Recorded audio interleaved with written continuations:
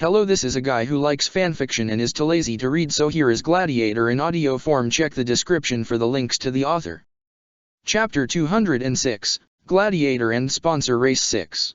It felt right, stepping into the main hallway of the royal palace with Sokka by her side. The grandeur of a building that once had been so dark and daunting appeared welcoming instead, and she knew it was a byproduct of their many triumphs together. The world, as a whole, seemed brighter than ever today. "We did it, didn't we?"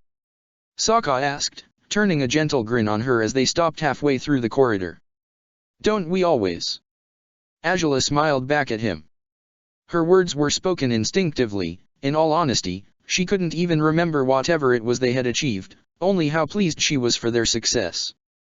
Containing the urge to kiss him was difficult, but she knew she had to do it, at least for now. It didn't matter how far they'd come together, their relationship remained a secret and still had to be won. But why? She was confused as she stared into those blue eyes that charmed her so deeply. Why was she so certain they had to hide who they were, what they meant to each other? After all their victories, all the glory people sang for them, why would anyone care if they were more than just Gladiator and Sponsor? How could anyone still not understand their bond was deeper, far more complex than it was supposed to be?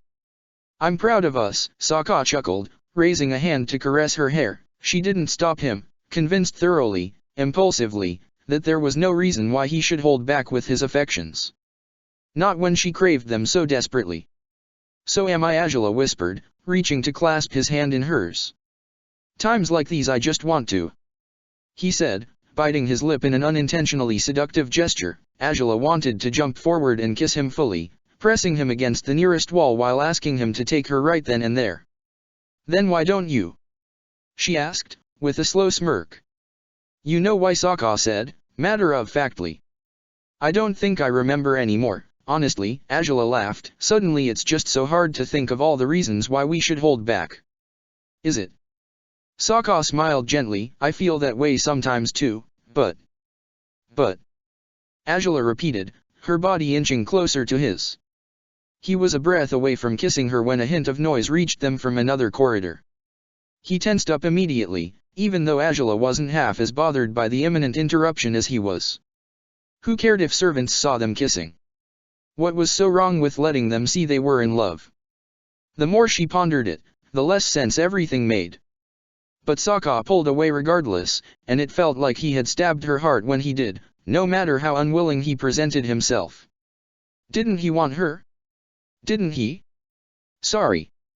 Later, okay," Sokka said, reading her easily, not that she was making it difficult at all, wearing her heart on her sleeve as she was right now. "I'll visit you in your room, don't worry." The voices and footsteps grew louder as the people making such noise turned the corner. Azula's powerful, loving emotions towards Sokka were changing fast, erratically, viscerally. She turned her angry glare towards those responsible for Sokka's decision to hold back. Who could possibly be so threatening that the mighty Blue Wolf, her protector, the most powerful gladiator and warrior in the world, would be daunted by them? The answer to that question floored her. The rage inside her shifted immediately into a fear just as powerful as the previous fury and wrath had been. And that sickening vertigo, that sensation of panicked trepidation, was directed towards the person leading a group of nobles through the palace hallways. She was exactly as she remembered her. Her beautiful face was framed by the dark brown hair that was done up in a top knot, crowned by an elegant, crimson fire-shaped hairpiece. Her clothes, red, dark and flowing, somehow brought the thought of blood to Azula's mind despite it was a strange association to make. She couldn't imagine those elegant hands could ever be responsible for anyone's death. Not when they belonged to a woman who embodied every traditional precept that high-born ladies had been following and abiding by in the Fire Nation since times immemorial. She didn't turn her gaze on them right away, but Azula's entire body seemed to fail once she did. Eyes that had been so gentle as she spoke to her companions now leered at her with acute, thorough disapproval, but worse than that, they were taking in Sokka too, and she found him faulty, unworthy, inadequate just the same. With a dismissive wave of her hand, the elegant woman ensured the nobles would stay at the back of the corridor as she strode purposefully towards Azula. Each footstep was perfectly small, measured, even though her gait appeared effortless.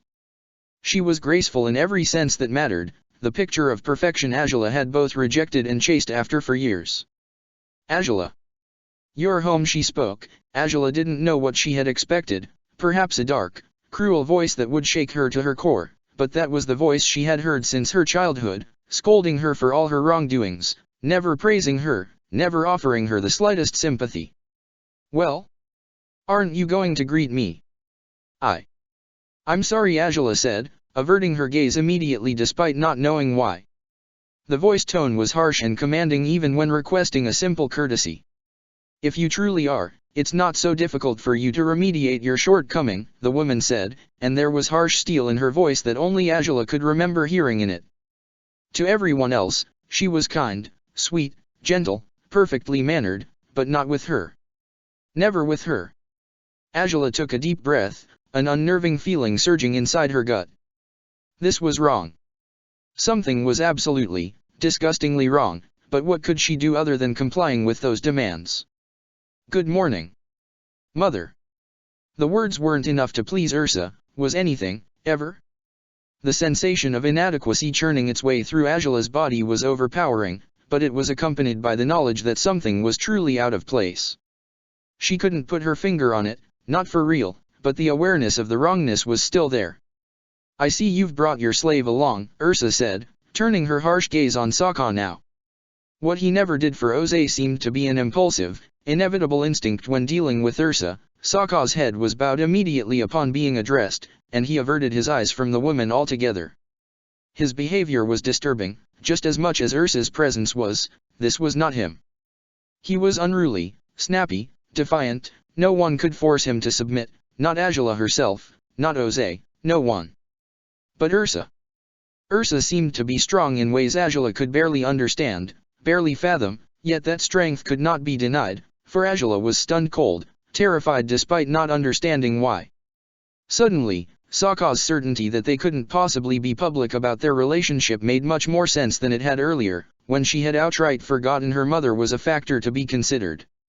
I hope you've had a pleasant day, Fire Lady Ursa, Sokka said, his voice monotonous, rehearsed, again, not himself.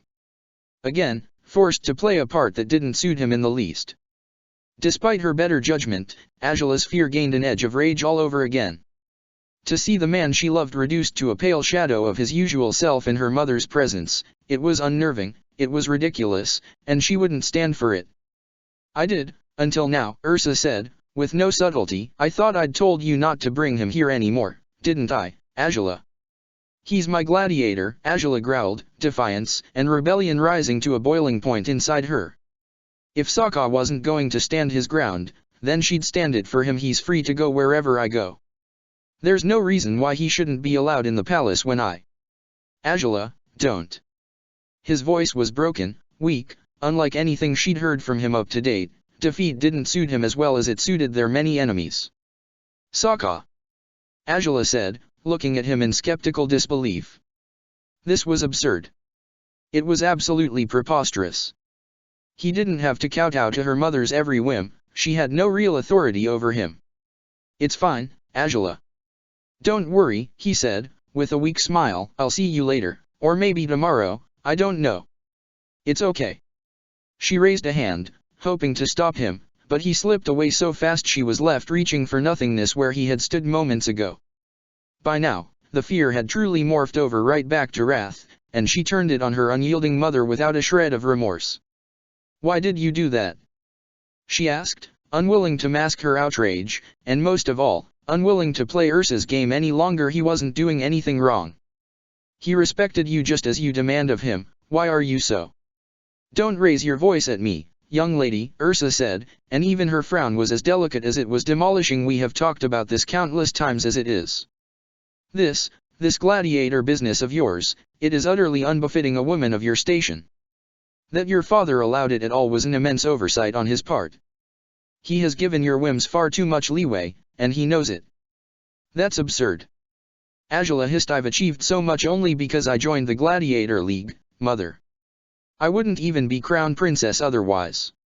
Yet another whim you should have never been indulged in, Ursa said, shaking her head. Don't you know your brother will take his rightful place as your father's heir once he returns? He's not coming back. He's told me himself. Nonsense. Zuko will return, and he will be Fire Lord. As for you, young lady, you have a long way to go before you are suitable to take a husband, even now. You've been given too much freedom, and you've squandered it by investing your time in endeavors that matter little, such as that slave and those appalling, violent battles. Truly, Angela, there are expectations for a princess that you must uphold. That's not me, Angela hissed. I don't care for all your traditions, all the nonsense women are expected to be. I want to be out in the world. I want to fight, to lead, to achieve something beyond sitting idly by next to my husband, merely looking pretty while he decides everything in my life. Is that what you think I do, then? Ursa asked sardonically, raising her eyebrows. I'm a prop for your father, for my husband? Why, truly, for someone who has always prided herself on being so smart, you are remarkably slow in certain matters. Slow? Angela repeated, staring at her mother in utmost disbelief. Was the woman truly stooping down to insulting her so blatantly? It should have alarmed Angela that her father would appear by her mother's side so suddenly, just as suddenly as Sokka had vanished earlier. But there he was, and he, as well, appeared completely different from his usual self. Where his inner fire burned like the wildest of flames she had ever witnessed, today he was tempered, calm, and he looked at his wife with reverent submission. Ozai, dear.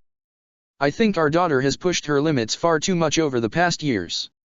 We should have kept a closer watch on her, Ursa announced, and her husband only nodded, compliant. It was my mistake. You know best, my love. It had to be a joke. A really dark, bad joke. Her father, giving in to her mother's demands. When on earth had he become so weak, so complacent? The last she knew, they were at odds, constantly clashing. Though that had been during her childhood. Somehow, she couldn't remember what they were like during her teenage years, or during her tenure as a sponsor. Again, the sensation that something was wrong rose inside her, unsettling her despite not knowing for sure what was out of place.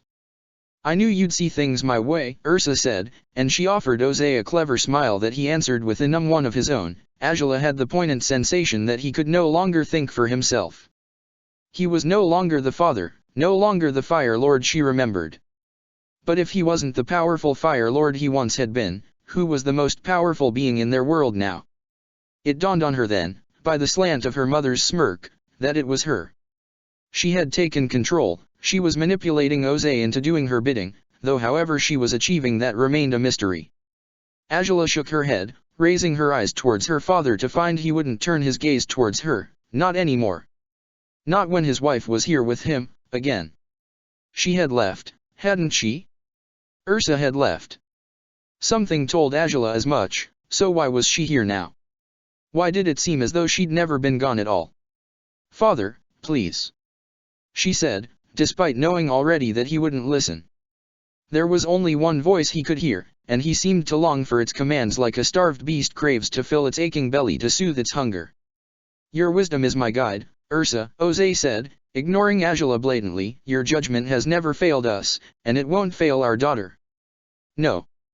Angela shouted, glaring at Ursa fiercely. The woman returned the glare, yet without the passion in Angela's own. Instead, she seemed perfectly satisfied, as someone ever would if they always got their way. You can't force me to become something I'm not. I will never break just because you will it, mother. You are so unnecessarily dramatic, Angela, truly, Ursa said, shaking her head. I will fight you as many times as I must if that's what it takes. Angela growled, scowling at the woman. But I won't let you destroy everything I've worked for. People count on me, depend on me. I'm going to be the greatest leader in Fire Nation history. You? Oh, please. You can't even be a proper wife, you couldn't possibly be a great leader, Ursa said, shaking her head subtly. It is not your role. It isn't your destiny. You aren't meant for the greatness and fantasies you've filled your head with ever since you were a child. Learn your place already, Angela, before you must learn it the hard way. You'd do best to learn yours, Angela growled back, frowning fiercely. I've come too far as it is for you to put a stop to it anymore. I wonder if there could be any truth to that, Ursa said, skeptically. Correct me if I'm mistaken, but, weren't you fated to lose everything? The words shook her, down to her core, to the point where she could nearly feel her body crumbling under their weight. It made no sense for Ursa to know that, only that fortune teller and Sokka knew about it. She hadn't shared it with anyone else. But all rational thought, all logic, had escaped her after her mother spoke the worst words she could have. Angela gritted her teeth, gripping pain burst within her chest. It was too much to take, and it was all her mother's fault. She had to get away from Ursa, there was no other way to push away the pain, so she turned on her heels, running just as fast and desperately as she had as a child, upon hearing words that had branded her for a lifetime. But this time, Ursa didn't call after her. This time she only watched her go, proud of having broken her. She couldn't lose everything. She couldn't possibly falter and fail the slaves, all the people who endured the worst of Fire Nation society. She couldn't fail an entire world that depended on her. She had fought for too long, she had given her all to succeed. Why would her mother get in the way of that? Wasn't Angela helping the weakest people, those who weren't helped by anyone else? Wasn't that something Ursa had always wanted her to do? She stumbled upon some obstacle she hadn't seen, and rolled clumsily on the ground, not knowing where she was anymore, not knowing how to find any comfort after the disturbing encounter with her mother. She needed help. She couldn't deal with this alone, the pain in her chest had yet to recede, and she clasped it as she forgot how to breathe. Her free hand slipped inside her pocket instinctively, squeezing the bone necklace that nestled inside it. It barely took a moment before someone scooped her up delicately, carefully, into familiar arms she had longed to sink into since the first moment. Angela. Sokka whispered, as she broke down in tears she could no longer contain. I don't want her to take anything away, she gasped, breathless still, even though the pain was weaker in his presence. I can't let her do anything to you. Sokka. I've told you, you won't ever lose me, Sokka whispered, his face so close to hers she could feel him in every inch of her body, his fingers slipping into her hair, offering her all the comfort she had longed for.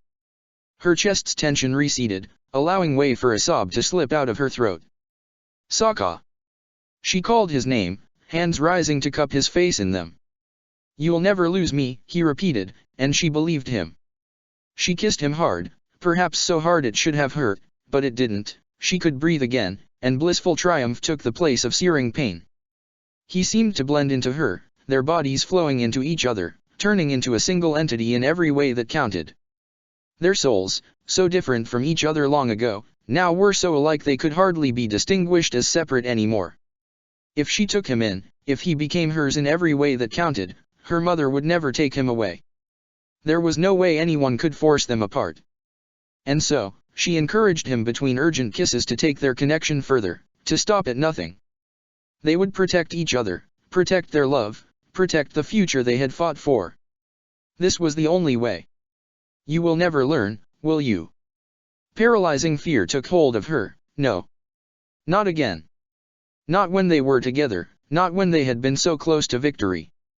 But her mother's voice bled judgment and cruelty like none she had ever heard before. Angela ended the kiss, still holding Sokka protectively against her, but it wasn't enough. Every time I think you can't be more of a failure, you prove me wrong, Ursa declared coldly. Every time I hold any expectation for you, you endeavor to go against it. And now you prove just how much of a monster you truly are, don't you? And no, stop, Angela said, eyes wide as she snarled threateningly at her mother. I'm not a monster. You're not worthy, Ursa said, raising a hand and pointing at Angela. No. At Sokka, and you will lose everything. I won't let you. I won't. Angela started. But her hold on Sokka suddenly weakened, hands grasped at her, pulled her away from him, and it didn't matter how hard she tried to hold on to her lover, she wasn't strong enough. When she raised her eyes again, she found Oze standing behind a beaten, bloodied Sokka who had been forced to his knees. There was fire in her father's hands, and that dead, mindless expression on his face spoke for itself. There was only one outcome for this nightmare. No. Stop. Father, don't. Angela shouted, trying to wrestle off the restraints around her, but nothing worked. She was powerless. She was helpless. And it was all because of her mother. She had showed up only to destroy it all, to put an end to Angela's rise through the Fire Nation, worst of all, to end the life of the man Angela had given her heart to. I I'm sorry I broke my promise, Sokka whispered, and her heart seemed to fail upon hearing those words from him again. I love you, Azula. No. Sokka, fight back. Sokka, please. He cannot fight the inevitable, and neither should you. Ursa's voice reached her, as though it came from everywhere and nowhere at once. Ozai raised his hands, his fire ready to deliver a killing blow. Your selfishness has condemned the man you claim to love. If you truly loved him, you would have held back. You knew you would be the death of him if he were yours for good, yet that didn't deter you. But a monster like you could destroy even that which you claim to love. Now he faces his doom, and so do you. Ozai's hands swept down in an arch, like blades poised to remove Sokka's head. Stop. No. Sokka. Azula, Azula. Suddenly she was clinging to her lover's body again, her heart racing, cold sweat drenching her brow. How was she holding him, though? Her father had been about to kill him. Had she saved him somehow? Sokka clasped her face in his hands, raising it as though to study her carefully regardless of the darkness around them. Upon opening her eyes with a start, Azula realized there were tears blurring her eyesight. Where the hell were they?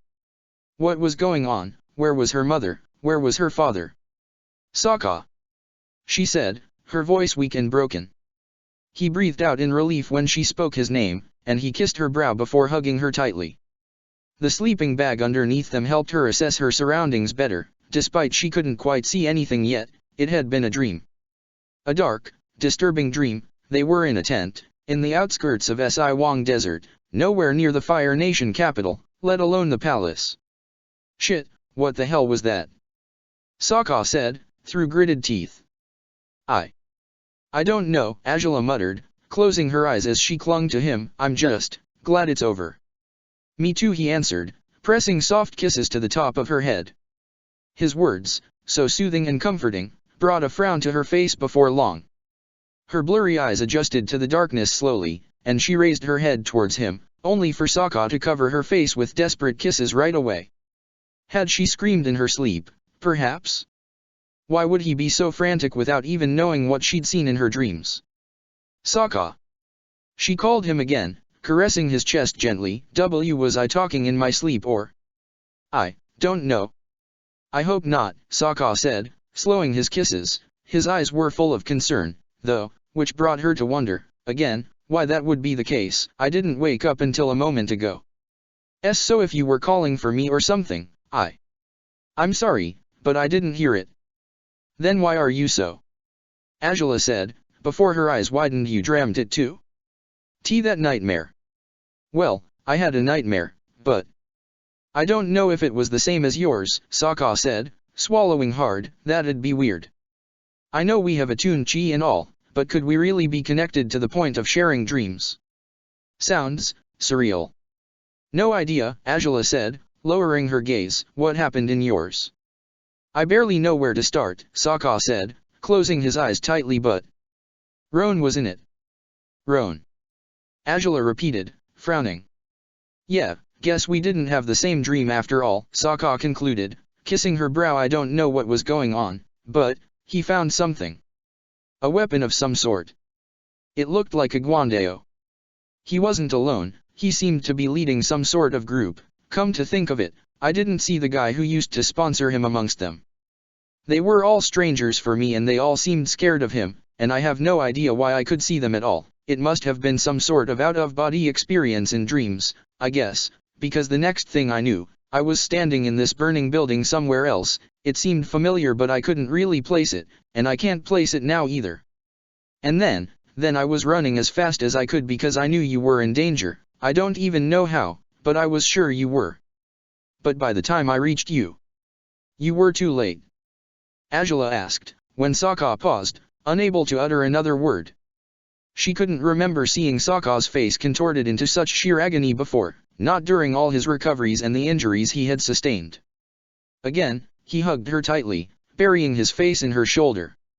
She breathed deeply, rubbing his shoulders to offer him some comfort, but if the gesture didn't work, she would hardly be surprised.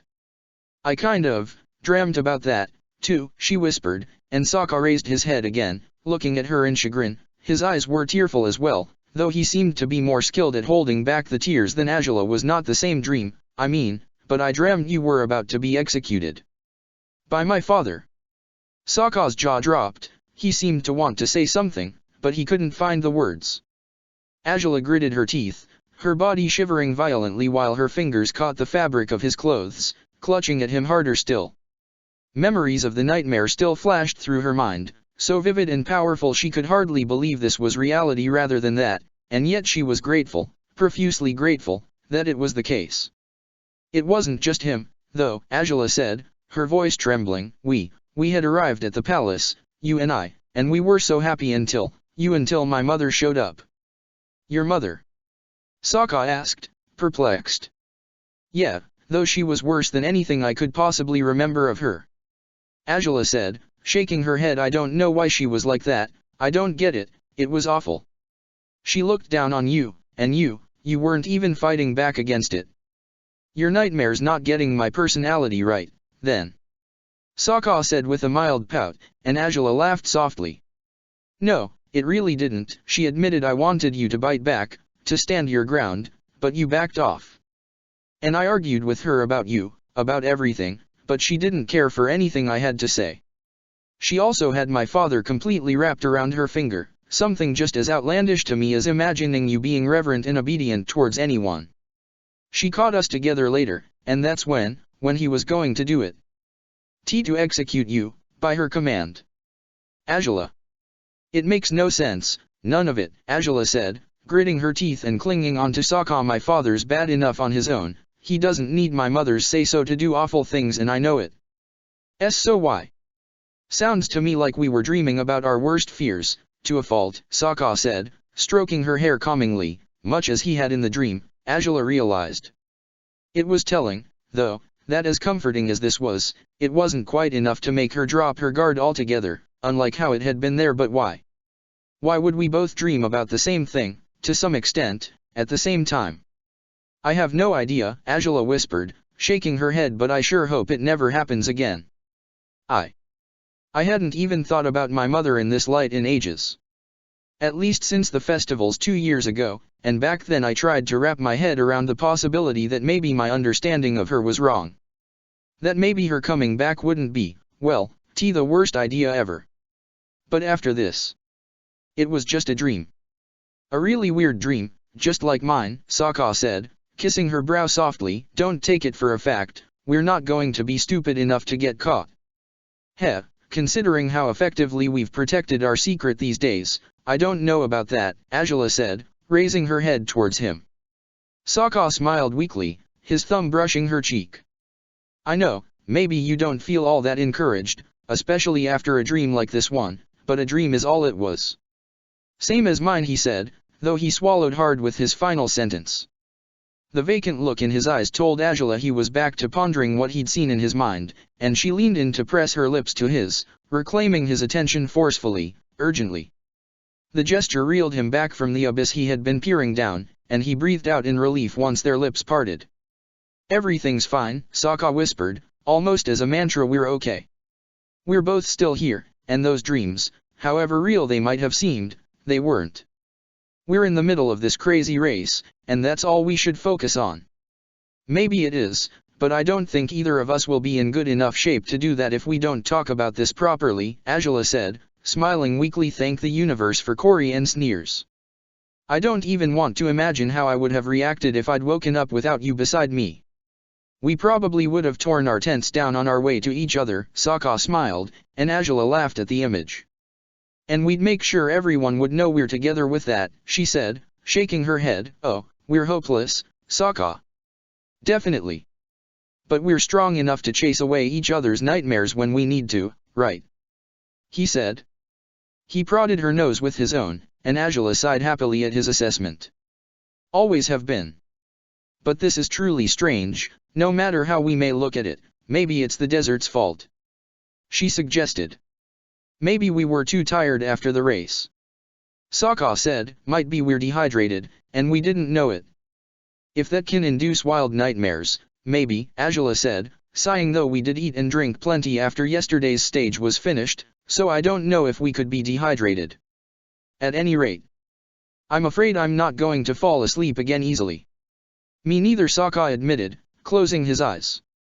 The image of Roan holding that strange spear had been so vivid, so strong it had seemed as though he was watching it happen directly. The details were already vanishing, but the image of Angela's limp body, her lifeless eyes turned towards him, was bound to haunt him for years. Of all things, failing to protect her, to save her, was the most terrifying thought that had ever occurred to him. She was strong, so much stronger than anyone else he knew, but if she ever were to deal with an enemy she couldn't defeat, he knew it would be up to him to stand by her side and fight in her stead. So how on earth had it even happened? Why would he have left her alone when danger was coming her way? The actual Roan didn't have a spear, did he? Sokka was brought out of his miserable train of thought by Angela's question. She seemed to want to make sense out of his dream, even if Sokka was sure she was still profoundly disturbed by her own. His heart churned with love for her, wishing he could do more to help her overcome her fears, for that was exactly what she intended to do for him. And no, he never did. Not when I first fought him, not when we met him again, Sokka confirmed, pressing soft kisses to Angela's brow again. Strange that you'd dream of something so specific, Angela said, frowning. He wasn't the one to kill me, was he? I don't know, Sokka admitted, gritting his teeth. By the time I got there, you were alone. Whoever had done it was gone. But, shit, he couldn't possibly want you dead anymore, could he? You saved him from Cephas. It was a dream, you said. There's no reason to think he's really up to something sinister like that, Angela whispered, kissing his lips softly. Otherwise, well, I ought to track down my mother and lock her up somewhere as far away from you as possible, right? Right, Sokka said, smiling a little. A Gladiator, though. Angela repeated, biting her lip. A really ridiculous thought springs to mind with that. Ridiculous? How so? Sokka asked. Just, there's a legendary spear that would suit Roan's murderous intent terribly well, Angela shrugged, but it's just a legend, it's nothing to. Wait, is it that weird spear you told me about ages ago? Sokka asked, frowning. Angela blinked blankly. I did tell you, didn't I? Back when we were in the armory at the palace. The massacre spear? Sokka asked, blinking blankly, and Angela laughed. Bloodlust spear, actually, she said, but like I said, it's a legend and there's nothing to prove such a spear ever existed. I'm only bringing it up because it was supposed to be a Gladiator too, and Roan probably would be thrilled to have some crazy spear that wants to kill everyone just as badly as he does, or as badly as he did, anyways. Maybe what happened with Cephas changed his mind a little. Come to think of it, I wouldn't bet on that, Sokka sighed in defeat, but his brow remained furrowed. It was Angela's turn to kiss his face, pressing her lips softly to the bridge of his nose until his eyebrows eased up gently. Angela. No need to be so worried, like I said, that spear is just some ridiculous tale, nothing to take seriously. She spoke quietly, her voice so gentle Sokka couldn't hold back the urge to embrace her tightly again, finding comfort in resting with his head against her chest. And if it weren't, what are the chances that Roan, of all people, would be the one to find it? No idea. Hopefully not as good as the chances that you, of all people, would find a dragon inside a cave. Sokka smiled, and Angela huffed. Or that you would manage to tame a wild moose lion. She asked, prompting him to laugh against her chest. But see, it's you and I. Weird things happen around us all the time, and we stand out because of that. As far as I can tell, Roan isn't like us. No, he probably isn't, Sokka conceded, closing his eyes and relaxing in Angela's arms. Still, our dreams don't make any sense, because, even if it was supposed to be that spear, why would I dream about it? I haven't even thought about that thing since you first explained the legend to me, all those years ago. And you have been making peace with your mother's memory for the last year and a half, so. It's weird, yeah, Angela sighed, though, it's hardly the first time I've dreamed about my mother. But back when we went to Ember Island it was actual memories, not some horrifying glimpse at what our lives could be like if. Wait, what? Sokka said, raising his head as he frowned in curious confusion. You dreamt about your mother when we went to Ember Island? Is that why you were so troubled back then? Oh. I didn't tell you that, did I? Angela said, smiling in disbelief. Well, damn. I'm sorry I didn't explain things then, though I wasn't exactly in the habit of communicating my problems properly back in the day, so I guess that's why I didn't. At any rate, it was shortly before we went there, but I had a dream where I relived, well, the day where she said I was a monster. I mean, she didn't exactly say it that way, but that was the intent nonetheless. And that's what had been bothering you those days, Sokka finished. Angela nodded. I didn't dream about it again after that one time, to be honest, but I couldn't stop thinking of it, or its consequences, either. My clash with my mother happened before Iroha's siege in Ba Sing Se began, just when he and Lu Ten were leaving. Things between me and her were going downhill, and it was no better with me and Zuko either. I did some things my mother disapproved of, and my father encouraged me to not care about her opinion, once I told him what had happened. He told me I was superior, stronger than everyone else, that I had nothing to fear because they were the ones afraid of me, of what I could do. He wanted me to stop crying, and to defy my mother without being emotionally compromised the next time she tried to hold me back, so I guess my dream makes even less sense in light of all those things, doesn't it? They had a complicated relationship, huh? Sokka asked, and Angela nodded. They did, and the idea of my father simply obeying my mother's every demand seems so out of place, she said. Even at their better moments they were nothing like that. Guess our minds are playing bad tricks on us. Sokka sighed, kissing her lips softly. Do you think we should try sleeping again at all, or? Honestly, Angela said, with a grimace. I'm not sure. Maybe we won't have any other creepy dreams, but I don't know if it'll work as easily as that. Besides, it'll probably be dawn soon. Maybe we could go outside, then. Sit by one of the bonfires they built, if it's still on. Sokka suggested, caressing her arm gently. If it's not, you can get it running again in no time, right? Nights in deserts are unexpectedly cold, seems to me. I can find us some firewood if there's none left, too. Yeah. I guess that's not the worst idea, Angela said, smiling weakly. Let's do it.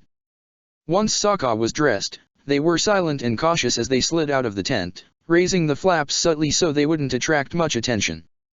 The rows of tents seemed perfectly still at first sight, but muffled voices could be heard from some of them. They weren't the only ones awake right now.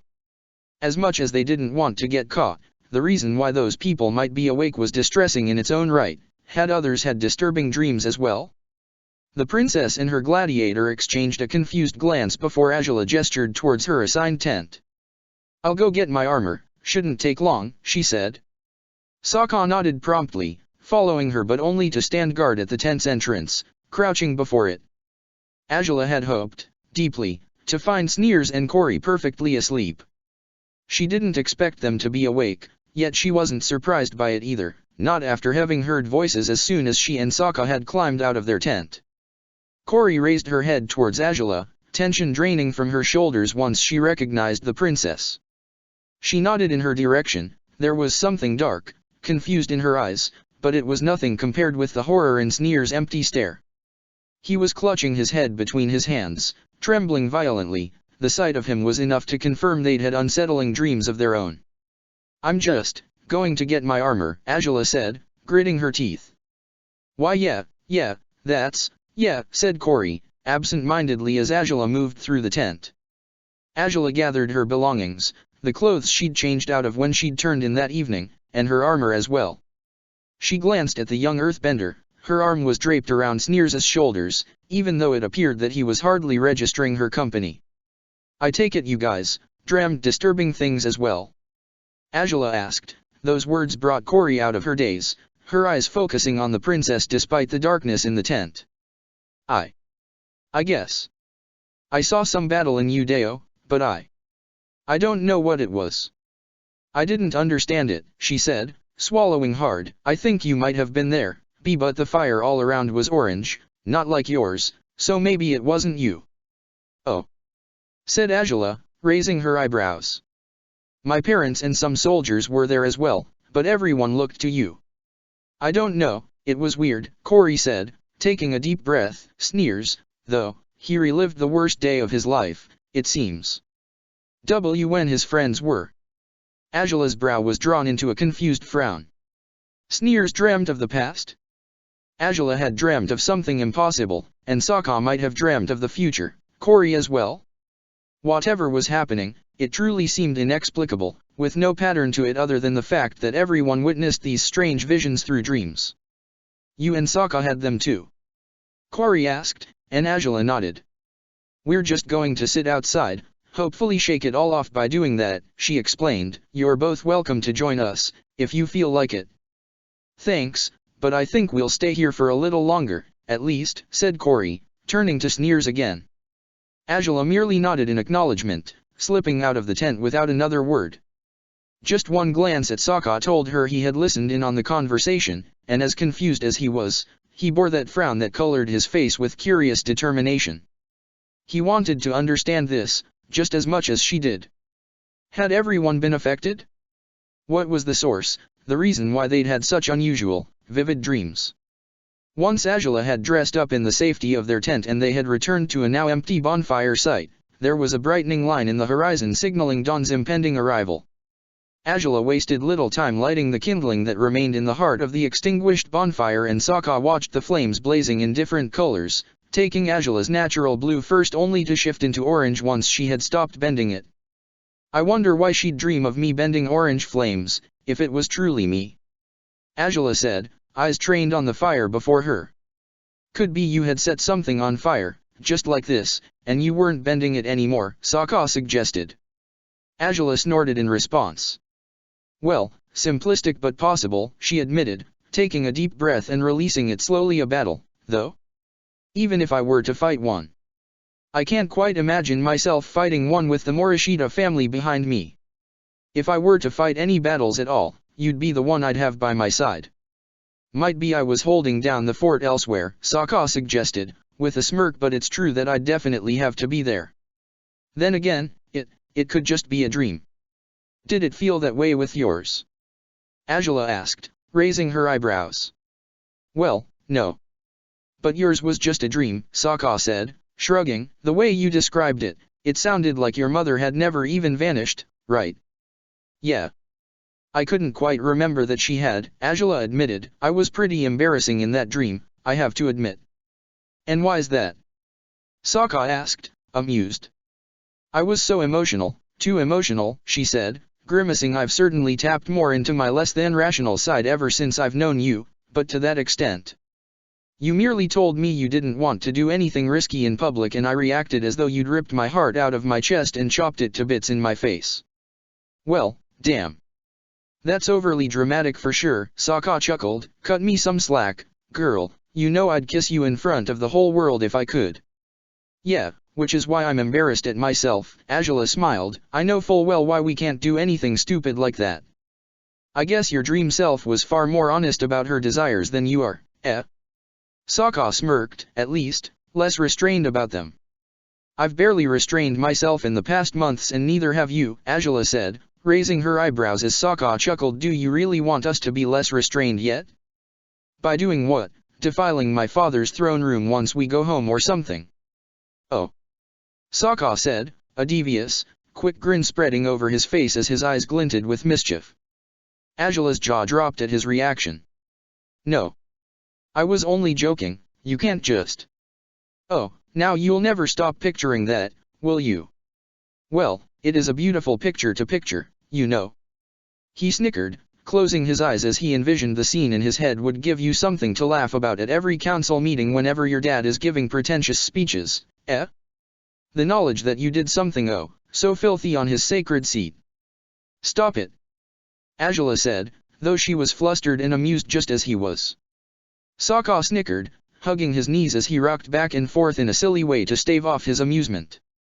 Guess we have something urgent to do now, once we return to the Fire Nation.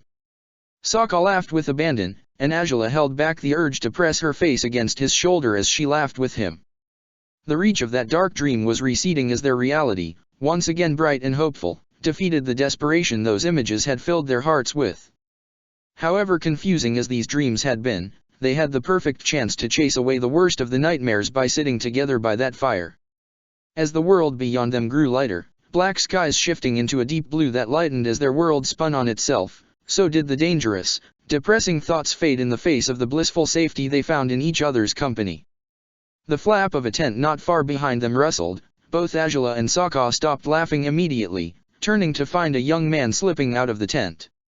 Despite they hadn't met before, his features resembled the Dark Rook's so much that Sokka immediately placed him as the non-bender's twin brother. "Oh, sorry. Were we too noisy?" Sokka asked, foregoing any introductions as the young man eyed them warily. While there was depth to his eyes, and the frown on his face would befit someone much older than him, Angela could tell he was younger than either her or Sokka.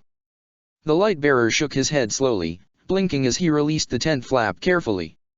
He stepped towards the fire, guided to it as though it were a beacon to a better place than where he'd been before. "If it's your noise what woke me, I ought to thank you, if anything," he said, with a deep voice. "Oh. Nasty dream too?" Sokka asked. The light-bearer frowned, finally turning his head to study them. As much as he had been awake before, he only seemed to truly snap into consciousness right now. "Why, you mean, you had one too?" he asked. Sokka nodded. "We both did," he clarified, gesturing at Angela. The light-bearer gritted his teeth, looking at them sympathetically. "And then our roommates did too. I guess everyone is either having a bad dream right now or waking from one. That seems unnatural." "I don't understand," said the light-bearer, clenching a fist and glancing back at his tent. "Maybe I should wake my brother, if that's the case. I'd rather he's not troubled by unpleasant dreams too." "Don't wake Koshing, though," Angela said, surprising the fire-bending gladiator. "I suspect you and your brother have been through plenty of pain by his hand as it is. If he's dreaming of something terrible, it's a light form of revenge to let him suffer through it. Not like he can blame you for the thoughts his own mind gives him, can he? He'd find a way to do it if he could," the light-bearer sighed, shaking his head. "But I admit, I wouldn't have woken him even if you had told me to.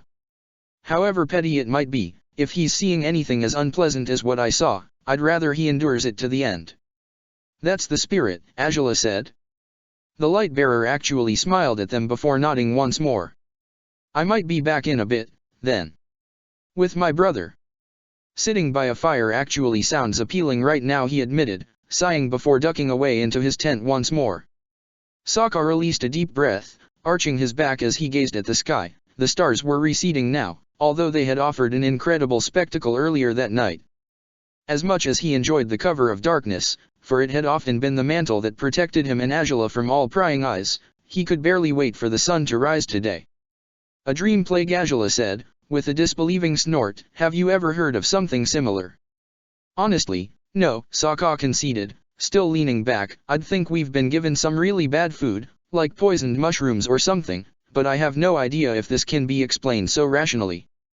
"So you think the explanation is more surreal than that?" Angela asked, smirking with amusement. "Spirits did it, you think?" "Hey, now, I don't know how real spirits might be, I just know I don't believe in them," Sokka said, raising his hands defensively. "I don't believe in the Fire Nation's ideologies either. Doesn't make them any less real for the losers that do believe in that drivel." "Losers, huh?" Angela smiled. "Have a care with your words, Gladiator. You don't know which susceptibilities you might hurt with them." I know you're not going to mind my honesty, Princess," Sokka smirked. "Back to the subject, though. I'm not so sure my nation's ideologies of supremacy can compare to spirits altering people's dreams," Angela said. "For one thing, I'd assume the first thing would be far more harmful, despite what it might look like when you're in the middle of those dreams. For another, what exactly does a spirit gain from doing this?" "You're asking me?" Sokka smirked. "I barely can puzzle out actual people sometimes, Angela. Don't expect me to figure out a spirit when I've never even seen one. My point is, while it's terribly coincidental that everyone has disturbing dreams at the same time, isn't there just as much evidence of spiritual nonsense taking place than just mass food poisoning manifesting itself through hallucination-like dreams?" Angela suggested, with a shrug. Sokka chuckled. "Guess you could be right, but I'm just saying." "She's not." The certainty of the words, paired with the stern voice that spoke them, set Angela on her guard immediately. She frowned as she turned her head to glare at her uncle. The unaffected, stern scowl he ever reserved for her these days was already emblazoned across his countenance. "Ah, and you know that for sure, do you?" Angela said, without missing a beat. The only way to deal with Iroh was by showing him as few weaknesses as possible, especially after Crescent Island's summit. You were not the only ones to suffer nightmares you would like to forget, Iroh said, curtly. We're aware, yeah. We've already spoken with a few others who had their own nightmares, Sokka said, shrugging. Do you have a better idea of what's happening, by any chance? Or are you picking a bone with us even before today's stage begins? Perhaps I should be doing that, Iroh said, and he smirked slightly at Sokka, only for the expression to fade just as he gestured towards the thicket of jungle trees that spread beyond the sands of the desert, the same trees Fufu had vanished through. That is no ordinary forest, or jungle, or whatever you might believe it is. It's a swamp, the Foggy Bottom Swamp, as some call it. Huh. I think I read the name once. Sokka said, stroking his chin. And what makes this swamp so extraordinary? Azula asked, still utterly skeptical of Iroh's words. It is one of the most spiritually charged locations in the world, Iroh said.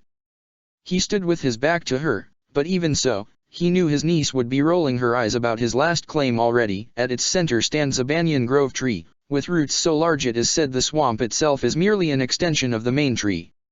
And how exactly is that supposed to induce nightmares in people? Azula asked. A large, old tree hardly sounds like an explanation to me. It's not an explanation as those you're used to, Iroh said, finally turning towards her again. Spiritual matters do not answer to human logic or reason. Why would the tree induce such dreams? It's a true mystery. And yet it is undoubtedly true, for this is not the first time I've witnessed this phenomenon. That swamp, it manifests dreams, hopes, what was lost and what was regained. It also can offer glimpses of your worst fears, the darkest recesses of your mind, all the pain you have ever sought to escape from. Does it make any sense? Perhaps not. But few are likely to sleep in the vicinity of the swamp without being affected by its spiritual power. So, does this mean you've been here before? Sokka asked, raising an eyebrow. What, on some assignment or so, back in the day? Indeed, Iroh said, my travels have brought me here in the past, but I avoid the swamp if I can do so. There is no telling whether it will be dreams or nightmares if you're too close. In fact, entering the swamp itself is a truly dangerous gambit. You may find your darkest dreams, or elements of them, manifesting themselves in broad daylight. Few can withstand the visions of the swamp without breaking in the process. Is that so? Azula said, frowning. Well, then, I suppose I shall consider that as one potential explanation. The chances for hallucinations via food poisoning are still pretty decent. Or maybe it's sunburn-induced hallucinations. Sokka chimed in now, and Azula smirked. Could be a mix of both. Iroh sighed, shaking his head. Going by his reaction, he hadn't expected the pair to listen to him, but he had bothered telling them about this for a reason, hadn't he? That realization only dawned upon Azula moments after her uncle walked away, to speak with some of the staff members who had woken, all of them looking restless and nervous, no doubt victims of their own nightmares. She scowled at Iroh's shape before leaning closer to Sokka, not enough to make it too suspicious, but enough that the Lightbearer, the Dark Rook and the many other gladiators and sponsors who had joined their bonfire wouldn't be able to listen in on their conversation. I have no idea if he was bluffing or messing with us, but I have the mild suspicion he shared that funny story about the swamp just to make sure we won't take an alternate route for this stage, Azula growled. Sokka's brow furrowed. Well, I'm not going to pretend he wouldn't be that petty, considering he's shown otherwise for ages now. Sokka admitted, shaking his head, but if he's not bluffing, we could end up caught in some crippling hallucinations in that weird swamp, right? Indeed, Azula said, and if he is bluffing, I suppose we'd end up playing into his hands by avoiding the swamp, but it doesn't sound like that'd be much of a problem, if you ask me. I know they won yesterday's stage, and they're certainly ahead of us in the race right now, points-wise, but it's entirely possible that being more straightforward in our approach to this stage could be a good idea. So, no avoiding the enemies this time? Sokka asked, smiling. We go all out on them. I suppose we should, at least for once, Azula smirked, and if we're lucky, we'll get to cross paths with Iroh and Toph, and by then I suppose we'll see, directly, which is the better combination of sponsor and gladiator, huh? Most likely, Sokka snickered. Where is she, by the way? Azula asked, glancing about herself, seeking a short, dark-haired woman amongst the people already loitering in the campsite. The sun had risen by now, and while it had been quite the spectacle to behold for some gladiators, Angela and Sokka had been too caught in their conversation with Iroh to pay it proper attention. Toph? Sokka asked, though he answered Angela's question with a shrug. Beats me. Seems unlike her not to be riling herself up for winning today's stage too, but maybe she had a creepy dream as well. Maybe, Angela said, and Sokka snickered loudly enough for her to shoot him a meaningful glare. What? Go find her, silly, he said, shaking his head. You're worried, so go check on her and make sure she'll be in proper shape for us to fight her today. Otherwise, defeating her and Iroh won't feel right for either of us. Fair enough, Angela smiled, patting his shoulder before standing up. Her muscles were sore after the excessive exercise they'd undergone over the past 2 days. She suspected that sensation wouldn't recede until they were halfway to Ba Sing Se, long after the race was finished. Sokka watched her walk away again, an acute sensation of loneliness nestling in his chest as her silhouette vanished amidst the tents. How clever of him to suggest she should talk to Toph without considering that the best way to chase away his personal nightmare was to stay beside her, to talk with her, to bask in her laughter. Separating from Angela seldom was easy, but that wretched dream had certainly seen to it that he'd be even more anxious about it from now on.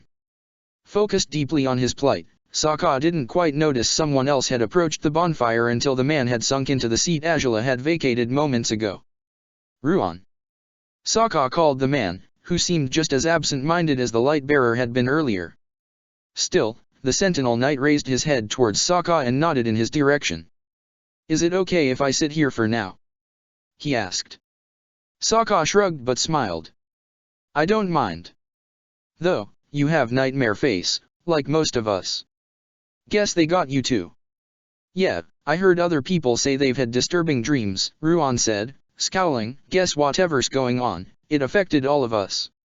According to Angela's uncle, some messed up spirit swamp is responsible, Sokka said, with a shrug. Whether you want to believe him or not depends on how much weight you put into that kind of thing, I suppose. If that's how it is, spirits have one seriously twisted sense of humor if they think making us relive our worst memories from the war is fun, Ruan said, shaking his head. Is that what you saw? Your worst memories as a child, or as a young soldier? Sokka asked. As a child, yeah, Ruan said, breathing deeply. Guess the Fire Nation scarred us all in many ways. I ought to count myself lucky my nightmare wasn't a memory of those days, even if it was dreadful anyway, Sokka said. Ruan raised his eyebrows. Ultimately, sure, the Fire Nation's conquest could be blamed for what I saw, said Ruan, but they turned out to be the lesser evil in my home village, believe it or not.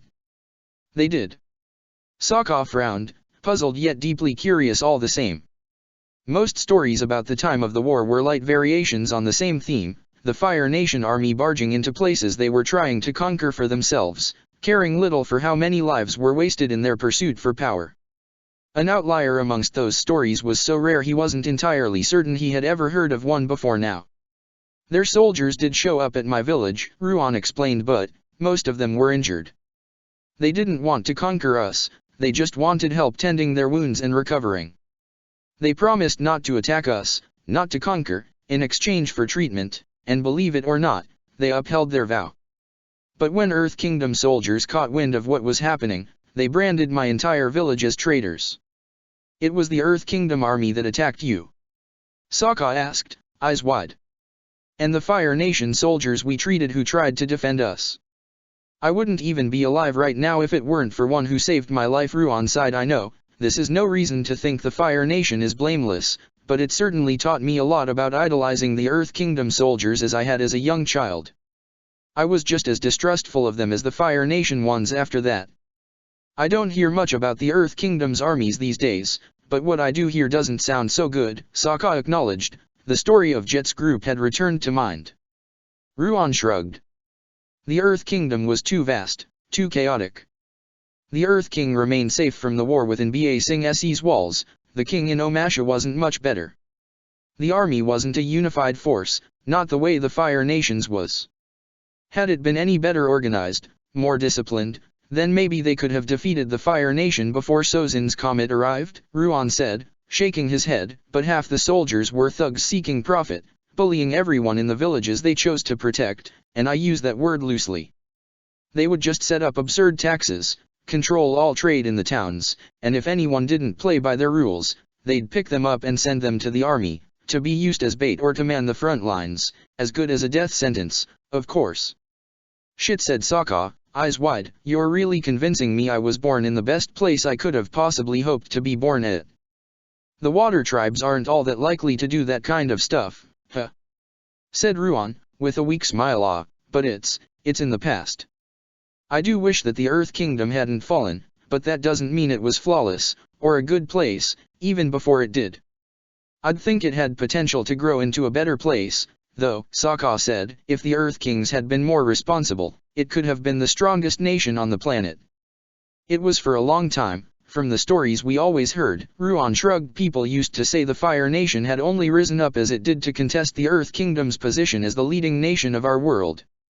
But if that's what they were doing, they sure as hell proved we weren't good enough to defeat them, didn't they? Not like it justifies what they did, said Sokka, sighing. Besides, they needed some funky comet to help them, didn't they? If Earthbenders ever had some sort of environmental advantage, they'd probably prove they're superior just the same. Probably. But I don't know of anything like that, said Ruan, with another shrug. Did you dream of something similar, by any chance? Or? Nah, mine wasn't my worst memory, though I have a fair share of those anyhow, said Sokka. It looked like, I don't know, a horrible possibility in the future, maybe. One I might have to work really hard to prevent, if there's any truth to it. The swamp seems to have affected everyone differently, I think. Some people saw the past, others saw possible futures, others saw impossible things. But I guess the one thing everyone has in common so far is that it was dreadful. I hope you can prevent what you saw, then, said Quan, closing his eyes. If it's as painful as what those memories were for me, then at least yours might have some purpose. It could have been a warning, right? If so, the spirits were awfully cruel and helpful at once, huh? Said Sokka, with a crooked smile. I honestly wonder if anyone here had a vision that wasn't completely horrible. It wouldn't be Sokka who would come across someone whose dream wasn't quite as disturbing as the rest, though. Well outside the camp's edge, Azula finally spotted the young earthbender sitting cross-legged, alone, facing the thicket of vegetation that concealed the swamp. Had it been anyone but Toph, Azula would have wondered if she was meditating, but as it was, she merely made her way to her friend, finding her frowning, though not with the same deeply anguished expression on her face as most other people bore. Hey, Spicy, she said, without raising her head towards the princess. I take it Iroh told you the weird swamp is to blame for whatever you dreamt about too? Azula asked, gazing at the lines of trees beyond them. He did. He dreamt about his son's death, I think, Toph muttered. As unwilling as Azula was to feel any sympathy for her uncle these days, the only matter in which they would still have common ground was Lu Ten's untimely demise. She swallowed hard and nodded. He seemed to have calmed down by the time we saw him, though, Azula said. I think he doesn't need a swamp to remind him of that day, Toph said, pretty sure it comes to his mind all the time. He's learned to get on with his life despite that. I see, makes enough sense, Azula said, breathing deeply. And you? Had a disturbing dream of your own? Seems odd for you to be all withdrawn and lonely otherwise. I guess you all did have those, huh? Said Toph, swallowing hard. Well, yeah. You didn't? Azula asked, frowning as she took her seat beside her. Well, I did have a dream. But, it was confusing, not disturbing, Toph said, swallowing hard. Ah? Not a past memory or a weird alternate reality? Azula asked, and Toph shook her head before shrugging. I don't know what it was. I really don't. But, when it started I knew I was really mad at Iroh. I didn't know why, but I was. I kept running away from him, even though he called and called for me, but then I calmed down when I came across, well, someone. A stranger. Oh? A complete unknown, is it? Azula asked, and Toph nodded. I don't know how to describe him. But he had this happy laugh. And he seemed pretty cheerful despite I could feel he was sad, deep down, too. But, he seemed to embody freedom itself, you know? Like no one else I've ever known. He sounded like a child, but he was a man, and it was as though nothing weighed him down. He offered me his hand, and then I took it and I woke up. Huh, said Angela, eyes wide. I mean, you being angry at Iroh sounds ominous, but that last part didn't sound terrible. I know, right? Said Toph, grimacing. I'd rather not be mad at Iroh, but I really was curious about that guy. It felt like someone I had to look for, or something. Or maybe he'll show up when I least expect him. I don't really know. Freedom, though? That's what you felt when he showed up? Angela asked, and Toph nodded. And, don't get angry when I ask this, it wasn't Jet. Nope, said Toph, though her cheeks reddened at her question. Like I said, totally different guy. I've never met him before. He felt all weightless, you know? Like his feet were hardly on the ground, but they were there enough that I could sense him. And I sure as heck don't think Jet would laugh the way he did. Said Angela, biting her lip. Well, who knows? Maybe your dream guy is. Ack, don't call him that. Toph exclaimed, blushing harder as Angela laughed. Sounds stupid. And he's probably just no one. There's no way someone like that exists. Everyone I've ever met has recognizable footsteps, they all have to walk to get places, you know? They weigh. But this guy barely did, so. I guess it sounds like, I don't know, an airbender. Angela smiled. Toph huffed. An airbender? For real. All things considered, air was often called the element of freedom, so, it could be. Angela shrugged. Airbenders are all dead, though, Toph said, raising an eyebrow skeptically. So keep that in mind before claiming this weird guy is my soulmate or anything stupid like that. Fine, I won't suggest anything quite like that. Angela smirked. I guess Jet won't have any competition, then. Like it should matter if he had any. He's off doing whatever and whoever he wants to do, and I don't give a crap about that. Toph huffed, her entire face red now. So, yeah, if I actually met someone else, I'd be in my right to do whatever I want with them. Which doesn't mean they'd be my soulmate either, so quit laughing at me.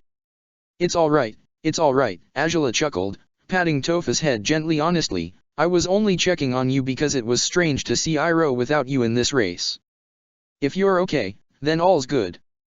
Though I will say, you might be the first person, if not the only person, to have a dream that wasn't entirely dreadful last night. Really? Toph asked, raising her eyebrows. What did you dream? My mother somehow showing up and getting Sokka executed for you know what, Angela said, with a dry grin. Toph grimaced. Yikes, spicy. That sounds, wow. I ought to count myself lucky for my laughing airbender, huh? Probably. Angela smiled. Toph pushed herself up to her feet, stretching her arms upwards and then forward. Guess we ought to go get some breakfast now, huh? And after that, all this weird dream-induced camaraderie everyone's got going on will vanish, right? Toph smirked. I bet I can wipe the floor with all of you if you're all that unsettled by your nasty nightmares. Keep dreaming happily, Bandit, Angela smiled, standing up too, because that just sounds like a delusional continuation of your funny dream to me. Toph snickered, tossing a fist at the princess that she caught, as she always did. The two returned to the main group just in time for the staff members to offer them a bowl with breakfast, and they both took their seats by their partner's side while they prepared for the next stage of the race. Haru and Ty Lee joined them before long. Unsurprisingly, Ty Lee's nightmares had been about her past, and she seemed quite distraught about them while Haru held her reassuringly. The earthbender appeared troubled, but his confusion was similar to Toph's and Corey's. It was genuine bewilderment, rather than anguish and sorrow for witnessing traumatic events he would have rather kept safely locked away within his memories.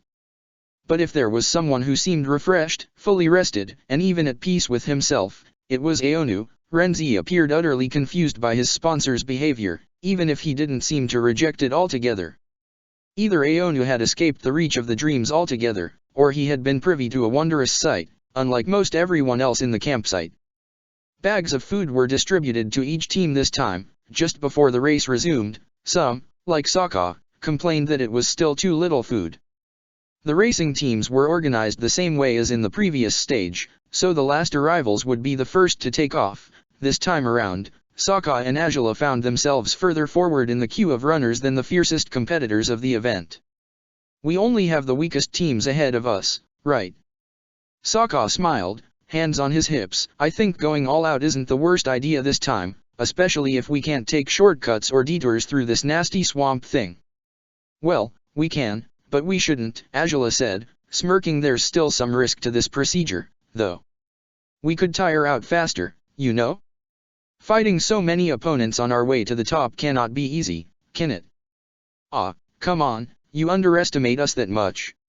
Sokka asked, amused. You know what? We just need to spice up the competition, just to your liking. And what's that supposed to mean? Angela said, her voice tone already a warning that brought Sokka to chuckle. I mean, we shouldn't just challenge our opponents, but each other, he declared. Just as the first team took off, this stage would take them through the remainder of the western desert and into a forest. The final stage, a trek across mountains, would finally offer them some respite from the harsh sunlight that was just as unyielding now as it had been on the previous day. Challenge each other? Angela asked, amused. How so? You know, whoever knocks out more opponents gets to eat the other's share of dinner or something like that, Sokka chuckled. Angela couldn't hold back from laughing with him. Sounds like very extreme stakes, doesn't it? Hey, if the wager was something menial you wouldn't be inspired enough to do it, Sokka said, raising his hands defensively. True, Angela conceded, raising her eyebrows towards him. You sure about this, though? I wouldn't hold back with that kind of challenge, not even when you're the one who has issued it. You think I'd want it any other way, princess? Sokka smiled. Come on. Let's show them how it's done, and let's show each other who loves food best, too, I suppose. Ah, I think we both know you do, which is why you'll be crying helplessly once I win, Angela smirked, and Sokka snorted. By now, 4 teams had taken off and the 5th was about to do so. Always so confident, always so quick to underestimate me, Sokka said, shaking his head. You'll see, princess, you'll see. The defeating blow is the only one that counts, Angela said, raising her head proudly. If I cut in on someone fighting you, and they black out because of my attack, I expect no complaints from you. Then the same is true for you, Sokka said, and Angela smiled. I think we have a deal, then. Now, let's hope we don't end up trying to beat each other up to settle the score once we win this stage. Taking for granted we're winning it. Sokka laughed. Sounds like you're underestimating quite a lot of people, not just me. Or I'm estimating them perfectly, Angela smirked, her sharp eyes on the next team to take off. Each pair dashed out into the desert, ticking away like sand in an hourglass, and soon it would be their turn. Their easygoing approach to the race would finally be over. They had no intentions of losing this time, no matter what opponents tried to get in their way. And if anyone still doubted which was the superior team in the race, well, all their doubts would be certain to fade away in the face of their performance today. Their turn to take off arrived soon, and they exchanged one final proud smirk before dashing out once their countdown was done, blue fire already blazing in the princess's hands while Sokka raised his own to unleash his weapons. Hard, cold stone, unwelcoming and unchanging, had never felt like home to many of those who inhabited the fortress. Most tried to endure the sensation of unfamiliarity, others chose to make their rooms or tents their own, crafting a small haven of certainty amidst the general unrest that could be felt in every conversation, in each wary glare, in the very air they breathed within the imposing building. One of them, one who had been here longer than many others, had never made any efforts to find comfort here. There was no way to turn this place into her home. That was, perhaps, why she escaped so often. Why she didn't stop running off, always to the same wretched place, to cling to memories so torn, old and broken they scarcely seemed held together anymore, just as the woman herself scarcely seemed to be held together anymore, these days. But someone had to find her. And as always, he had to be that someone. The door creaked when he pushed it open. It was no surprise to find the fire-bending erudite sitting before a lit candle, in the darkest room of the keep. No doubt he didn't want to be disturbed. Normally, he would have shouted at him for his interference, but of course, he knew it was warranted this time around. She's gone. Zhang didn't turn his head right away. His shoulders sank with a sigh as he raised his hands, using his fire bending to light other candles in the room. He only turned to face him after putting out the meditation candle's flame, and his face was as expressive in guilt as it was in any other situation. What of it? The disregard in the question posed by the man nearly did away with all his comrades' careful control. He clenched his fists, feeling like a foolish teenager upon recognizing the surge of impulsive rage inside him. Did you encourage her to leave again, by any chance? You must stop doing this. She is valuable, she matters, she can't escape to the swamp every time a dark thought courses through her mind. Why, she certainly doesn't do that. Else she'd spend much longer in it than she already does. Dark thoughts, I believe, is all her mind is left with at this point, Zhang said, simply. She had one of the dreams last night, the swamp-induced dreams. It unsettled her enough she asked for permission to leave, and I granted it. We're at a safe enough distance from the swamp that she should not be affected by the dreams here. If anything, allowing her to visit it so often might be attuning her mind further to the swamp's powers, weakening her natural defenses against it. You cannot be so blind as to not understand that. That you are too attached. This is not about attachment, this is about. Dishonesty is not a good color on you, Master Piandao. He took a deep breath, his jaw squared as he glared in disbelief at Zhang. Too often it was difficult to believe they were equals in the order, despite their titles were, by all means, the same. Yet Zhang ever behaved as though the White Lotus ought to answer to him alone, as though he had worked harder to compose it than the rest, a foolish notion that could have been disproved quite quickly, if anyone bothered to do so. But it wasn't credit what Piandao sought now, it was accountability. A man of true honor would also find it dishonest to hide his responsibility in the events he sets in motion. Piandao said, why is it so difficult for you to simply tell her not to go? Why is it so difficult for you to simply let her go? Zhang said she has a part to play. Says who?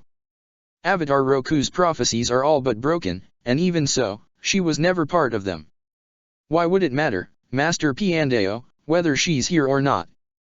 Prophecies be damned, she is valuable to the Fire Lord, Piandao said, as long as she's on our side. She has never been on our side.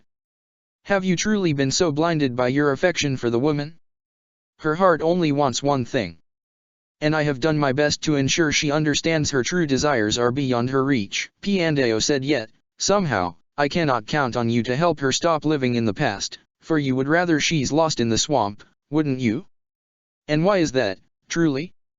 Why would you sooner ensure she disappears? Because she won't change, said Zhang. She hasn't, not in all these years. Not after everything she's heard.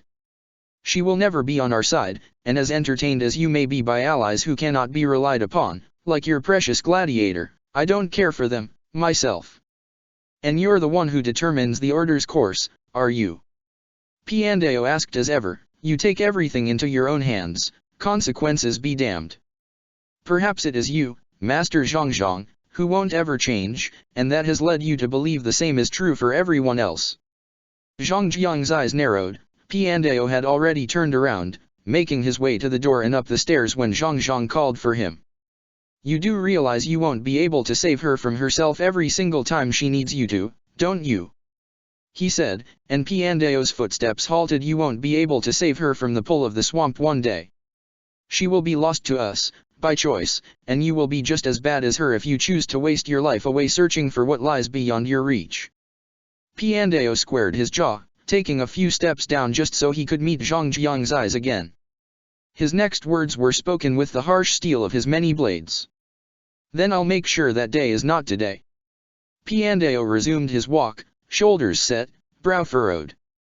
He could barely count how many times he'd had to do this over the past years, how she had managed to find her way back to the fortress before he had taken residence in it escaped his understanding.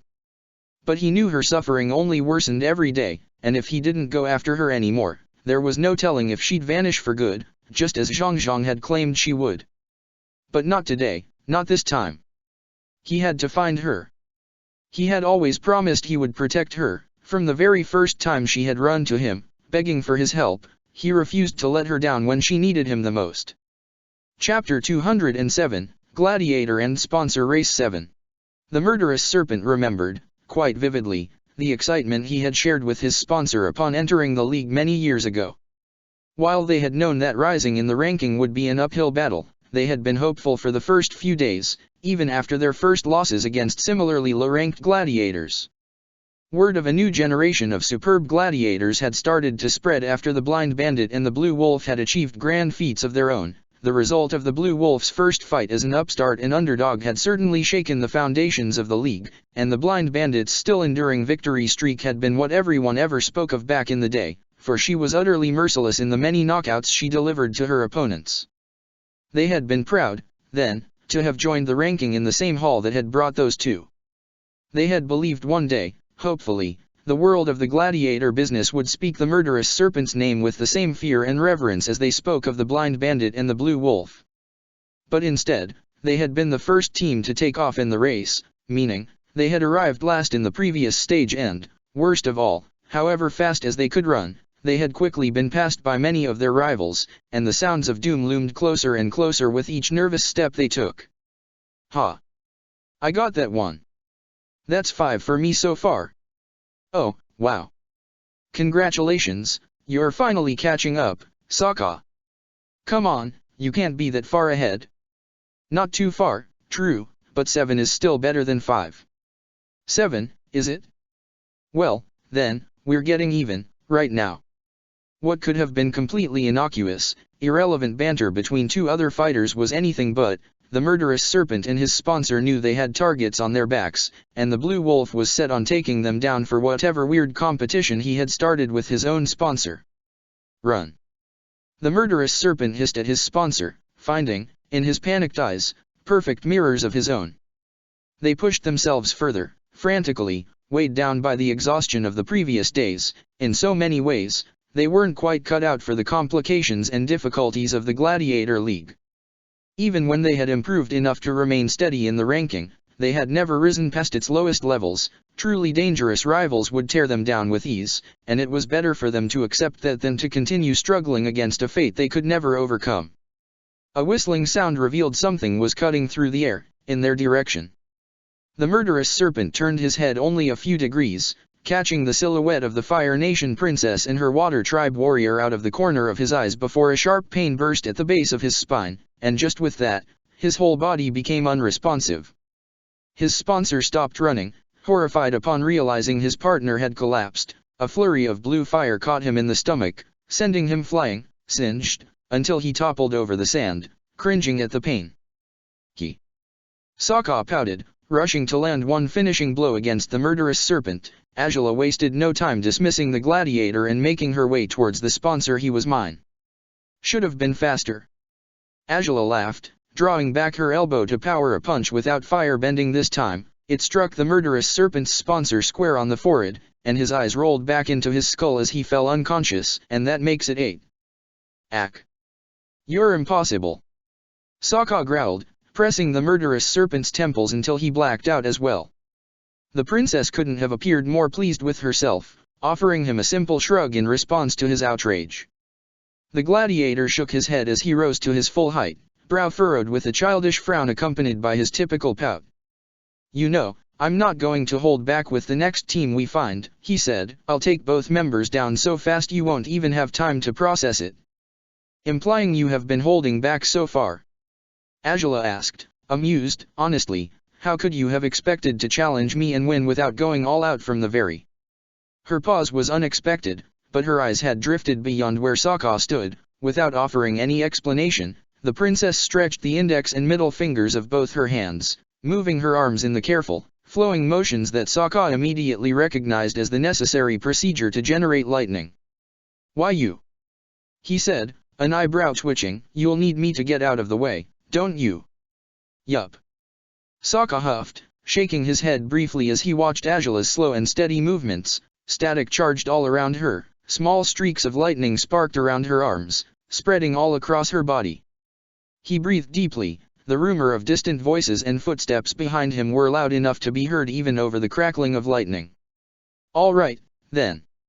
1, 2, and 3. He said, gritting his teeth and jumping to the side. The charged attack Angela released came as a surprise to the 4 teams coming after them, Most of the contestants had already been defeated by Azula and Sokka earlier, but upon regaining their senses, or the feel of their limbs, they had tried to give chase to the two deadly partners, regardless of what a dangerous course of action that might be. A coalition of sorts seemed to have been formed quickly, all of it to take down the pair that seemed utterly unstoppable. But they had no warning that they would be struck by a fierce lightning bolt. Sokka had stood in the way, blocking Azula from view perfectly until she was ready to release her attack. The blast didn't hit any specific fighters, though some of the charge certainly spread towards the ones clad in metallic armor or wielding metal weapons.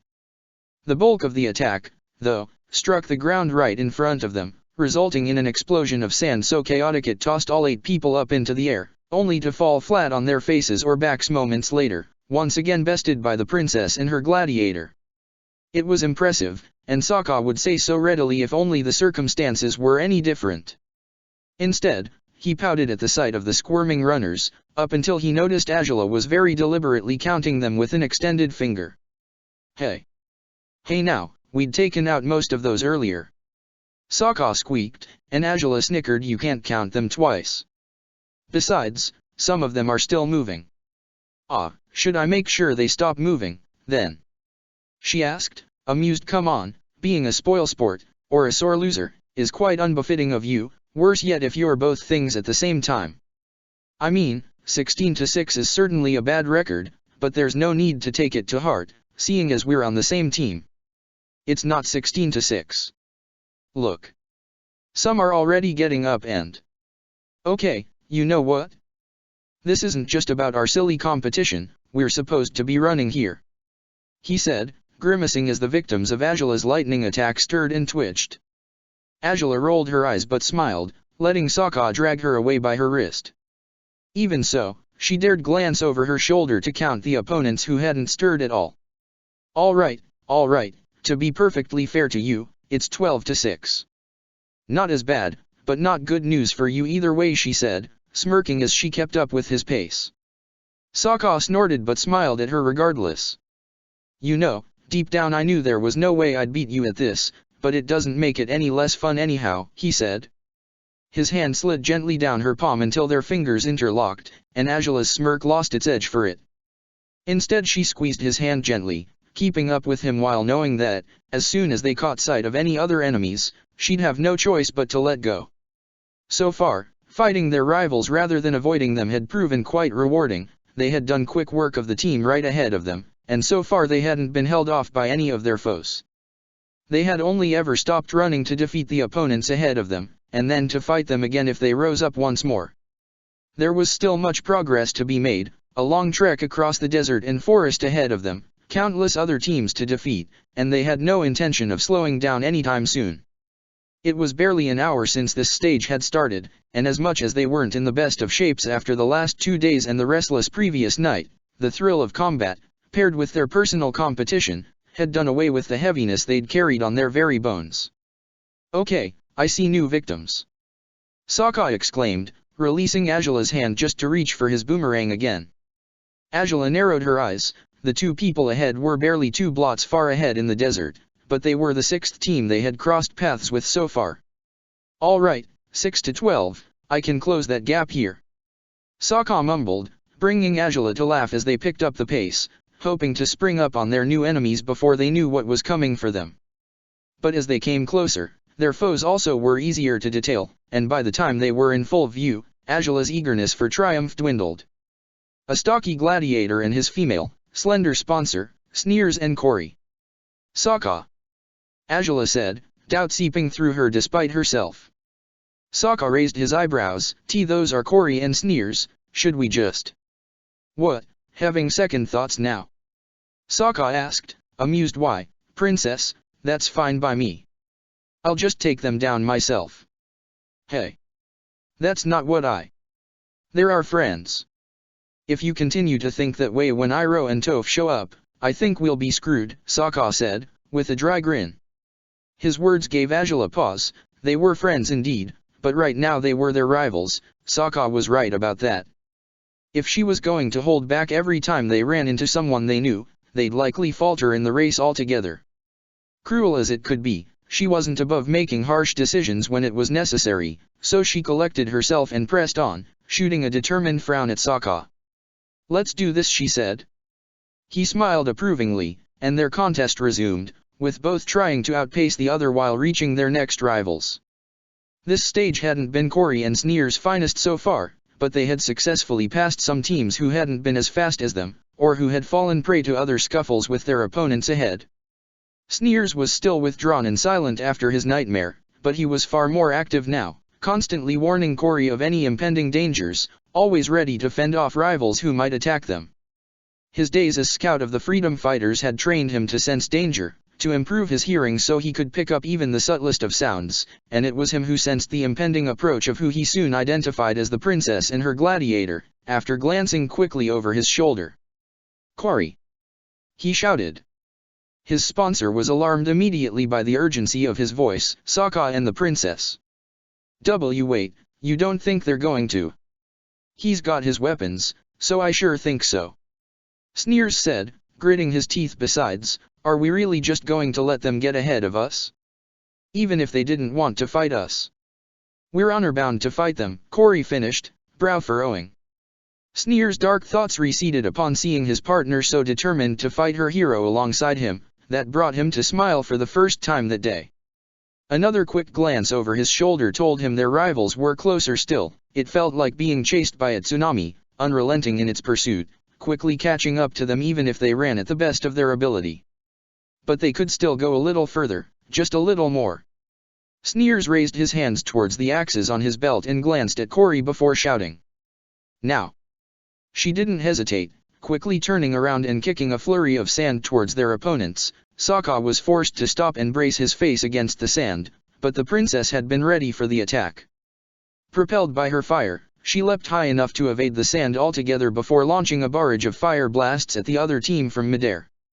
Cory reached for Sneers and shielded them both with a partial sphere of sand. The fire blasts struck it, tearing at it, but she strengthened it all over again upon each impact.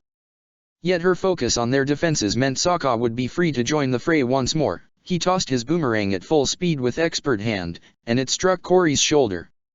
The shield collapsed when the young woman screamed and reached with her other hand towards her new injury. Sneers roared in outrage, glaring at a fast-approaching Sokka. The stocky gladiator dashed around Cory quickly, drawing out his axes to defend his sponsor against the blue wolf. "Don't you dare touch her!" he shouted, lashing out with timed attacks that Sokka evaded by stepping back and away from his opponent. "Sure thing, I honestly was trying to fight you instead," Sokka said, grinning mischievously as Sneers roared, attempting to slash down on Sokka with both axes at once. Instinctively, Sokka parried the attack with Space Sword, only realizing what a troublesome situation that would be for his opponent when Sneers didn't pull away. "Hey! Sneers, back off and stop pressing forward." Sokka flinched. If he backed down, lowered his sword, then Sneers would cut into him, but if he tried to reject his opponent by swinging the weapon in an arch, he would most certainly slash off the axe's blades, and he had the feeling Sneers wouldn't be all that pleased about that. "Oh, because you'd do that if I asked, right? I'm only saying it for your own." Sneers had continued to push, and the expected outcome had indeed come to pass. The black blade, after too much pressure, slid cleanly through the axe's hafts. Sneers lost his balance, his face falling towards Space Sword's deadly edge. Sokka kicked him in the chest fast enough to counter the momentum of his fall, and Sneers rolled back on the sand with his useless axe handles still in his hands. His small eyes widened at the sight of the axe blades lying on the sand, and Sokka shot him a skeptical stare. "You knew my sword was that deadly, pal. I warned you for a reason," he said, shaking his head as Sneers huffed and drew another pair of axes. "Let's see who's deadlier, then," he exclaimed, rushing in for a new assault. As much as Azula respected Cory and Sneers, she didn't expect they'd need to waste much time dealing with either of them. When Cory rose to her feet again, covered in sand but eager to fight, even if with one injured arm, Azula decided both their opponents needed to be dismissed quickly. She feinted, tossing a new attack towards Cory, crafting a wheel of fire that she flung in her direction, only to reorient it towards Sneers in a trajectory reminiscent of Sokka's boomerang zone. Sneers was flung off while Cory misguidedly protected herself, expecting the blast to reach her. Sneers she shouted, watching her gladiator flop over Sokka's tall frame. "Ack! You even got him now!" Sokka exclaimed, though the sound of Sneer's complaints revealed the opposing gladiator wasn't actually finished yet. "Stay away from him!" Kori exploded, wielding her earthbending powerfully as she attempted to launch Sokka away from her partner. The technique would have worked on Sokka years ago, but he was skilled enough at sensing the warnings of the sand and earth underneath his feet after so many years fighting earthbenders. A pillar of earth shot out where he had been standing before he leapt out of the way, and then another, and yet another one until Azula orchestrated a strong enough attack to break Kori's bending spree. By then, though, Kori had rushed to her gladiator's side, allowing the princess and her gladiator to stand together too. "All right, they're both still conscious, so neither one counts yet," Sokka said, prompting Azula to snort in disbelief. "Still on with that? Here I thought you'd already accepted my obvious victory." "Never," Sokka declared, though, "we should get going again. They're down anyhow, right? So how about we just keep moving forward and, oh no." Azula's brow furrowed as she stared in the direction they'd set out from. 4 of the runners she had taken down earlier with her lightning were catching up to them, eager for revenge. What had caught Sokka's attention had been Kori, though, who seemed to be amassing sand into an attack comprised by an array of earthen spikes. "Azula, my boomerang's out of reach, and if I make a move, I think she's going to," Sokka said, but he fell silent when Azula shook her head, allowing herself a quick glance at Kori to assess the danger she posed. "Stay close to me. I'll keep them at bay, you'll strike immediately afterwards," Azula muttered quickly. Sokka nodded in quick agreement. War cries reached them from both fronts. The 4 fighters, still sporting scorched clothes and singed hair, ran towards them with weapons and elements at the ready, but Kori's spikes were by far a greater threat. As soon as they saw her attack, the group of 4 followed suit with her example, tossing fire, earth, and daggers towards the princess and her gladiator. Sokka shrank in his frame, knowing Azula would need space for whatever countermeasure she had in mind. Her eyes seemed to blaze as she raised both her hands, stretching them out towards where each threat loomed. Her attacks were simultaneous, but to varying effects. The weakened group of 4 couldn't hold their own against a wall of condensed gold fire that rushed towards them, running over all their projectiles until it finally reached them. Meanwhile, Kori's spikes hadn't quite shattered against the burst of gold flames Azula had sent towards her, but they had certainly lost their trajectory after bounding against the now receding gold fire. The princess's chest heaved, as much as she was far from her limit. Using that much condensed fire took a toll on most anyone except the Millennium Dragon. And while it had appeared to be enough to defeat one threat, Kori was still standing and eager to fight. Sokka took the opportunity to jump towards his boomerang. Once more, with his extraordinary expertise, he tossed the weapon at full speed towards the group of 4. The spinning weapon bounded expertly against the head of the first, only to strike the second one's neck afterwards. The boomerang lost its way back to Sokka's hand after so many bounces, but before the 2 remaining opponents could reason with what had happened, the blue wolf had snuck up to them and slammed their already confused heads together. They dropped flat on the sand, and this time it didn't look like they'd wake again for at least 10 minutes.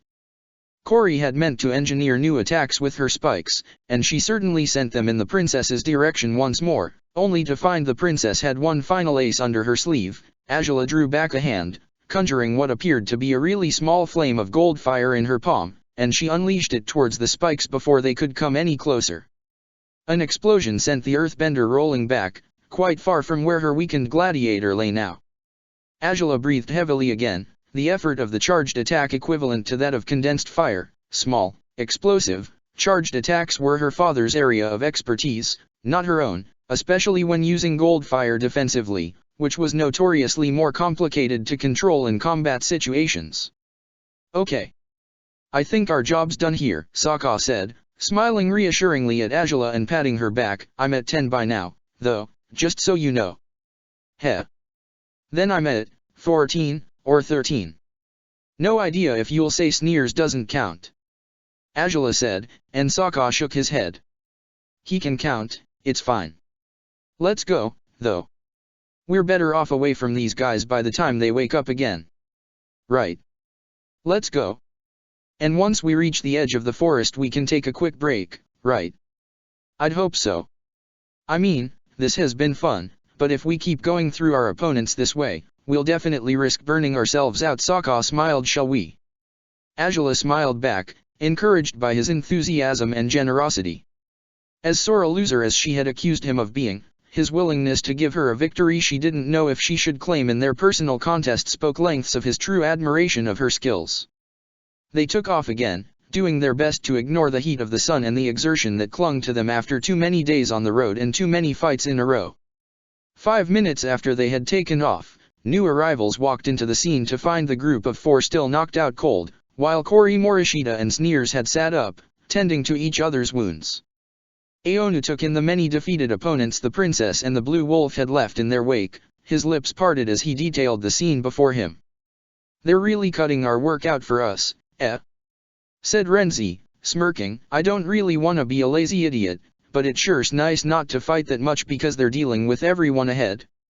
"Well, we did have to handle those 2 back there. That guy with the shield and his sponsor," Aonu said, raising his eyebrows. "I think they were friends of theirs, too. The ones who took off right before us." I wouldn't know," said Renzi, with a casual shrug. "They're not going to bother us anymore though. We saw to that. The question now is, though, whether those 2 are worth defying yet or not," said Aonu, frowning. "If they're still strong enough to fight multiple opponents and win, then we can always take a light detour, hide away somewhere, let Light Boy and his brother catch up with the princess and her wolf first," said Renzi, shrugging. "That way we kill 2 birds with 1 stone, eh?" "Alright. What? Come on, I know you're happy she offered you a job, but are you really going to hold back on her now, Aonu? After all this time?" said Renzi, both surprised and amused. "Who knew you'd ever get soft with the princess?" "That's not it." Aonu huffed, though his cheeks reddened regardless of his denial. "Ah, there we are, you finally sound more like yourself. Stop messing with me." "Fine, we'll wait out and see. But we have to keep moving," he said, shaking his head, "so quit saying stupid things and let's go." "Whatever you say, Aonu," said Renzi, smirking and chuckling as the 2 of them dashed onwards, but heading further north rather than to the northwest, unlike the fading footprints on the sand. Each team to pass by the chaotic mess left in Azula and Sokka's wake would be astounded by it. Ty Lee and Haru offered to help Kori and Sneers, but the Earthbender urged them to keep going and avenge them instead. The Lightbearer and the Darkrook were also daunted by the short work the princess and the Blue Wolf would do of their opponents, but it seemed Koshing was utterly unconcerned by it. If anything, he pressed them on, keeping them on Ty Lee and Haru's heels while wondering where on earth Aonu and Renzi could be by now, the main opponents he wished to overcome.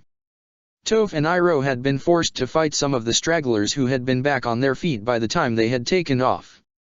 While not all of them had been defeated by Azula and Sokka, more than enough of them had been. They seemed to have saved up their strength and energies over the past 2 stages, betting on triumphing at the second half of the race, just as they had with the first stage. Iroh was determined to ensure that wouldn't happen, however.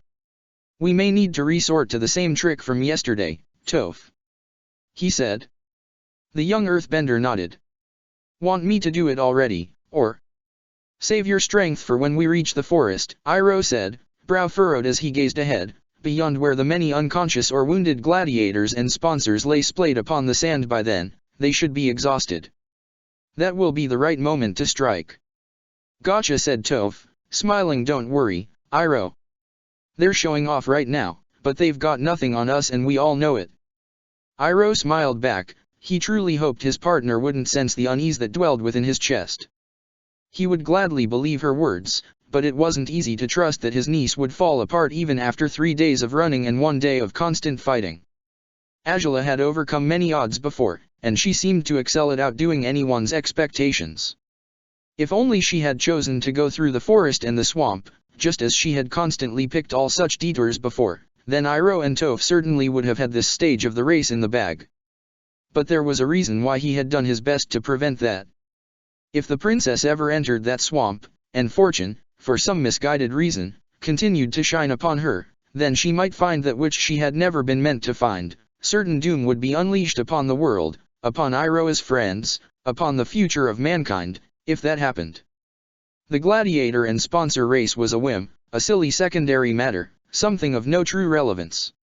Losing against her at it would be a bitter mouthful to swallow, of course, but he wouldn't hesitate to choose that over the alternative. The survival of the Order of the White Lotus was no triviality.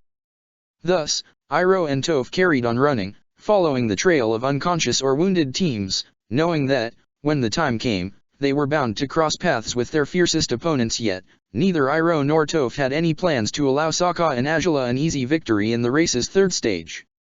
After many hours of continuous running and fighting, of taking out the same rivals several times, in case they caught up with them whenever they had to stop to fight new ones, Sokka and Azula finally found themselves with a surprisingly clear view ahead after climbing a tall dune. The forest at the northwestern edge of the desert wasn't far away, and according to their map, they'd have to cross it now to reach the finish line.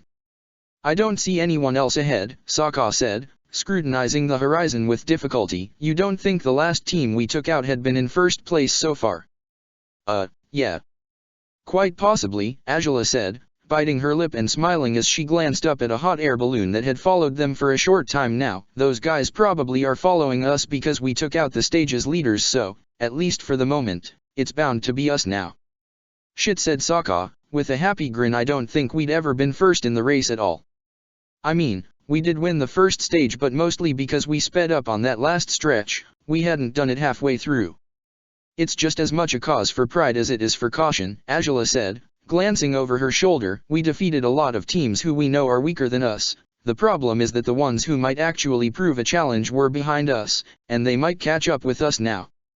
And they probably took advantage of how helpful we were by knocking out everyone ahead of them." Sokka sighed, shaking his head. "I suppose we could try and make a run for the finish line, since it does look like the way is clear, but..." Azula said, biting her lip. "I'm a little hungry." "We did say we'd take a break, right?" "Probably," said Sokka, smiling. "We should find someplace safe, or safe-ish, to have a quick lunch in the forest. If we stay properly hidden, no one should interfere and we can digest our meal without a hitch." "Sounds like the right idea," Azula nodded. "All right, then. Let's get out of this scorching desert already. My sunburns will be a thing of nightmares, at this rate." "Well, as unpleasant as it must be, you still look cute with your face all red with exhaustion and sunburning," Sokka said, grinning teasingly at Azula, at which she huffed skeptically. "You'll say I look cute regardless of what I do or what I look like," she said, and Sokka chuckled. "Because it's true," he said. Azula rolled her eyes, but she couldn't stifle a smile all the same. She reached for his hand and yanked him down the dune they had been standing on, their sights set on the upcoming forest. Had either of them been earthbenders, they would have made the trek down the sand with ease. The steep climb down to the more even ground proved tricky, and they both helped each other stand upright and hold their balance under the unstable, often crumbling sand. Sokka had far more experience traversing sand than Azula did. Even so, it was surprisingly difficult for him to hold his footing as the grains beneath his feet scurried quickly towards the bottom of the dune. If only the circumstances were different, this might even be fun, Sokka admitted, with an awkward grin. He clutched at Azula's arm as they navigated the sands together. "But I keep thinking an earthbender's just going to show up as soon as we're at the bottom end." "Don't say it," Azula said, panic rising in her gut upon Sokka's words. "If we get buried alive, I have no idea how we're getting out, so don't even." A mild tremor behind them interrupted Azula. She gave Sokka a meaningful glare, that he replied to with his own nervous smile. Without even wasting a moment to properly chastise him, Azula clasped his hand harder and yanked him with her as she took off on a quick sprint. The sand behind them kept moving, stirring, no longer crumbling downwards but gathering upwards, or shifting sideways. The work of an earthbender, no doubt, and at this rate they'd be caught in a nightmarish sand trap. "Aha! There you are, Azula. Finally!" The shrill, loud voice brought relief to the princess, if just momentarily. Upon daring glance over her shoulder, she found Haru was indeed bending the sand dune to ease his passage with Ty Lee. His wife and sponsor was hoisted on his back, clinging to his shoulders as she took advantage of his ease with sand to help them reach the two leaders of the race. "Ah, it's just Haru and Ty Lee," Sokka said, smiling as he slowed down.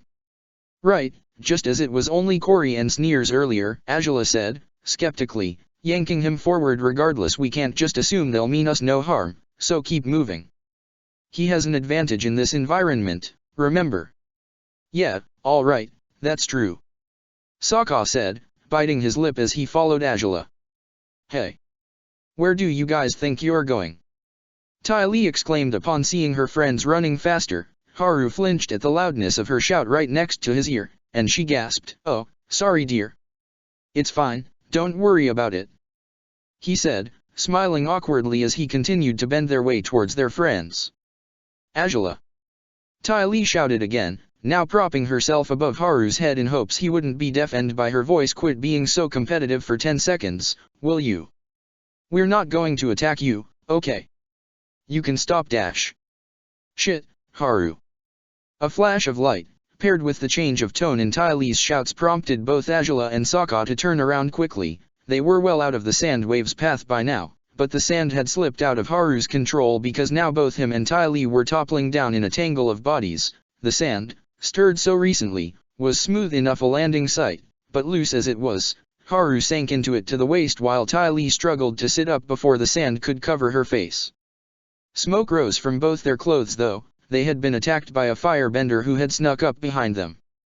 And now that firebender stood at the top of the crumbled sand wave, with his brother by his side, and their sponsor, carried on the Dark Rook's back.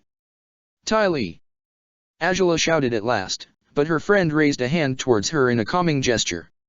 "I dash, ack." Ty Lee coughed violently, spitting out sand and making faces at the unpleasant aftertaste it left in her mouth. "You. That was, oh, Haru. Haru, I'll help you, Oh, crap, darling, please wake up. He's out of it?" Sokka asked, eyes wide. They hadn't seen what kind of attack the Lightbearer had launched on Haru and Ty Lee, but it was quite likely that the fire blast had knocked Haru off balance. Perhaps he had blacked out if he had taken a bad fall afterwards. The Lightbearer seemed concerned about Haru's state at first. He stood still at the top of the half-torn dune, unmoving, until Kashing visibly shouted and gestured at him to return to task. With that, both twins rushed down the sand. The targets their sponsor had set for them clearly hadn't been Ty Lee and Haru. "Brace yourself," Angela said, as Sokka immediately unsheathed Wolf's Bane. "I don't think we've watched him fight before, but if he's the third best firebender, he can't be child's play." "No," Sokka said, breathing deeply. "That being said, I've held my own against Renzi before, so..." He couldn't quite finish his thought before the Lightbearer launched his first attack. Angela and Sokka instinctively jumped out of the way by moving in opposite directions, but they watched the trajectory of the fire with wide, confused eyes. It wasn't quite the traditional fire of most firebenders. It was too bright, even if it was the trademark orange color most fire was like. But the extent of how it glowed. The brightness bled into their vision once they turned away from the fading fire. It was difficult to discern the Lightbearer's shape against the colorful stains that clung to their eyesight now. It was an unusual tactic, yet it was undoubtedly effective at quickly disabling his opponents. "Angela!" Sokka called for her, uncertain of how to proceed now. That the Lightbearer would be so skilled at messing with their eyesight was an unwanted reminder that they relied on vision as the most primary of their senses. It was surprisingly easy to momentarily envy Toph for having discovered a way to live her life without needing it at all. "I'll handle him," Angela said, raising her hands into a defensive stance. Upon readying herself to fend off the bearer's upcoming attack, she realized the man's body wasn't quite angled towards her. Even through her blurry, hijacked eyesight she could tell as much. So, to Sokka's surprise, she leapt towards him, and that enabled her to shoot a fire blast that blocked the one that the Lightbearer had leveled towards Sokka. "Sei, get it over with already!" Kashing roared, just as the Dark Rook unceremoniously dropped him from his back. "Ouch! How dare you drop me that way, K? My brother needs help," was all the Dark Rook said as he rushed to attack the princess and her gladiator alongside his twin. He brandished his spear, readying himself to attack as soon as his brother needed him to, but unlike Sei, K wasn't quite so suited for ranged fighting. He was forced to cut the distance between himself and the enemies far more than the Lightbearer did in order to attack. Without warning, Sokka tossed one of his bombs in the space between Sei and K. He wrapped an arm around his sponsor's waist and launched himself to the ground with her. "Sokka!" Angela started, but to her surprise, her partner placed a hand over her mouth and nose. "Don't talk, don't breathe," he muttered in her ear. Again, he had improved on the cocktail of stench that comprised his bombs, and it was so potent now that the Dark Rook was coughing violently while stumbling out of the cloud of smoke with his brother's help. Strangely, the light-bearer wasn't quite so affected by the gas, however thrown off he might appear. It seemed smoke barely bothered him. That realization brought Angela to frown. Excessively bright fire, resistance to smoke, was he, perchance, a potential light-bender, just like her father's assassin? It didn't seem he was quite as skilled a light-bender as Cephas was, for his attack still had felt like fire, but if he was halfway between both disciplines, it meant his fire might lack some of the bite usual fire-bending possessed. It was a theory she had no choice but to test out immediately. Still lying on the ground as she was, with Sokka's hand covering her mouth and nose, she saw Sei gearing up for another attack. The smoke truly couldn't have bothered him much, else he would have struggled to bend fire, but there was another ridiculously bright flame in his hand, which he launched in Angela's direction once more. The princess focused on Sokka's closeness, on the hand over her mouth. It was far from romantic. She'd be the first to say so if the situation were any different, but it would have to do for now. Infused by the proud love Sokka ever produced inside her, Angela packed a powerful blast of gold fire that undid the light-bearer's bright fire with a swift punch. Watching his fire fall apart seemed to floor the light-bearer. He stared at Angela with disbelief, but she didn't quite have an easy time noticing it, her eyesight once again stained by the brightness of the bearer's flames. However shocked he was, though, he would attack again sooner or later, and Angela knew they would do better to stand up and fight instead of lying in the sand as they were. She jerked Sokka up, pushing them both to stand up abruptly. The movements seemed to alert the light-bearer that the fight was far from over, and his brother, more composed now, raised his three-pronged spear and snarled in their direction. Okay.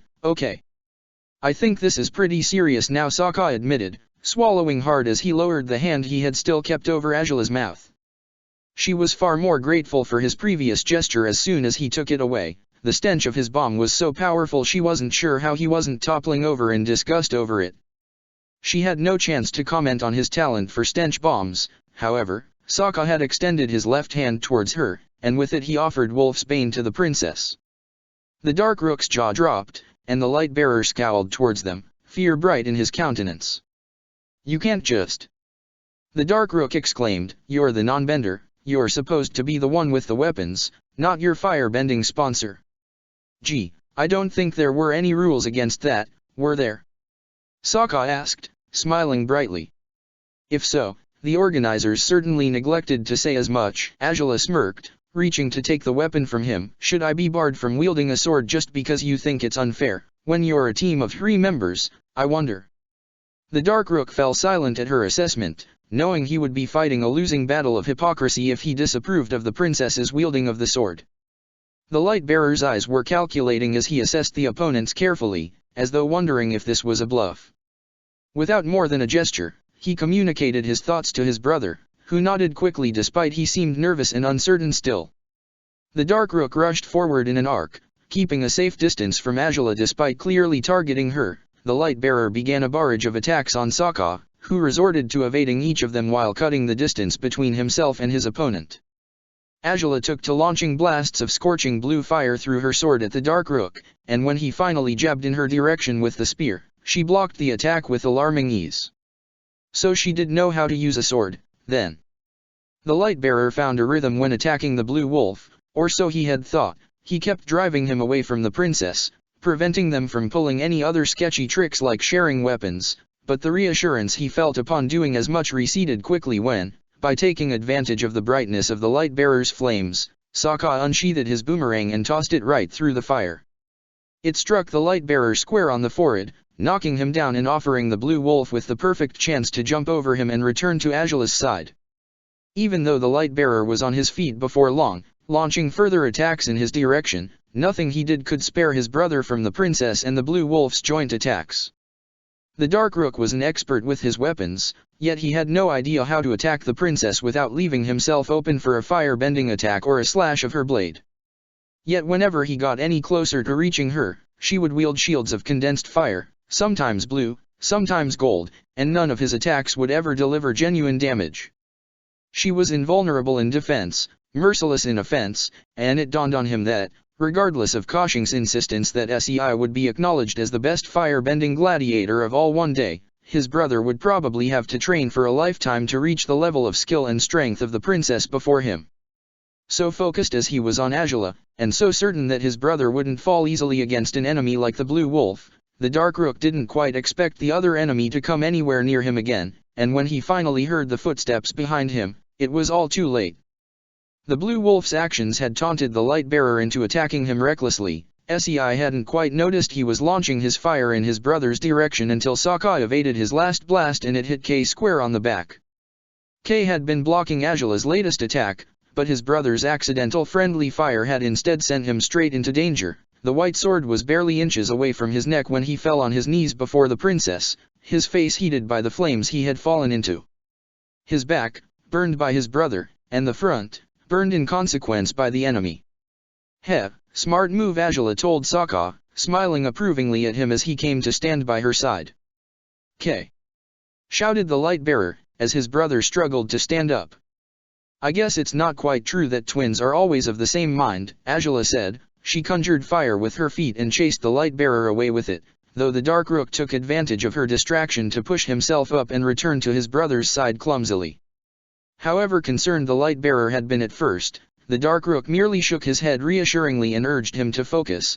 The Light-Bearer conjured another potent attack he launched at Azula this time, and she blocked it with her sword.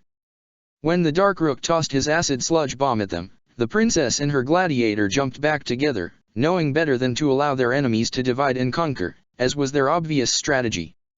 The enemy had been on the offensive so far, Azula and Sokka wouldn't allow that to last much longer.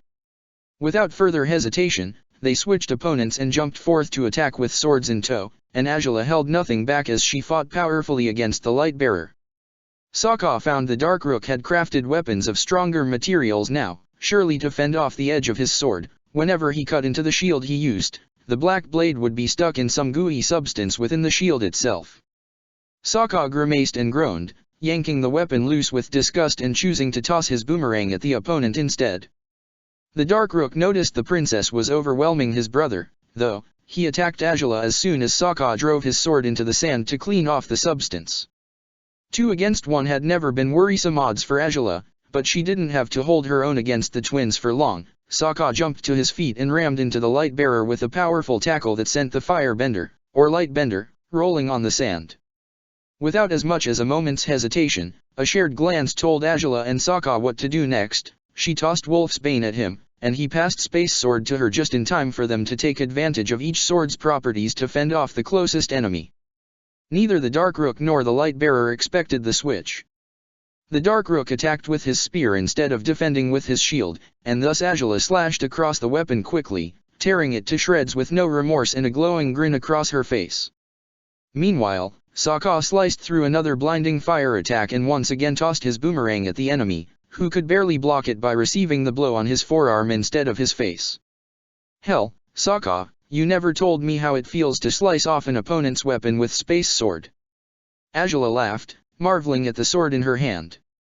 It wasn't the first time she had wielded it, but it certainly was the first time she had used it in combat. Sokka snorted, shaking his head at her enthusiasm. "I never thought I'd have to." "Good to know you're enjoying yourself," he said. Though he had little chances to be distracted by conversation, the Light-Bearer attacked again, with his uninjured arm this time.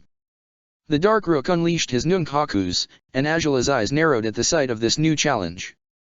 There had to be a swift, effective way to take down those spinning weapons, she was certain of that. The battle waging at the front of the race was quite the daunting sight for any newcomers reaching the last dune before the forest. Even the hot air balloon above was hovering at a safe distance from the fire blasts, but attentively watching every move by the 2 teams of fierce fighters. By the top of the half-crumbled dune stood one more team that had gotten their start behind Azula and Sokka. They had avoided a lot of rivals so far, allowing the Light-Bearer's team to get ahead in hopes they might be caught in a fierce fight against the princess, just as it was happening now. But as Aona witnessed the battle at a safe distance, a strange feeling nestled inside his chest. "Plan worked out just like I figured," Renzi said, breathing out slowly. "What'd you want to do, though? Looks to me like you don't want to go around the fight and to the finish line, for some reason." I'm not sure, Aonu admitted, frowning. I guess we could do that, but I'd rather take down those guys first. And who are those guys, exactly? Asked Renzi. All four of them, or? Aonu's silence spoke for itself. His cheeks flushed again when he heard Renzi laugh, and he scowled as the man patted his back. If I didn't know any better, I'd think you became way too fond of her, haha. That's not the point, she's willing to give me a chance, okay. So, maybe I can do one thing to help her. Just once. It's not such a bad thing, is it?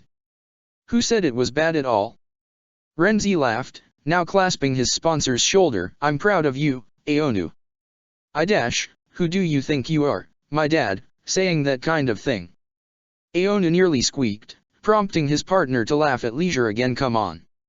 If we're doing this, we'd best do it now. Without wasting more time feeling foolish over Renzi's constant laughter, Aonu breathed deeply before boosting them down the dune with his bending. They passed another pair of Sponsor and Gladiator, the ones who had outdone them on the previous stage. The Earthbender's head lay on the non-bender's lap, a groggy smile on his face as she stroked his cheek gently.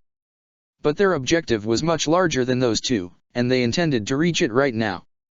The last thing the Dark Rook, the Light Bearer, the Blue Wolf and the Princess could have expected in the middle of their fierce fight was a blast of powerful sand, striking at the twins and knocking them off balance.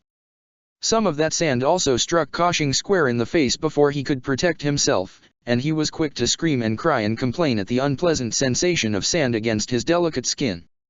Azula was still holding Space Sword when their opponents were swatted away through earthbending.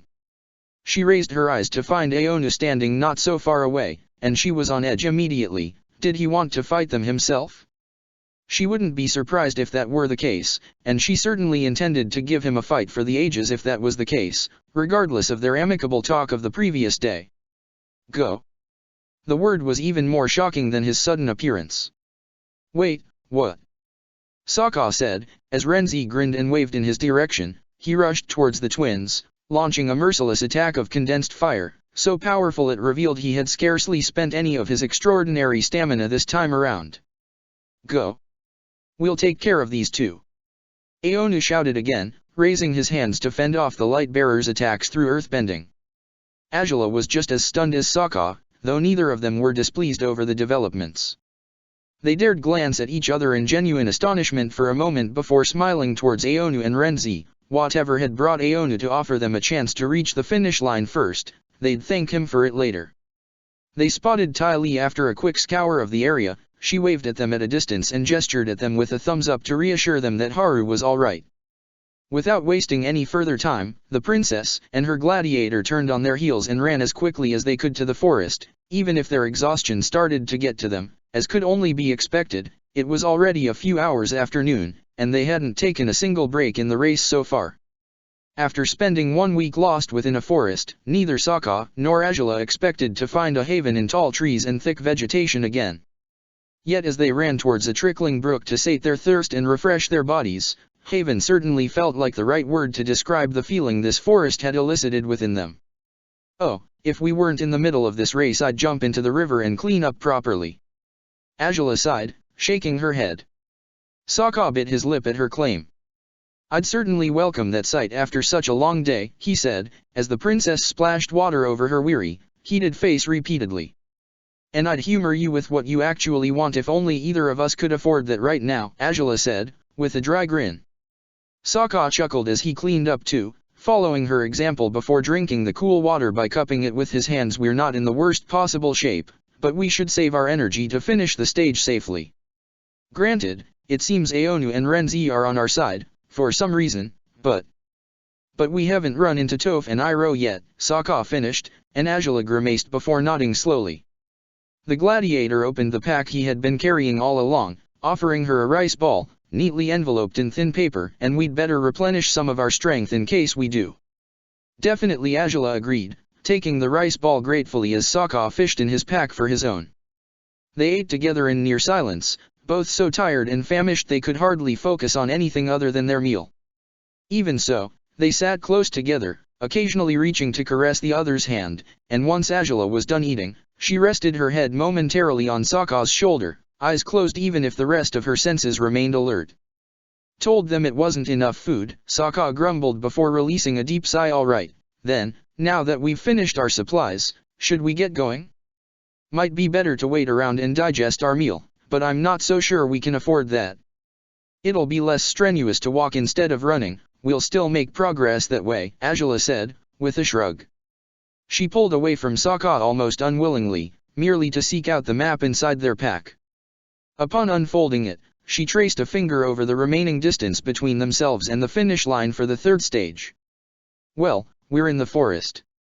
These hills in the map are south to where we are now, which is good. Azula said, breathing out slowly since we absolutely can't afford running into Toph and Iroh while on some steep and barren mountain. Granted, we might still have beaten them if we'd chosen that route, but it's better if we come across them on level ground anyhow, if we come across them at all.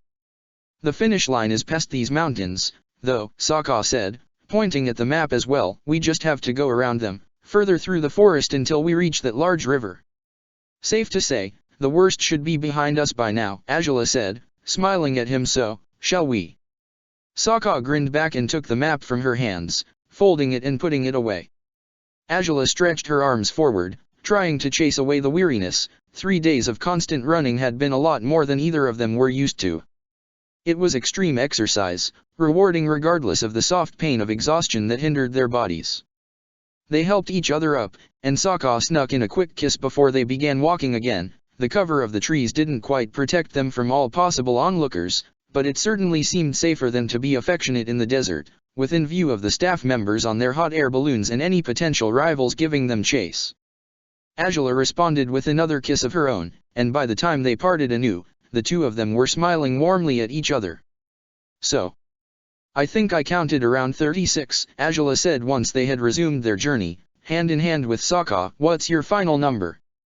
T-37, Sokka lied between his teeth, prompting Azula to laugh loudly enough to startle some birds perched in the treetops above them. Okay, I didn't get as many as you.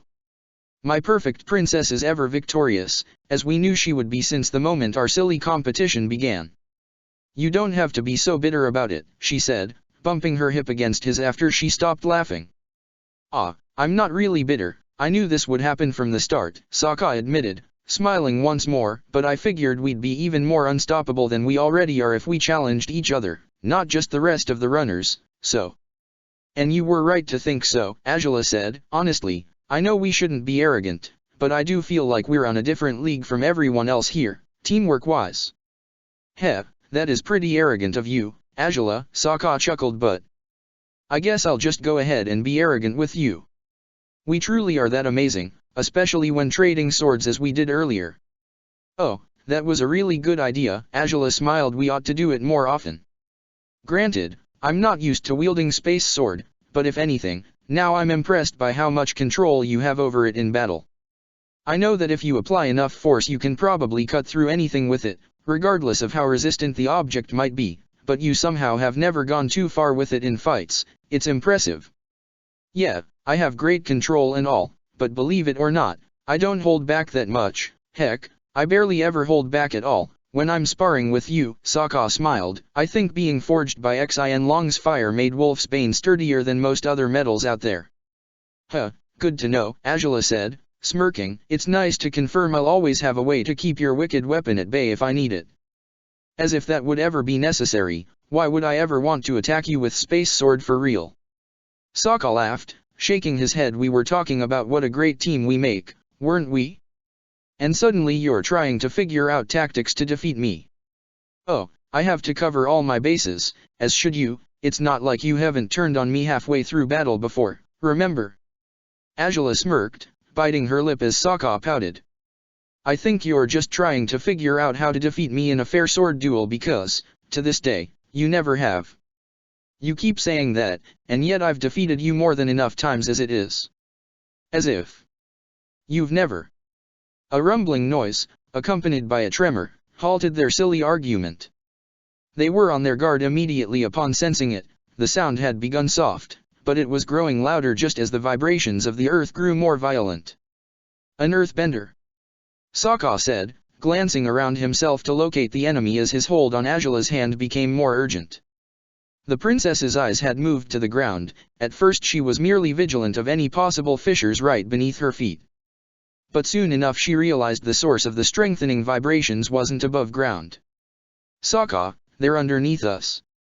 she shouted, pulling at his hand and sprinting down the forest as quickly as she could. Sokka followed clumsily at first, his head turned as he assessed Azula's realization with dread. They both knew of someone prone to digging underground tunnels. Hell, they had even counted on her skill to craft them back when they had needed her to do so during their second visit to Ba Sing Se. "Azula," Sokka said, turning towards her again. "The vibrations are following us." Azula shouted, "They're chasing us."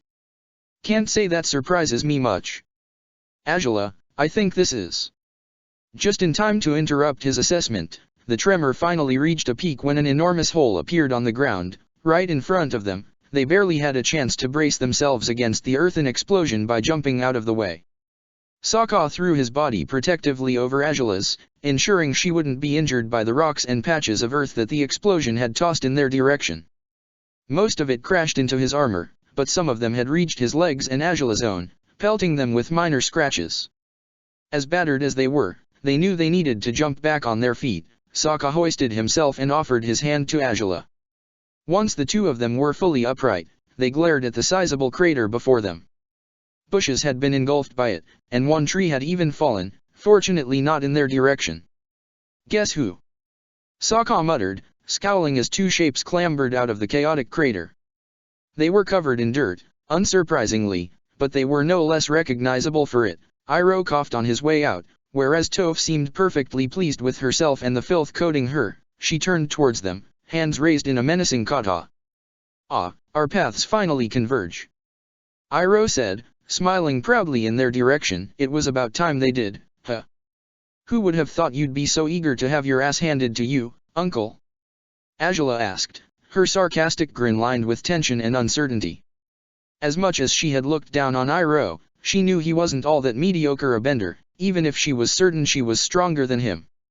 Still, she had never fought against him directly until now, and with Toph on his side, she wasn't quite so certain her previous arrogance would survive past this encounter. Still, she wasn't alone. Sokka was frowning, back to the serious facade he had shown her at the starting line in the very first stage of the race. His eyes were sharp, the blue in them brighter than ever, and if the situation had been any less severe, Azula would have gladly been entranced by her handsome husband as she ever was, but for now, she knew to focus on the enemy instead. For Iroh and Toph had been their biggest rivals from the very beginning of their run in the Gladiator League. Never had Azula expected to stand beside Sokka, helping him fight physically in the face of this challenge, but she relished in the opportunity to do so. It was time to see how far they'd come, how much they had grown since Sokka's last showdown against the blind bandit, and to ascertain whether or not the Blue Wolf might have a better chance at triumph in their next direct, promised battle against the Earthbender. "Well, Spicy, dog, you guys know I like you plenty and all, but this isn't going to fly anymore," Toph declared. "You keep on boasting about being the best team of all time and whatever nonsense. Well, I sure as hell don't think so. And you think you are going to prove otherwise now?" Azula asked, smiling more sincerely at Toph. "Fat chance of that, Toph," Sokka declared, unsheathing both Space Sword and Wolf's Bane in a quick flurry. "I think I speak for us both when I say we're done with letting you two win against us." "Letting us win?" Toph repeated, the corner of her mouth tugging into a lopsided, skeptical smirk. "Guess you got real cocky ever since we last crossed blows, huh?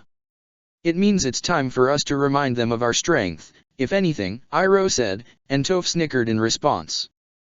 "Damn right it is, Iroh."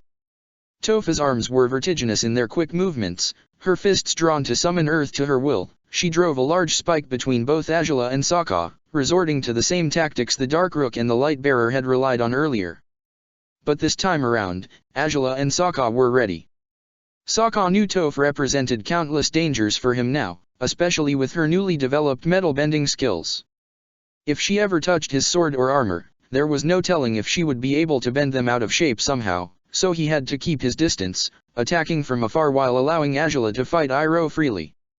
Distracting Toph away from assisting Iroh promised to be no easy feat, but the blind bandit appeared so determined to take him down Sokka figured she was singling him out as the weaker link in his team with Azula. She would have planned to take out Azula as a team with Iroh. Once Sokka was well out of the way, chances were they kept Wolfsbane's fire-bending abilities in mind, and they feared Sokka might have an advantage over Iroh because of it. But Sokka's agility kept him well outside of Toph's reach. Even when she tried to anticipate to his movements, he jumped on bushes, climbed trees, anything to ensure Toph would have a hard time tracking him down and following him with her barrages of earthbending. She couldn't get any closer to her slippery rival, regardless of her best efforts to do so. Meanwhile, Azula and Iroh's raging battle threatened to result in a dangerous forest fire every time they deflected the other's attacks. Their moves were calculated, careful, a similarity that didn't sit well with Azula in the least. There was ever a purpose to everything Iroh did, just as there was with every attack Azula unleashed upon him. He was powerful in his defenses, and his fire-bending style struck Azula as odd now that she faced it in battle. It wasn't traditional fire-bending, even if to an untrained eye it would appear to be. There were moments where the flow between his movements felt too smooth for fire-bending, and where the set of his feet seemed too sturdy and strong for it, too. It occurred to Azula that he might be incorporating other bending arts into his own, despite being solely a fire-bender. That possibility hadn't quite come to her mind before, and however useful it might be, she wasn't about to test the strengths and weaknesses of mixing bending art styles when fighting someone who she knew would hold back at nothing to defeat her. Iroh's relentless attacks were, however, not quite as powerful as Azula's could be. Experience had a rough contest against youth, and his strength was no longer as stable as it once was. The princess took advantage of his potential weakness. When Iroh conjured a fire-bending fire blast that he cast as a wave towards Azula, she chased it away with one quick fireball before unleashing a second one right through the opening carved by her first attack. The blue flames caught Iroh on the shoulder, and he shouted. Only then did Toph stop fighting so fiercely against Sokka, turning quickly to assess the damage to her partner. Iroh. No, I'm fine, Toph, don't. Without a moment's hesitation, Toph hurled a large rock at Sokka before tossing another one at Azula. The princess had stopped attacking once her uncle had fallen, knowing the earthbender was likely to retaliate against her. Upon seeing the boulder, Azula boosted herself upwards with a fire-bending jump, avoiding the attack before shooting another one through her feet at Toph, still in midair. The earthbender couldn't see the flames, even if she could expect Azula's counter-attack, but it was Iroh who warded his partner by shooting an awkward fireball that crashed against Azula's and dissipated it. The princess landed again just in time for Sokka to return to her side. They allowed themselves a quick complicit grin before lashing out again to attack, swapping opponents before either Toph or Iroh could collect themselves for another assault. The young earthbender's power was certainly something to behold. She cracked the ground open, causing large tree roots to stick out from the ground and knocking down several branches that hindered the progress of her opponents. Azula wasn't fazed, though. She launched another array of fire-bending attacks, all so potent that Toph's defensive rock barriers couldn't stand against them. Iroh managed to stand upright again just in time to conjure a quick condensed fire shield to ward off against Sokka's boomerang. The gladiator caught it again, slipping through the fire-bending attacks easily by slashing through them with Wolfsbane. Toph! Iroh shouted. The earthbender wasted little time returning to her partner, and she tensed her arms and fists more than before upon crafting a powerful, thick earthen cylinder around herself and Iroh. The defensive mechanism would allow them to regroup and rethink their strategy, but it also allowed Azula and Sokka to gesture at each other to return to the race. If those two would sooner cower away inside a quick hideout, they might as well take the chance to reach the finish line. They hadn't taken 3 steps together before they found themselves caught in a tight cylinder of their own. Azula crashed into the earthen barrier, snarling as she punched at it without fire, unwilling to use flames in case they might hurt Sokka. That little brat, Sokka growled. Stay still, Azula. The princess obeyed, standing with her back to Sokka as she was. His sword's black blade suddenly appeared right between her left flank and her arm, startling her as he swung it horizontally across the cylinder. Before long, the construction came down on itself, aided by Sokka's quick, constant slashing of the firm earthen wall. Toph and Iroh were out of their own protective cylinder by now too, and ready to launch a joint attack at Azula and Sokka. Toph had raised a large boulder, and Iroh added his fire to it by roaring as Toph tossed it in their direction. Iroha's fire breath had ever been one of his signature techniques, and his fire bending was at its strongest when he resorted to it. Angela's response was a potent, charged fire attack of her own, one that blew up the boulder and ended the menace quickly. In the wake of her attack, Sokka slipped through the lingering smoke and dust to attack Toph and Iroh directly. The earthbender retaliated by shifting the earth under Sokka's feet, but unlike how it had been in the past, Sokka succeeded at maintaining his balance while stepping away from the grounds under Toph's influence. The blind bandit attacked Angela as well, hoping to prevent her from launching a joint attack with Sokka of any sort. But just so, Sokka tossed his boomerang at Toph. It spun so fast she couldn't react on time to prevent the blow it delivered to her shoulder. Iroha's fist nearly crashed into Sokka's jaw in response for Toph's injury. Sokka had to lean backwards to avoid the blow, and by doing so, he noticed Angela was charging an attack again, a lightning one, at that. Sokka didn't have to think twice about what the princess's plan was bound to be, readying himself for one of Angela's most dangerous and sophisticated techniques.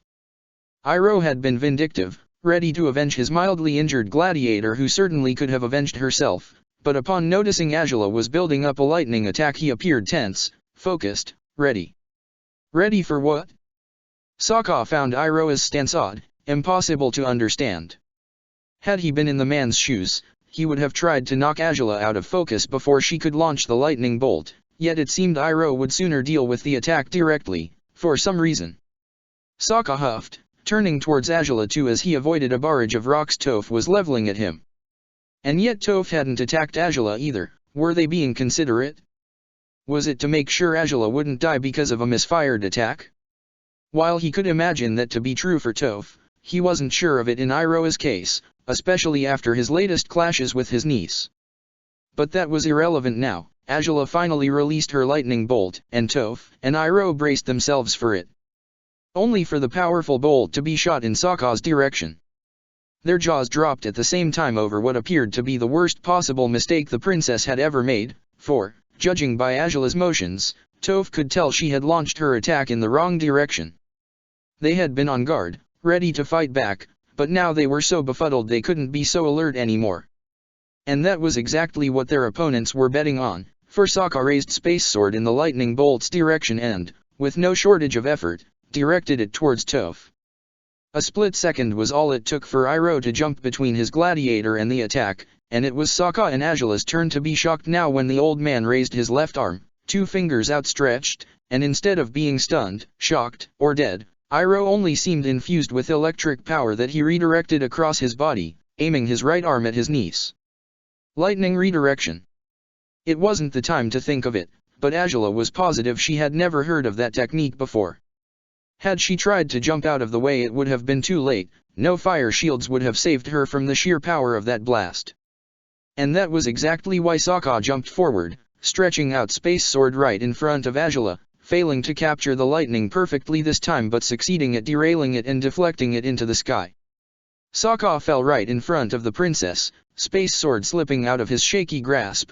The last lightning deflection had definitely been more powerful than what he had been used to. He barely registered Angela's voice calling for him before the whooshing sound of fire roared again, likely conjured by Iroh, and the earth trembled under his weary body, the sign that Toph was bending something just as well, but he wouldn't have enough time to stand up. Not right away.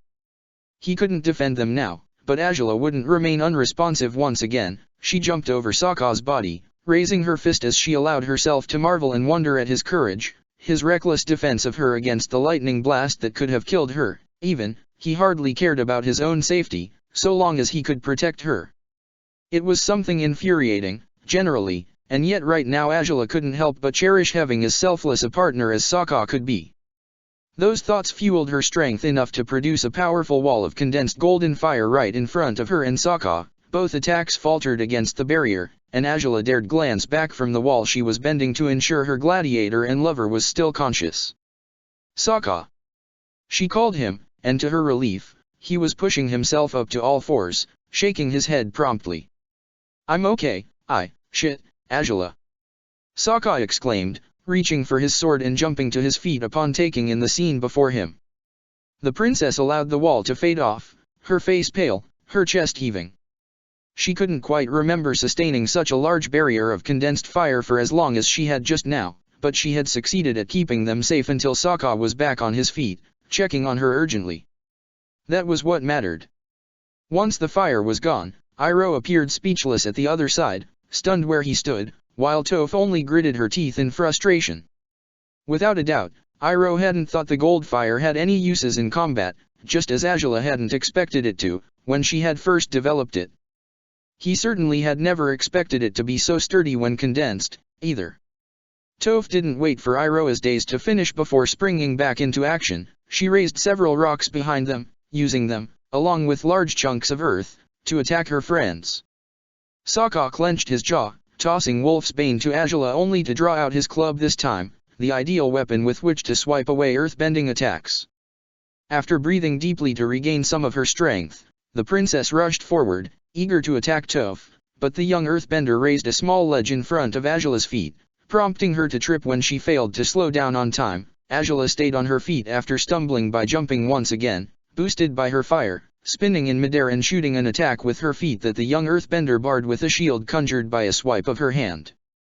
Upon fighting two strong opponents simultaneously, one front of Toph's defense would often go unattended while she attacked in the other one. Sokka was now free from her small pelting attacks, and Azula relied on Wolf's Bane to block away Iroh's new offensive while casting her own fire against Toph. The blue wolf lashed out with his club towards Toph, hoping to knock her off her feet. The earthbender jumped back and summoned her element to throw off Sokka's balance instead of losing her own. The gladiator stumbled and fell right in front of his sponsor, who caught him by the forearms upon letting go of her sword. Sokka! Azula gasped again, and he shook his head. This has dragged on way too fucking long. Toph shouted, her expletive, and her voice tone, all gave away more than exasperation. However good she might be at concealing her feelings behind bravado, often, some of her emotions would be plain across her face even if she couldn't quite realize that was the case. The young earthbender wasn't simply frustrated, she was genuinely afraid of losing against them. Sokka, raise your fist. Azula hissed into his ear urgently. He offered her a confused stare only for her clasp his armored shoulder with a hand before jerking her head in Toph's direction at her. It took him a moment to guess what Azula might be up to this time, and after the near-catastrophic outcome of the lightning redirection earlier, he wasn't sure about trying out their other secret technique on their worst rivals, but he trusted Azula. And, in all fairness, that was one of the few fighting skills they had developed that escaped Toph's knowledge. The young earthbender was conjuring another large batch of earth that she intended to toss at them, perhaps to bury them under it. She had expected fire, and she thought she would be ready for it. She just didn't expect it to pour out of Sokka's closed fist instead of Azula's. Iroh's jaw dropped, and even though he reached a hand towards Toph, it was far too late for him to help her. He couldn't have done anything, not when she was so close to the attack, perhaps having planned to use her metal-bending skills to warp Sokka or even Azula's armor once she had landed her earth-bending attack. But now that a blast of blue fire had caught her in the chest, shattering her barely constructed earthen attack, there was nothing the earthbender could do but falter against the momentum that launched her back into rows of scorched trees behind her. Azula rose quickly, glancing over Sokka's head to make sure Toph wasn't severely wounded. Smoke rose from her charred clothes, but she groaned and clenched her fists, proving she was still conscious, still alive. Toph! Iroh roared, rushing to his gladiator's side, extinguishing the fire over her clothes even before reaching her. It had been too much, perhaps, a move of desperation, and yet Toph was all too resilient to falter against that. She rose to her feet again, conjuring many rocks and condensing them into a tight, heavy, powerful rock. Well, crap. Guess we made her mad, Sokka said through gritted teeth. He jumped on his feet, clasping his weapons once more just as Toph launched the tightened rock at them. Azula breathed in, allowing the air inside her lungs to fuel her next charged attack. The gold fire exploded against the rock, weakening it but not enough to knock it off course. Sokka dashed ahead of the princess and slammed the rock powerfully with his club, shattering it with a loud, cracking noise. Even when the princess and the blue wolf hadn't always held their own flawlessly against their opponents, it dawned on Iroh at that very moment that there was no way he and Toph would win this particular squabble. He could use his fire breath, and that fire-bending sword would do away with it. Toph could conjure her best earthbending attacks and nothing would get past their invulnerable, dual defenses. She could seek to bend the metal in their weapons and armor, yet they were never within range for Toph to put her newest techniques into action. It was impossible, and just so, utterly frustrating and outrageous, his niece had become far more powerful than she had any right to be. For the first time in many years, negative emotions fueled Iroha's fire as he lashed out again, shooting an array of calculated yet passionate fire towards the enemy. Azula countered some attacks with the sword, others by seizing control of the flames herself and dissipating them in midair. Toph, exhausted and angry, clad herself in a quick, poorly built earthen armor that did little to soothe the pain of the burns on her chest. She lashed out at Sokka, but again, he dodged and evaded her, so cunning and agile she couldn't lay a single finger on him no matter how she might try. They were outmatched. The more desperate, the more reckless they grew, the more obvious their reality became. They couldn't win. There was no defeating a team synced to that extent, so hell-bent on protecting each other they would stop at nothing, even bending through each other's chi paths if need be. They had been fighting side by side for too long, in far too many ways. They had trained together for years, developed skills they surely hadn't even known if they could ever put to good use, and now they were taking advantage of all of them. Sokka was seemingly defenseless against fire at the moment, and Iroha lunged towards him for it. After dodging one of Iroha's attacks, the gladiator shouted something unintelligible and raised his black sword towards his partner. Within seconds, Azula had leapt away from Toph and the two switched swords just in time for Sokka to defend against Iroha's next attacks, the worst of which Azula deviated by wrestling some of the wild flames out of her uncle's control. "Arg, you two are just such a pain!" Toph roared. Her exasperation certainly could spell doom for anyone who stood against her. The grounds underneath their feet began cracking, shifting, turning into pillars she would shoot upwards in a desperate attempt to remove at least one of them from the equation. Azula and Sokka shared a quick glance before they split up, running in separate, circular directions, away from the earthbender. Toph clenched her teeth as she continued to pursue them with her bending. Helped by Iroha's attacks, he unleashed a wall of fire that cut off the last of the circle Sokka and Azula had been running in. But instead of fighting against the fire, the pair turned around and lunged for Toph. She had very little time to raise an earthbending shield around her when she had been focused on the pillars she had stopped bending upon recognizing the quick attack coming her way. Azula and Sokka cracked through her weak defense with their weapons, shattering both the shields and the lingering earth armor that was already collapsing around Toph's body. For the first time in her life, the blind bandit felt completely vulnerable. She had no chances to react beyond dropping flatly on the ground, hoping Iroha would be able to pry those two off her, but when Iroha cast an oversized fireball in Azula's direction, the princess caught it with her own bending skills. The flames turned blue in her control, adding a cerulean hue to her determined eyes mere moments before she returned the attack, infusing it with power of her own. Iroha wanted to return the favor, to wrestle the fireball out of Azula's control, but the princess's bending was not so easily undone. A quick condensed fire shield was all he could do, and even so, he was burned, blasted off into the burning forest by a fireball that finally started to dissipate when it had delivered more damage than he could sustain anymore. "Iroha!" Toph called him, reaching a hand in the man's direction. The hand fell limply on the ground, courtesy of Sokka's quick chi blocking of her shoulders. She had wanted to move, tried to move, and nothing. Suddenly, she was helpless. For the first time in her life, the most powerful earthbender in the world had no choice, no possibility ahead of herself, other than defeat. "Well, you guys definitely were our toughest opponents yet," Sokka told her, kneeling beside her, "but as I doubt that's going to make you feel any better." "Sokka, don't," Toph said, and her sightless eyes were wide, her face contorted in plea. Against his better judgment, Sokka held back Wolfsbane. He had been determined to knock her unconscious, but the desperation in her countenance took him off guard. He swallowed and raised his head towards Azula, looking for confirmation. The princess seemed hesitant too, but she shook her head after a moment. "We have a race to finish," she whispered, jerking her head towards the pathway they had been following. Sokka breathed out through his mouth and nodded, sheathing his weapons before patting Toph's forehead gently.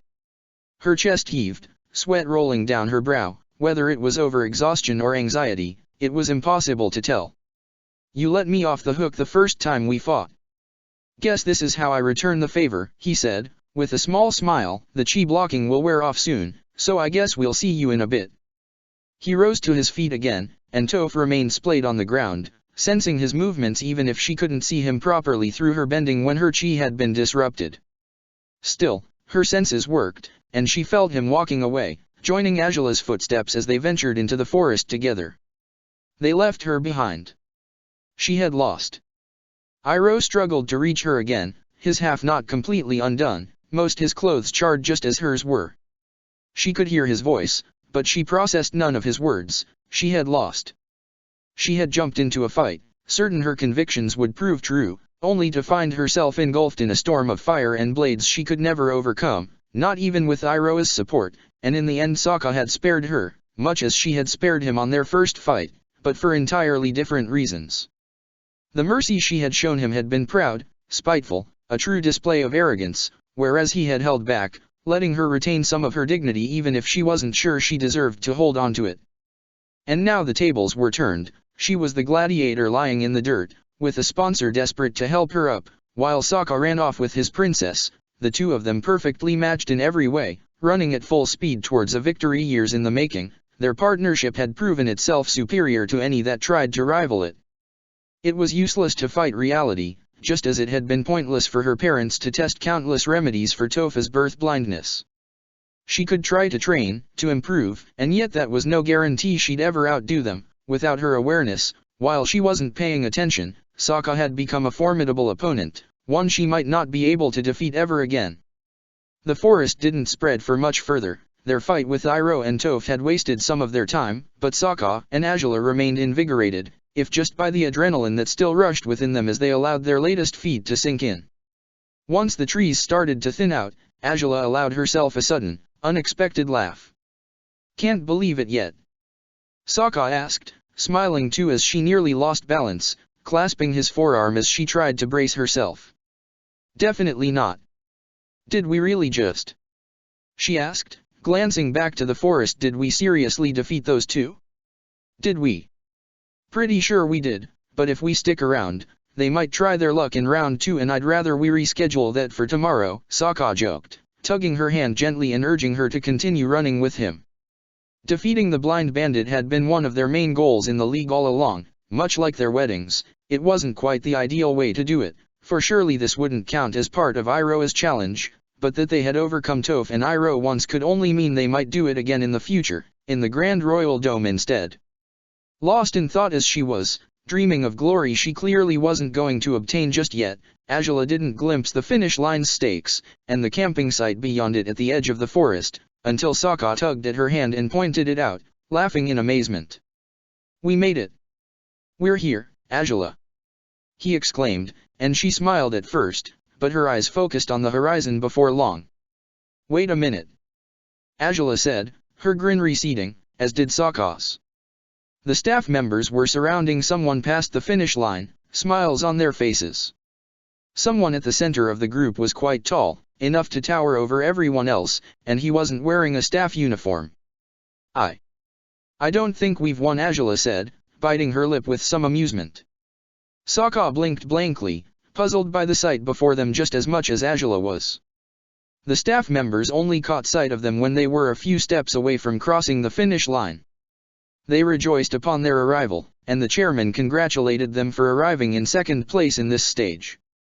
Angela turned her gaze towards the tall man they had seen before, and she found his partner standing beside him. Aonu's eyes were so wide they could have popped out of their sockets, and he even trembled as a staff member continued to talk to him, perhaps trying to reassure him that he had, indeed, won this stage.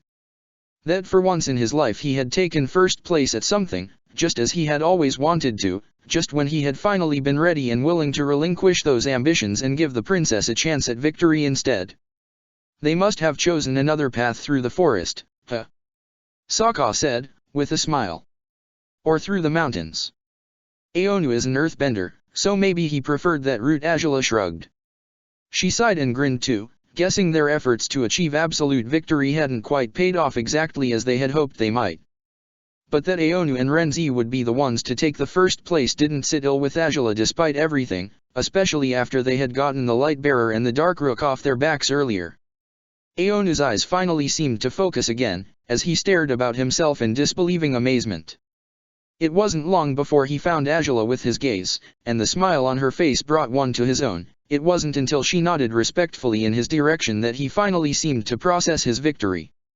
A cry of euphoric bliss left his lips, and he startled every staff member around him. Even Renzi seemed puzzled, his mouth falling open as he assessed his partner's mental state. Aonu? You okay, pal? Renzi. We won. We did it, Renzi. We did it. A man who had seldom experienced any happiness could easily be brought to tears upon being infused by it, or so Renzi surmised as Aonu's laughter gained a watery quality. He could only chuckle at the sight of his overwhelmed sponsor, and he raised a hand to pat him in the back and wrap him in a one-armed celebratory embrace. The light bearer, the Dark Rook and their sponsor arrived a few minutes after Angela and Sokka had. Koshing looked livid, his face and hair covered in sand as he roared at the race's staff members to fix him a bath somehow. Iroh and Toph were the fourth to arrive. Despite they weren't in the best shape, everyone in the campsite was shocked upon seeing them so wounded and battered, far worse than they had been at the end of the first stage, and they were quick to tend to their injuries. The young earthbender's limbs were waking painfully now, and with them, the awareness of the burn and cut she bore on her chest and shoulder respectively, as well as the realization of how tired she truly was. It seemed the third stage had been far too challenging for most, especially after many of the teams had been out of combat by Angela and Sokka's doing. It was late and dark by the time the last groups arrived, a few of them carried in by hot air balloon instead, and by then the princess, her gladiator, and their friends had gathered around one of the many bonfires at the edge of this new campsite. Oh, but they were so heroic, swinging in to take down the light bearer like they did. Ty Lee exclaimed, retelling the extraordinary battle she had witnessed while she was still stuck in the desert with a barely conscious Haru the Millennium Dragon was. Wait, you do have a name, right? I'm Renzi, pretty lady. He said, beaming at her. She grinned right back at him before returning to her story. That's right, then, Renzi was amazing. He never gets tired, I've never seen anyone so strong, and then Aonu's bending was incredible.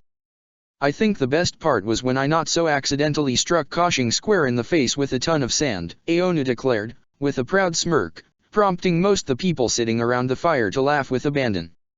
Despite they had been defeated thoroughly by Angela and Sokka earlier, Cory and Sneers held no grudge against them, sitting by the fire alongside the princess and her gladiator. The Sentinel Knight had almost been one of their casualties too, but he had been clever enough to get himself and his sponsor out of their way instead of fighting a battle he knew he wouldn't win, and they had no choice but to fight Aonu and Renzi instead. They had been defeated, but not so badly that they couldn't finish the race on their own merits. Right now they were sitting with the group too, everyone laughing, eating and drinking together, as though none of them had been rivals in the race merely a few hours ago. And to think Renzi has finally beaten me. Sokka sighed dramatically, and the tall firebender laughed carelessly. Guess it is true what they say, eh? Third time's the charm. Yeah, I don't think this counts, Aonu said, smiling and shaking his head. We didn't fight you guys directly. And for good reason. Tell me about it, said Cory, shaking her head despite she grinned too. Heh, see, even if we got second place, everyone knows the truth, right, Angela? Sokka said, proudly. We're the best team around here, results notwithstanding. Guess we'll see about that tomorrow, Blue Wolf. Said Renzi, smirking defiantly. You sure will. Sokka announced, wrapping an arm around Angela's shoulders and startling her by the gesture. We're off to win the next stage, come what may. And here I thought you were the one who insisted on taking the race easy. Angela said, smirking in disbelief at him. I guess you've reconsidered that stance. Well, a little bit, Sokka admitted, prompting everyone else to laugh. Come on, though. I talked with those staff members, they say we're tied in the standings with Toph and Iroh, and these two are right behind us too. So, you know, if we take first place in the next stage that means absolute victory, Angela finished, closing her eyes as she smiled dreamily. Ah, sounds like a plan. Oh, that's not fair. I'm sure others still stand a chance. Ty Lee said, turning to her husband Haru, we can beat them in the next stage, right? We totally can. Oh, I'm so tired, Ty Lee. but Haru. The laughter of their group seemed to echo through the mostly silent evening. The other bonfires weren't as upbeat, and the staff members were busy, whether tending to wounds or preparing meals for the next day. A quiet, sometimes even somber area in the Western Earth Kingdom, was alight with laughter and fun because of that one group, that single cheerful bonfire that lit up the night with upstanding enthusiasm for whatever challenges they'd face in the next, final stage of the Gladiator and sponsor race. Distracted as they were, so comfortable and safe, none of them could tell they were being watched. A pair of eyes, concealed by the darkness within the woods, studied the group intently, too far away to understand their words, but close enough to hear the laughter, to witness the genuine happiness across most faces. Across the face of the young woman with the familiar, golden hair piece, most of all. Sitting in the shadows for the better part of an hour, resting her weary feet, all she could focus on was watching them. So entranced she was, she hardly heard the sound of boots upon the soil until they were behind her, as they snapped twigs with their steps. She didn't know who had followed her. She had an inkling it was him, for it always was, but maybe it was someone else this time. Maybe she would be captured by someone who would mean her harm. Maybe it would be those strange tribes people, she didn't care either way. She had been a prisoner long enough as it was, changing captors hardly would make a difference at this point. You weren't quite so easy to find this time around. It was him. Same captors as always, then. You still tracked me down, she answered, her voice soulful and deep. She heard him crouch down to her level, but she didn't care to tear her eyes away from the scene to acknowledge him. Why are you here? He asked. Why would you travel so far, and away from the swamp instead of towards it? You'd never done that before. My dream told me to, was her answer. You know those dreams are induced by the swamp. You know they're not real. You're right. They aren't. But my dream said I would find her here. That, at last, silenced him. And that enabled her to focus again, to study the group, to try to unravel who that elegant, proud woman in the golden armor might be. Her companion's silence wasn't merely out of respect for her needs or her ventures.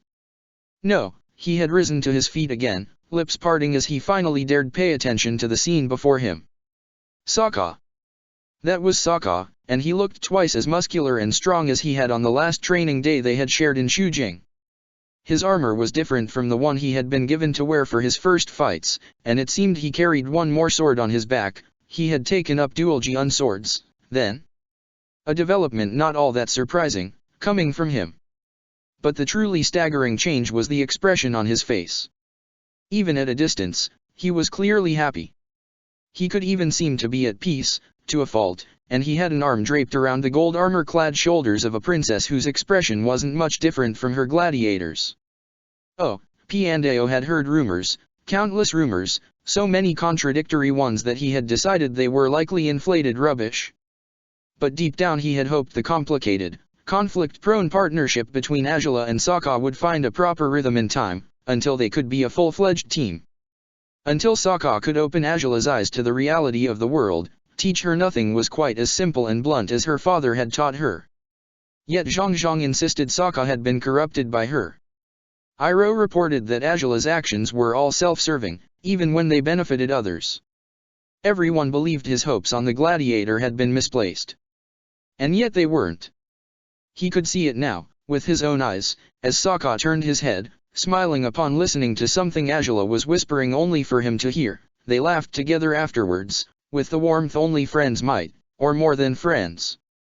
Oh, Piandao had always known two young people with such passionate spirits could easily be drawn to each other romantically, but both were too smart, too strategic, to commit a blunder they wouldn't be able to take back, or were they? It makes no sense. If that feminine voice hadn't interrupted his thoughts, he would have lingered there for hours on end, hoping to see more, to properly discern how the relationship between the princess and her gladiator had grown and changed after he had left them to their own devices. If only he'd had a choice, if only he could have stayed a little longer, kept a closer watch on them, even at a distance. But the reason he had left was hugging her knees to her chest, right beside him. And just one look at her pale, sunken face, topped by matted, unkempt hair, was enough to remind him that the love life of his former student was hardly more important than this. Than her. What doesn't make sense? He asked, kneeling beside her once again. She had blood-soaked hands. She was angry, and sad, but she laughed. And she had killed them. Her brother. Her father. I thought maybe she had come for me, too. Truly? A swamp dream showed you that? Piandao asked, worried. When I woke, I knew it wasn't real. No matter how bad her misbehavior, she never would have, her father? Never, no, never. And how could such a dream ever bring you here? Piandao said, his confusion increasing with every new element of the retelling of the dream. When I was coming to my senses, the only thought in my mind was to travel north. I obeyed it. Did you tell Zhang Zhang about this? That I needed to travel north for my dream? Yes. Did he ask you to return after you had found what you sought? He never does. Piandao breathed deeply, rubbing his forehead with his fingertips. All through the conversation, she hadn't torn her eyes away from the scene before them. Emotion had broken through as she explained the dream, but she was back to her dazed entrancement. That was her usual state whenever the swamp got to her. Is this place as spiritual as the swamp is? She asked, and Piandao shook his head. This forest is too far away for the swamp's effects to reach it, he said. Then that means, that what I'm seeing is real? She asked this time, not like in the swamp. Not like Zuko, or Oze, this is real. Yes. This is real. It can't be. Ursa. That's not my daughter. Piandao's heart clenched upon hearing those words. He raised his head again, but found no harshness in Ursa's face, only melancholy. She is a child, she continued, her body shivering. She is still in school. We've talked about this, Ursa, you're mistaking the visions with reality. She was a child in my dream too. Zuko is always a child, she couldn't be older than he is. Zuko is no longer a child either, Ursa. Zuko is. No. They are my children. They are young, and I should go to them. I should be with them, she said, and once again, her emotions seemed to crack through the surface, tears ever spilled from her eyes, most of all in days when she was more in touch with a reality she refused to face. I should have been with them all along. I wasn't a good mother to her, I was so bad the swamp wouldn't let me dream of her, not once in all these years, not until last night, but surely now it has forgiven me? Else I wouldn't have dreamt what I did. I wouldn't have seen her. But that can't be her. That can't be. What if she had found another life, over the course of the last years? Piandao asked. She only shook her head powerfully, as though refusing to face that time had indeed passed. What if she had found new purposes? What if she had grown to become someone that would make you proud? She is a child, she is a child, she is my child, my daughter, and I couldn't even see her, I can't see her still, because that can't be her, that can't be, that can't be. Piandao sighed. Sometimes it would be so easy to speak with Ursa, to see the depth, the cleverness of a woman who had once stood side by side with the prince who had become the most powerful man in the world, and sometimes she would shut down, closing in around herself just to ease her own pain. Just to chase away the fears, the knowledge that the world had moved on without her, that perhaps the people she needed most desperately no longer needed her. Whether she suffered of an ailment of any sort, Piandao didn't know. But what troubled her was reasonable enough, even rationally understandable. She suffered, just as anyone in her place would suffer. It only bothered him that he couldn't do more to ease her pain, however hard as he had tried across the past years. Ursa had stopped repeating reassuring words, falling silent before raising her head again. The bonfire group seemed to be breaking up now, as everyone said their farewells and good nights.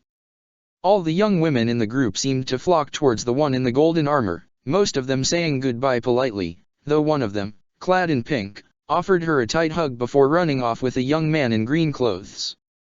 And all the while, that tall foreigner stood beside her. Now that they were alone, they seemed to smile at each other again, a stolen moment with no witnesses, none but those who remained hidden in the shadows. Who was he? Without knowing anything about them, about that woman she had rejected but still felt drawn to, Ursa couldn't help but think they looked just right together, much as a young noblewoman had once been the perfect match for an arrogant prince. "Ursa," Piandao said, breathing deeply and reaching to take her chin into his hand. She was unwilling to meet his eyes at first, but she relented after a moment. "Let's go back. You've seen enough." I guess so," she whispered. "I'm tired." "Then I'll carry you," he said, with a small smile.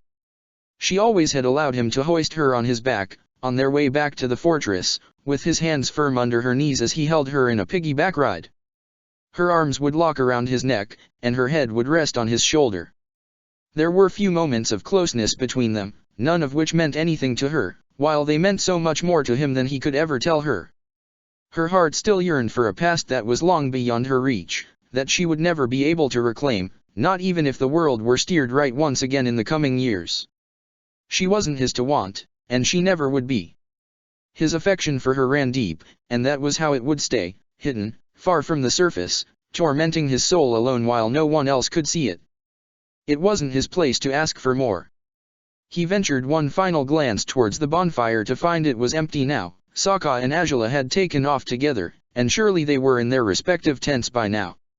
He knew better than to bring up his beliefs about the young man to Zhang once again, but he had known Azula ever since she was a child. She had been feisty, authoritarian, as intelligent as her mother and as stubborn as her father. When he had met her again as a young woman, so many years later, she had appeared sharper, as though polished into a deadly weapon, no longer as naive as she had once been. Now, though, it would have been impossible to associate the beautiful young woman with every preconceived notion he had of her. She had seemed free, blissfully so, just as much as her partner and Gladiator was. And that was a good thing, Piandao decided, smiling despite himself. If the princess and Sokka could change the world for the better, just as he had always hoped they might, his conscience would be clear. "Ready?" he asked, and Ursa nodded, arms tight around his neck as she tucked her face away in his shoulder. She would likely sleep, then, perhaps hoping to dream of Azula again once they were within the swamp's area of influence. For one so confused by reality, it was often perplexing how she relied on the swamp's disturbing dreams to appease her mind. Dreaming of her young daughter committing heinous crimes had afflicted her, and yet it hadn't fazed her enough. She would stop at nothing for another glimpse of that young child once again. She had tried to find Azula's image in the swamp for years and failed, until last night. Perhaps it had only worked because the real Azula had been near the swamp too, Piandao reasoned. Perhaps, in some strange way, their dreams had linked, offering them their worst fears as well as what they longed for most. Perhaps their minds had connected across distance, if just for a brief night. It was only a shame their dreams about each other would be dark and unsettling, or at least, Ursa's had been. What she had seen about her daughter had been terrible, terrifying, and yet such was Ursa's despair for connecting with her daughter that she had clung to that image, keeping Azula's young face in her mind's eye, still crying, still angry, still laughing at the cruelty of her own actions.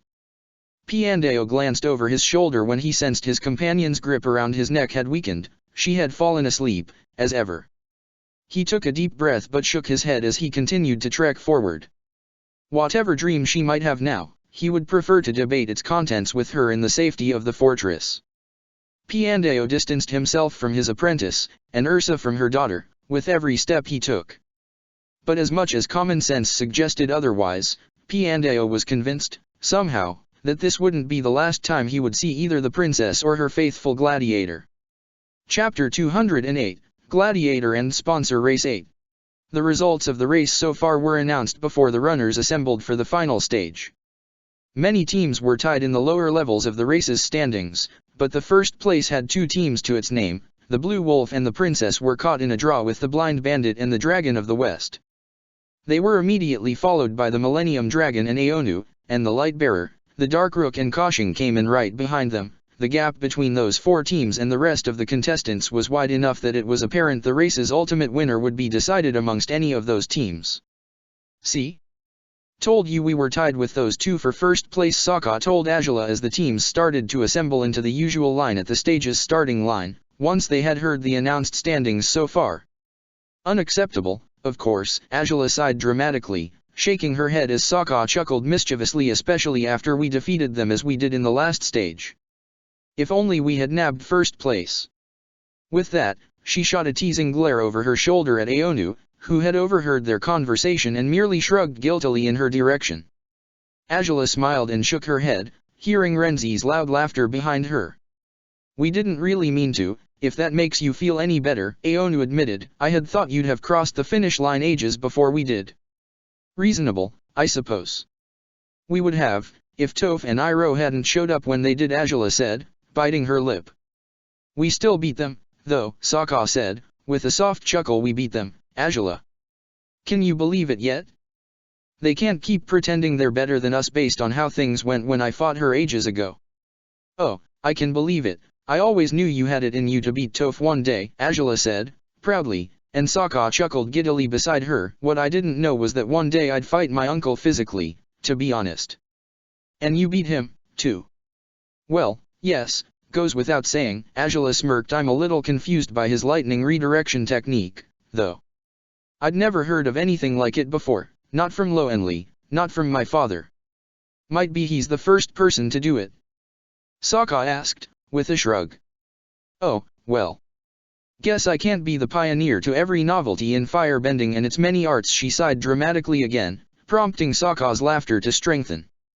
"Considering you've been pulling off new, crazy bending things constantly since you were born, apparently.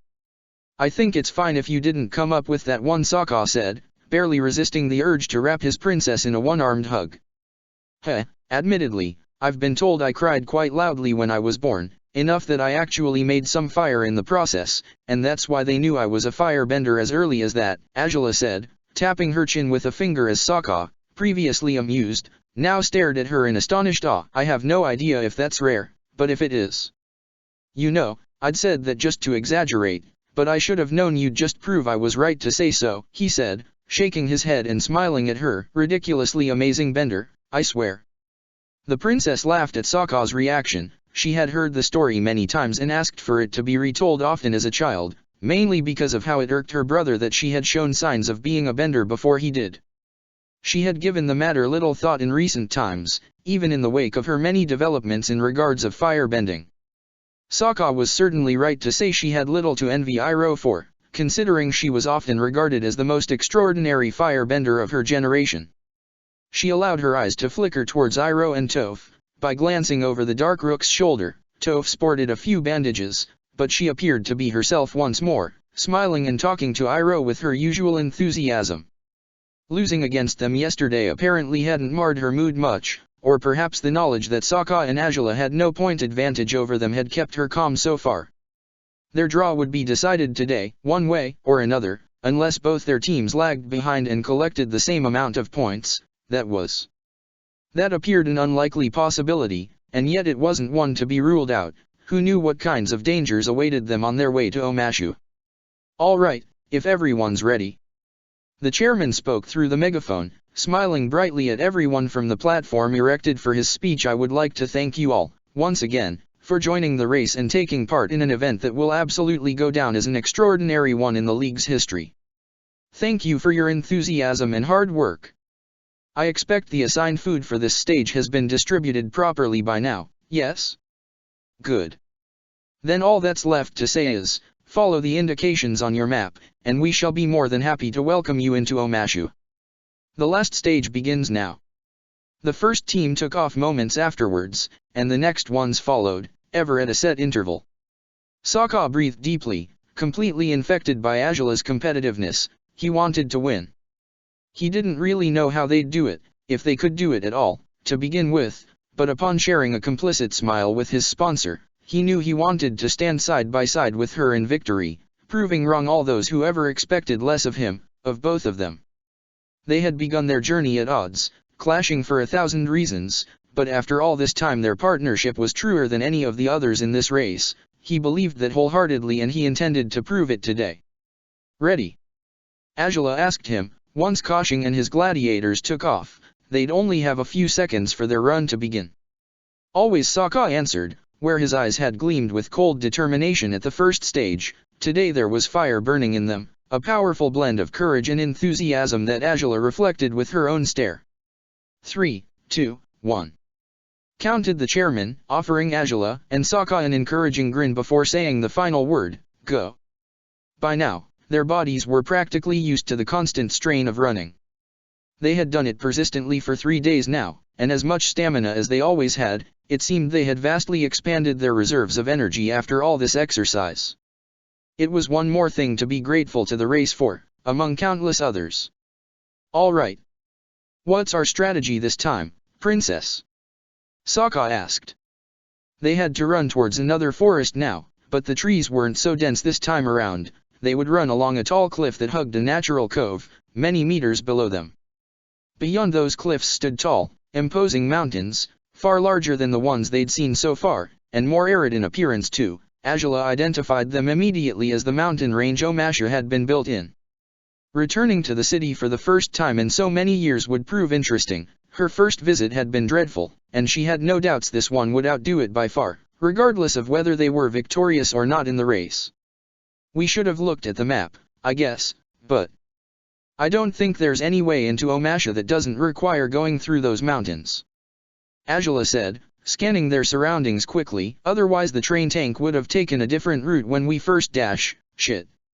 A massive boulder flew in their direction. Azula instinctively punched it with her fire, but the attack had been so sudden and surprising they didn't have enough time to respond.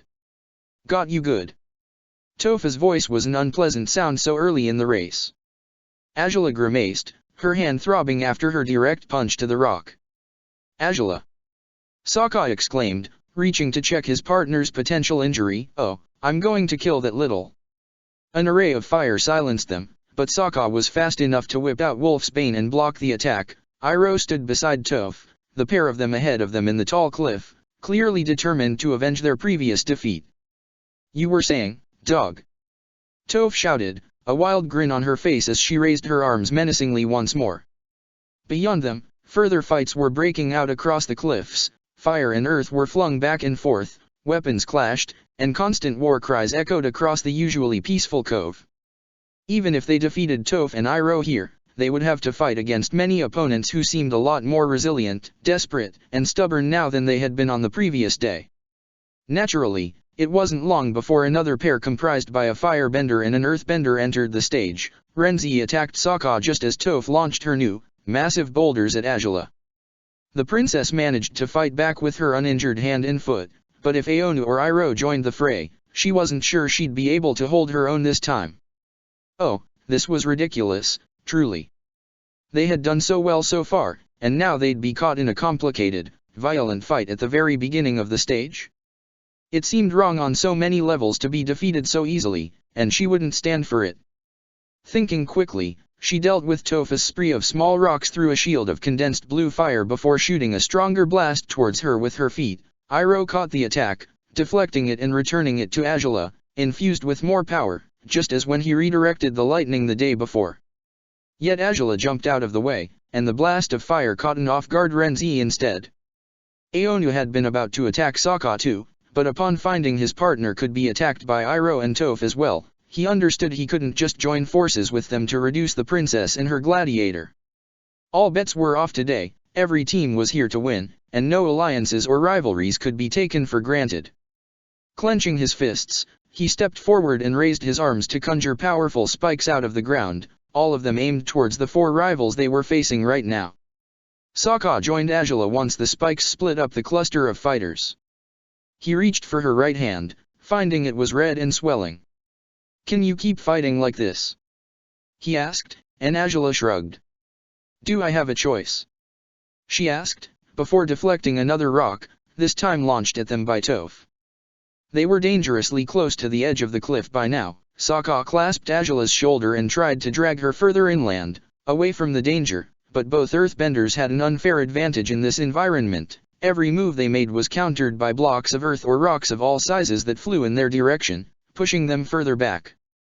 Sokka swatted many of them away with his club, and Azula took care of the rest through her bending, but it was the first time in the entire race they had been cornered, pinned down by their enemies so effectively and mercilessly. Okay, we need a plan," Sokka said as they crouched behind a raised chunk of earth, which fortunately shielded them from another flurry of rocks, this time accompanied by a shower of fire that the princess struggled to deflect. I have one. It's insane," Azula declared, glancing at him warily. What's that? Sokka asked. How good are you at diving? His jaw dropped as he completely lost focus on the fight they were immersed in. His face was a mask of unfathomable disbelief and confusion as he turned towards Azula, demanding further explanations without even speaking a word. They can try to give us chase, but Toph. I don't think she'll like swimming, even if she knew the first thing about how to do it, Azula said, with an awkward grin. Firebenders are at a disadvantage in water, so Iroh and Renzi aren't likely to give us chase, which leaves Aonu and he's not likely to follow us if Renzi doesn't, Sokka finished, moments before slamming a rock away with his club. Why you sure about this? I'm not sure about anything right now, but they're bound to push us off anyhow if we can't turn this fight around to our favor. Azula exclaimed, jumping back to her feet to attack Iroh this time. Sokka joined her, shattering the rock spikes around them only for new ones to take their place, and to do so even more dangerously than before. His armor was sturdy enough to shatter most the spikes that slammed into him, but if any were to catch his exposed skin, whether on his forearms or legs. They were fighting ferociously, and Azula even raised her injured hand to fight further, but the battle was skewed poorly against them. They were outnumbered, and for obvious reasons, without Sokka and Azula in the picture, either of the other teams would have a better chance at seizing victory in this stage, and the race as a whole. Sokka and Azula were the obvious obstacle towards that victory. Sokka glanced at his partner desperately, watching her struggle to bend back against the earthbenders. They were singling her out, likely because the firebenders in the scuffle knew their power would never compare to hers. Renzi continued to focus his attacks on Sokka, and Iroh merely slid in to attack whenever Toph faltered, or whenever Sokka breached through Renzi's flames. Azula was right, despite it pained Sokka to admit it, there was but one way out. He had no idea if it would work, if it would hurt like hell, but at least it was water down below. It was better than falling down a deadly, nearly vertical mountain slope as they had back when chasing the rough rhinos. He reached for her, a hand clasping her forearm as their eyes met. In just one heightened moment, Azula knew he was deferring to her. He had no better plan in mind just yet. So be it, then. With his hand touching her, Azula managed to craft a wide, thick shield of gold condensed fire. All attacks bounced back against it, and while they did, the princess and her gladiator turned around towards the cliff and, without further hesitation, jumped off the ledge and into the open air. What the? Toph exclaimed, sensing the jump even before the fire shield receded. You idiots, what are you doing? Her voice no longer reached them, though, holding onto each other's hand firmly, Sokka and Azula continued to plummet towards the water together. The gladiator gritted his teeth, wind slapping against his face violently, his hair tie threatening to fly off as they dove lower and lower still. But just as he was about to calculate the best position in which to enter the water, he felt Azula's left arm wrapping around his waist and then, a boost. A mighty, powerful boost that sent them forward instead of downwards. The heat along their feet alerted him that Azula was bending. A quick glance towards their legs revealed a massive cloud of blue fire in their wake, and Sokka gasped a soft laugh as he glanced at the princess with disbelief. She was doing it again, just as in their first stage victory. Hold on. Azula managed to say, as she straightened their course slightly. They hadn't quite averted a deadly crash into the water just yet. Sokka reached out to wrap his own arms around her body, flexing his legs around her fully straightened out ones, in hopes to keep all his limbs out of the way of her bending. The princess struggled to change directions, and the water continued to come closer and closer still. Their speed was only increasing, even if they were changing directions. She opened her mouth and screamed, and Sokka's eyes widened as he saw the powerful burst of fire pouring out of her throat, not unlike that which Iroh had unleashed on them the previous day. The flames clashed against the water, turning the closest of it to steam, and the new source of fire enabled the princess to reorient her trajectory properly at last. Sokka was gasping breathlessly as they rose above the waves. They were rocketing their way to the cove's shore, it seemed, and he could barely believe they were. By doing this, they would get ahead of Iroh, Toph, Aonu, and Renzi by miles, and chances were the two teams would be stuck fighting amongst themselves anyways, so the advantage they had wanted to obtain over Sokka and Azula would be lost easily.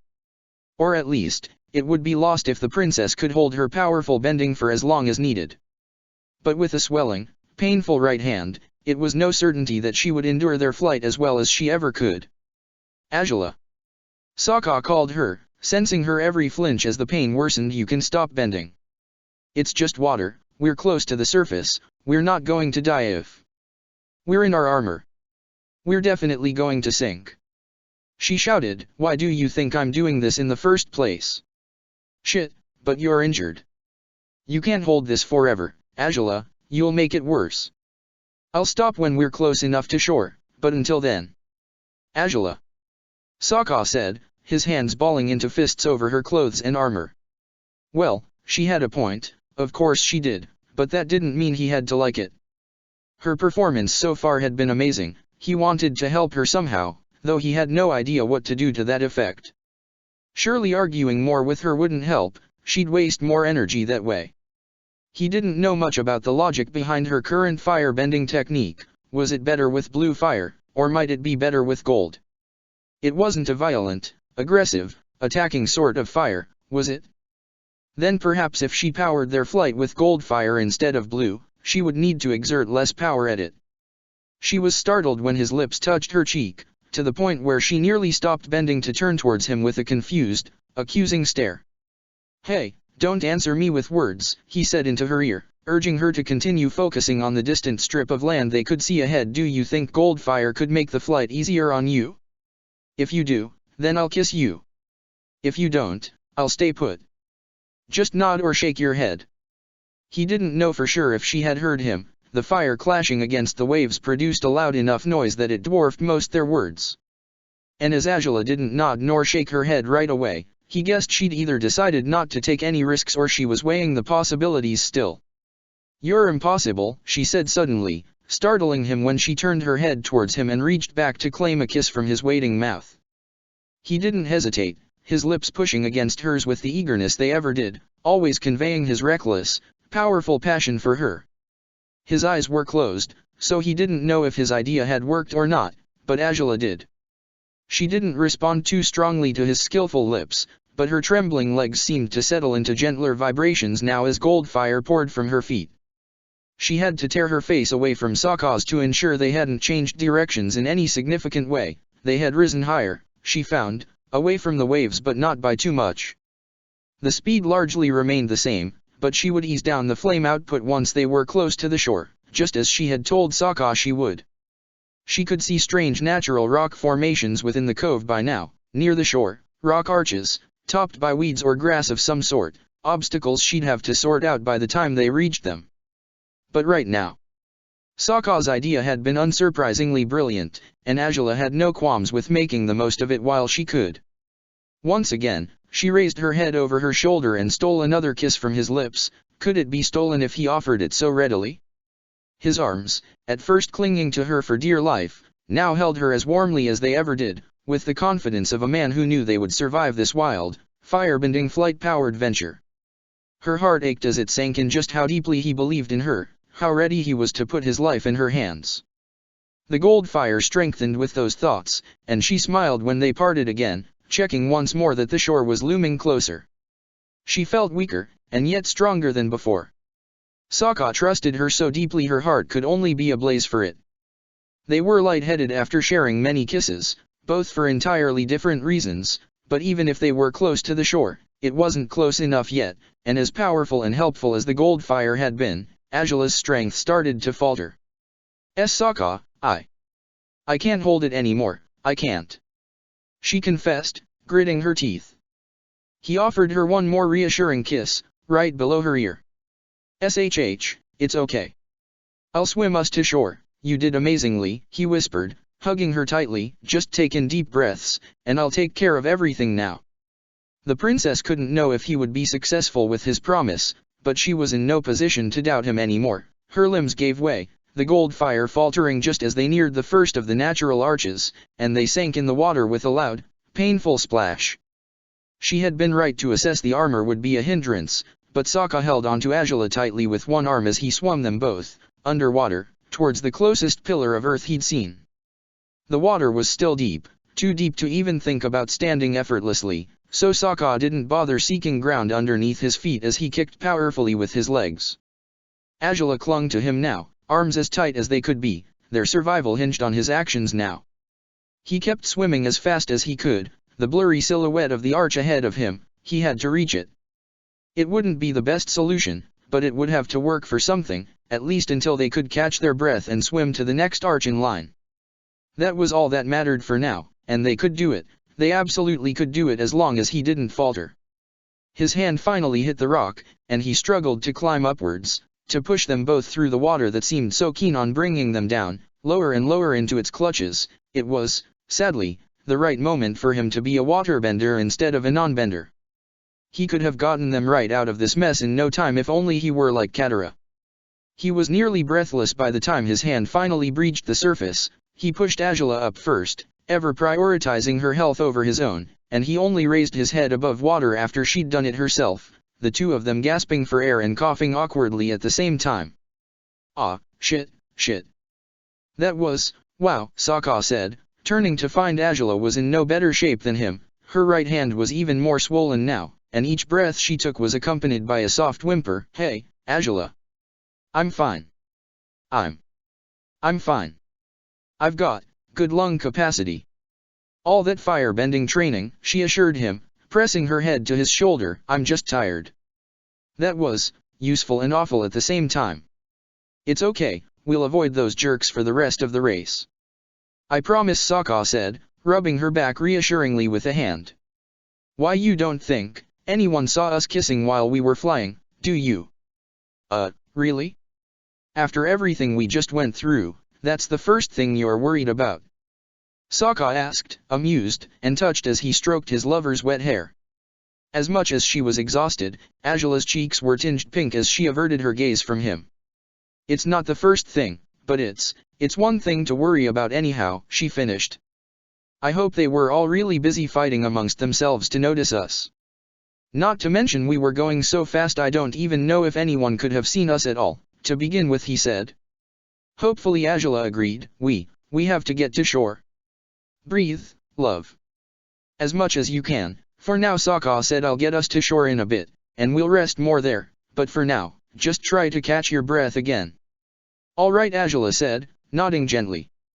Her hand throbbed, and she had no doubts her fierce bending had done more damage to it than Toph had, initially.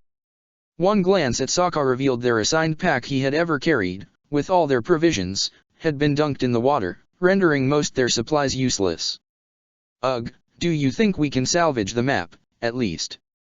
Angela asked, and Sokka grimaced. He had forgotten all about his bag until now. "Looks like everything's soaked." "Shit.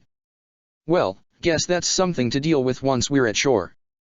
"That's just our luck," Sokka sighed, shaking his head. "Truthfully, I'd forgotten all about the pack until you brought it up. Maybe we'll find another apple tree, and another moose lion for you to become best friends with." Angela smiled, and Sokka laughed softly, his free hand caressing her hair.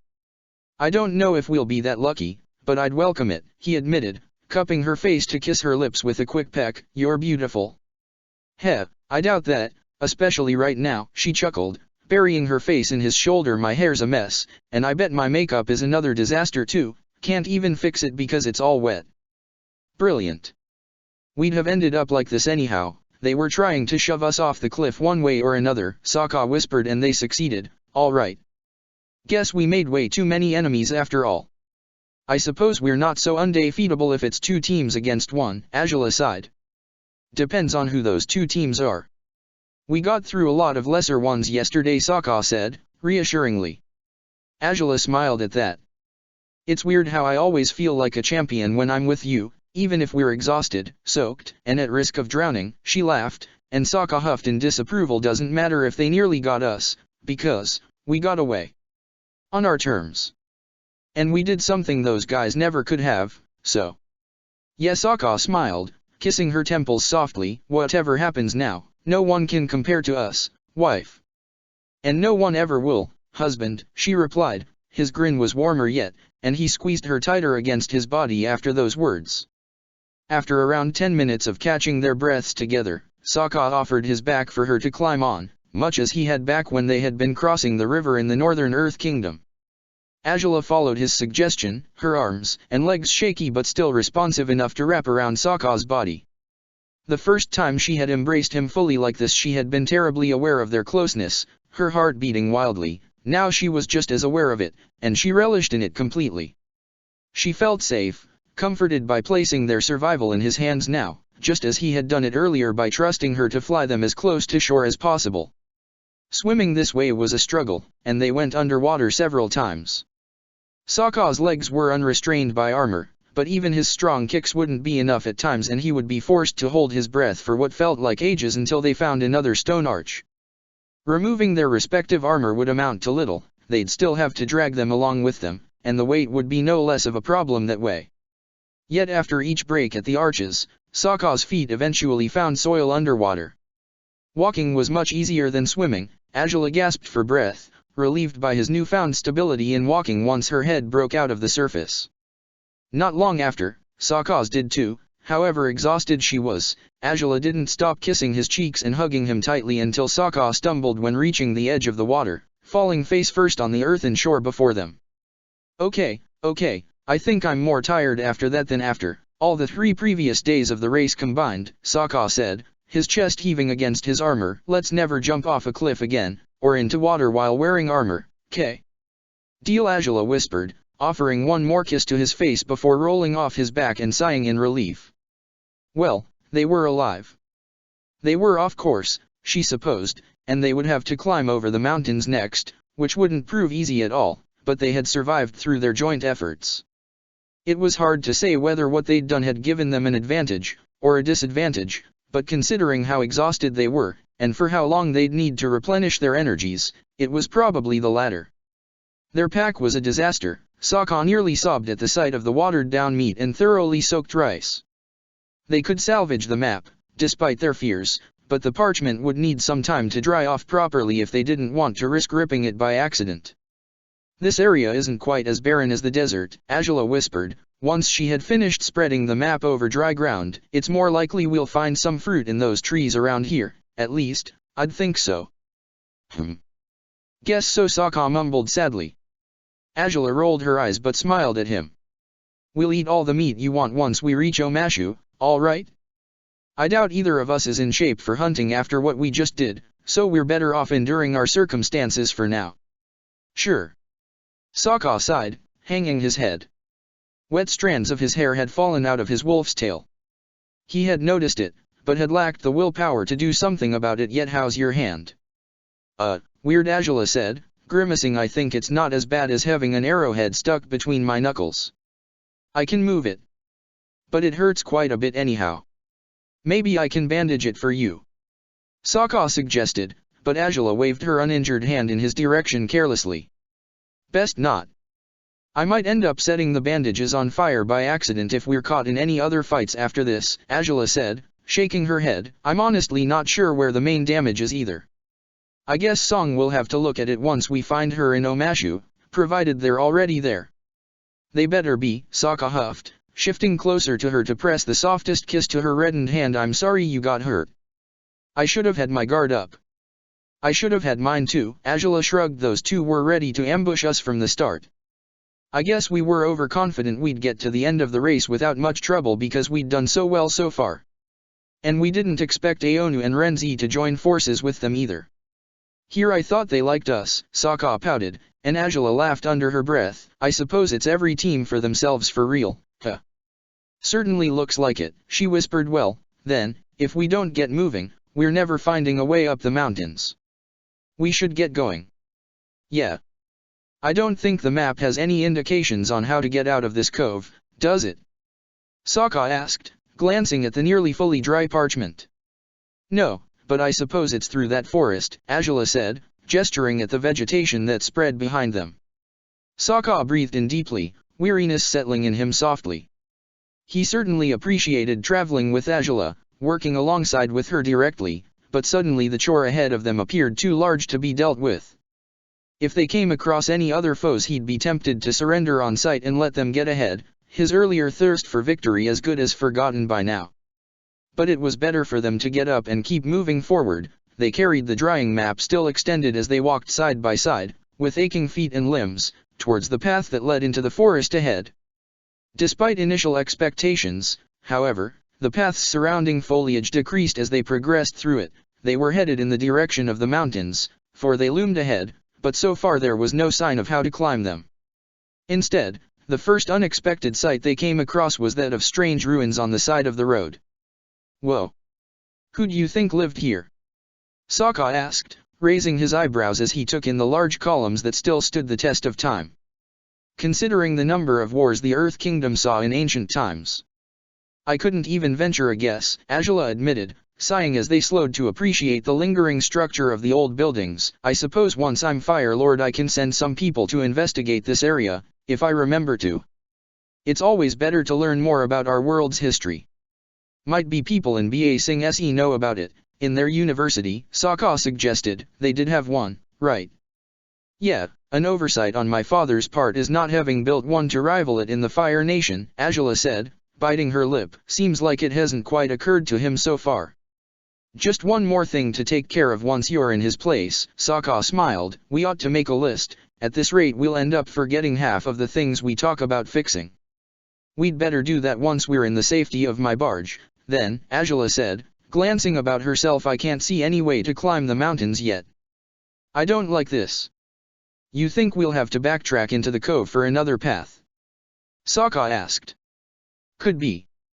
But as we are now, it's... Her words trailed off when she turned her head to her left. The path continued onwards in that direction, right into a gap between two mountainsides. Even at a distance, she could see the silhouettes of two people standing there, near what appeared to be a cave. Azula said, and Sokka stiffened immediately, following her gaze with his own. No. No caves, Azula, not if we can avoid it. He said, scrambling after her when the princess started walking purposefully towards it. It's not just the cave, look. She said, raising her uninjured hand towards the people Sokka had ignored so far. They didn't have to wait for them to turn around to identify them, even if they seemed to be covered in dirt. The pink clothes worn by the shorter member of the pair was unique to someone they both knew very well, which meant her companion could only be one person. Ty Lee and Haru. Oh, boy, please tell me they won't want revenge for leaving them behind yesterday. Sokka sighed, dropping his head as they walked more slowly now. I don't think either of us is in any condition to deal with her chi blocking, so we might as well ask for a truce if that happens. But I doubt they want to fight us any more than we do, Azula sighed. Their footsteps and voices reached Ty Lee and Haru by then. The non-bender had been clinging to Haru's arm so far, but she turned quickly upon sensing their approach. She had a couple of bandages on one arm, and Haru sported several bruises over his face. Whoa, you guys. Sokka gasped at the sight of them. Are you okay? What happened? Not a step closer. Ty Lee squealed, raising her hands in a defensive gesture that backfired, for the pain in her arm shot back through her and made her flinch. Ouch. Ty Lee, dear, don't. Haru whispered, pulling her closer into an embrace. If they mean us any harm, I'll just restrain them with the rocks around here or something. Don't worry. Okay. I'm just on edge, you know, after earlier. Ty Lee said, pouting as she dropped her head against Haru's chest. Guess you guys got caught in the middle of a bad fight too, Azula asked. Did they shove you down this way, or? Nah, we came this way willingly. Knowingly, rather, said Ty Lee, shrugging, but only after we got attacked by some really aggressive teams. It was awful. I don't know what got into everyone today, but even that guy you're friends with, Sokka, that knight of whatever, he punched Haru in the face. Guess the last stage has made some people frantic, Sokka sighed. Last chance to get a decent haul of points, so. Well, I don't know why they bother. It's obvious you two are going to, wait. What are you two doing down here instead of being up there fighting everyone else? Ty Lee asked, blinking blankly. Oh, don't tell me you guys have heard the song too and came here to check out if the tunnel was real. What? No. Sokka exclaimed, what are you talking about? Oh, a legendary song, I heard it on my travels with the circus. Ty Lee said, grinning to herself. But, if that's not it, how did you guys end up here? And, you look like you're drying up. Your hair's all messy, Azula. And yours too, Sokka. So, wait a minute, you two weren't. No, we weren't, Azula said, cuttingly. Sokka pouted. I'd rather that were the explanation. He mumbled. Me too, Frankly, Angela sighed, we got caught between Aonu, Renzi, my uncle, and Toph. They ganged up on us, we had no choice but to jump off the cliffs and into the water. I tried to fly us to safety but I wasn't in the best shape, so Sokka had to swim us to the shore, and that's what happened. Whoa. That sounds nasty. Here I thought you'd be the ones doing nasty things to other people in this stage, Ty Lee said, blinking blankly. We were caught off guard, I guess. I didn't expect everyone to be so cranky for the last stage, most people can't even catch up to us anymore, points-wise Sokka sighed. Ty Lee pouted, though. We can. She declared, if you guys finish last, and Haru and I finish first. Yeah, you do realize Toph and Iroh need to end up amongst the last ones too for that to work, right? Azula said, raising her eyebrows, as do Aonu and Renzi. And the Lightbearer and the Dark Rook and... Yeah, whatever. Haru and I are going to get ahead because we'll go through the Cave of Two Lovers and everything will be fine. The puzzled expressions on Azula and Sokka's faces spoke for themselves. Haru only laughed softly as Ty Lee's jaw dropped, indignant by their confusion. Don't tell me you two, of all people, have never heard of the legend. She said, shaking her head, that's absurd. Come on, Azula, surely you heard the song before. I have no idea what you're talking about, so however absurd it might be, it's the truth, Azula said, smiling dryly. Cave of Two Lovers. Sokka said, grimacing as he finally looked at the tunnel ahead properly. The opening in the mountain was sizable enough that Xin Long could have fit through it with ease. A strange, ancestral sensation clung to it, a feeling that the tunnel was in fact something quite extraordinary, and that couldn't have felt more foreboding for the stubborn blue wolf, no matter how classy the earthen plaque above the entrance announced that this was, indeed, called the Cave of Two Lovers. Yeah, I don't like it. Let's go around and find something else to. Sokka said, turning on his heels as Ty Lee gasped in outrage. You can't leave. Are you crazy? You don't even know the legend yet. Sokka, come on, you guys should be thrilled to be here. She said, smiling dreamily at the cave. It's the most romantic location in all the Earth Kingdom. Right. An old, dusty cave in the middle of nowhere. Guess the Earth Kingdom people have really weird ideas for romance, don't they? Sokka said, an eyebrow twitching. You just say that because you don't know the song. Ahem. Ty Lee cleared her throat theatrically, closing her eyes as she focused on her newest venture. Oh, crap. Now she's going to sing, Azula said, sighing and shaking her head as her friend swayed from side to side rhythmically, as though to mark the beat of the song. Two lovers. Forbidden from one another. Ty Lee began, and although her voice had better pitch than Sokka's, it wasn't quite the best singing voice there might be. Even so, Haru smiled and clapped along with the beat. A war divides their people, and a mountain divides them apart. Built a path to be together, and die. And die. Azula exclaimed, taken aback by the unexpected turn in the song. Sokka snorted. That sounds so very reassuring, yep. Oh, come on. That's just the first verse. Then the chorus goes. Secret tunnel. Through the mountains. Okay, I think I heard enough, Azula said, rubbing her forehead with her fingertips. Ty Lee pouted in frustration as Haru patted her shoulder. Don't worry, you can sing the rest of it to me while we're walking through the tunnel, Haru said, and Ty Lee's dreamy smile now was directed at her husband. You're seriously going through that thing? Azula asked, raising her eyebrows. How doesn't it bother you that these so-called lovers went in there to die?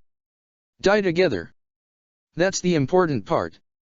Ty Lee said, smiling brightly.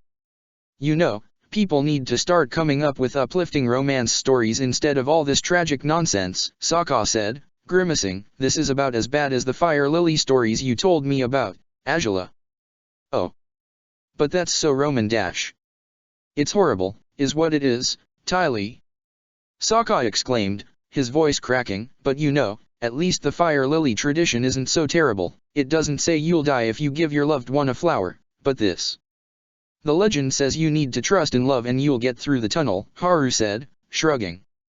Ty Lee grinned and hugged his arm tightly again. I heard about it a few times when I was younger, so. And you believe this too? For real? Angela asked, skeptical eyes studying both her friends. No wonder you got married, you're definitely perfect for each other. I know.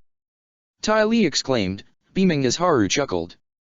See, I'm guessing you guys got beaten up a lot and decided to come here for a detour, or whatever, Sokka said, rubbing the bridge of his nose with his fingertips. But how exactly do you plan on reaching Omasha through this tunnel? That song doesn't say anything about that. That's because you wouldn't let me get to the next verse, you jerks. Ty Lee mumbled, turning her face into Haru's chest. Oh, so you really think this tunnel will get you all the way there? Sokka asked, raising an eyebrow. That's convenient. If it weren't a cave, I'd even consider going for it, but as it is one. Well, I can't see what's so bad about it being one. Pretty sure you have plenty of experience plunging into some kinds of secret tunnels, yourself. Ty Lee said, pointedly looking upwards. The indignant gasp from the princess revealed her teasing remark had landed perfectly. Ty Lee allowed herself a wicked smirk as she watched the color rise in Angela's face. Oh, the princess might make her cry in retaliation after that, but embarrassing her so thoroughly had been priceless. Well, believe it or not, I don't, Sokka said, hands on his hips. Angela's promised rant was frozen cold with his intervention. Guess you people have some stupid stereotypes about us Southerners, but that's not how things work with us. Oh? Is that so? Ty Lee asked, her amusement only growing. Then all the rumors are nonsense. You're no cave explorer, after all. Ugh, well, it's not like I've never done it before. Sokka huffed, gritting his teeth as Angela gave him a meaningful glare that he remained utterly impervious to. We did go into a cave before, me and Angela, when we got lost that one time, but I told her we shouldn't go further in for good reason, okay? But then she insisted we had to, and... Oh, my. That sounds like such an exciting story. Angela, you never told me about that. Ty Lee exclaimed, her face sporting the widest, cruelest grin Sokka had ever seen on it.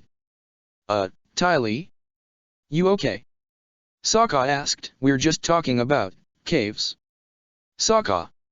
Angela said, her voice small as she covered her face with a hand.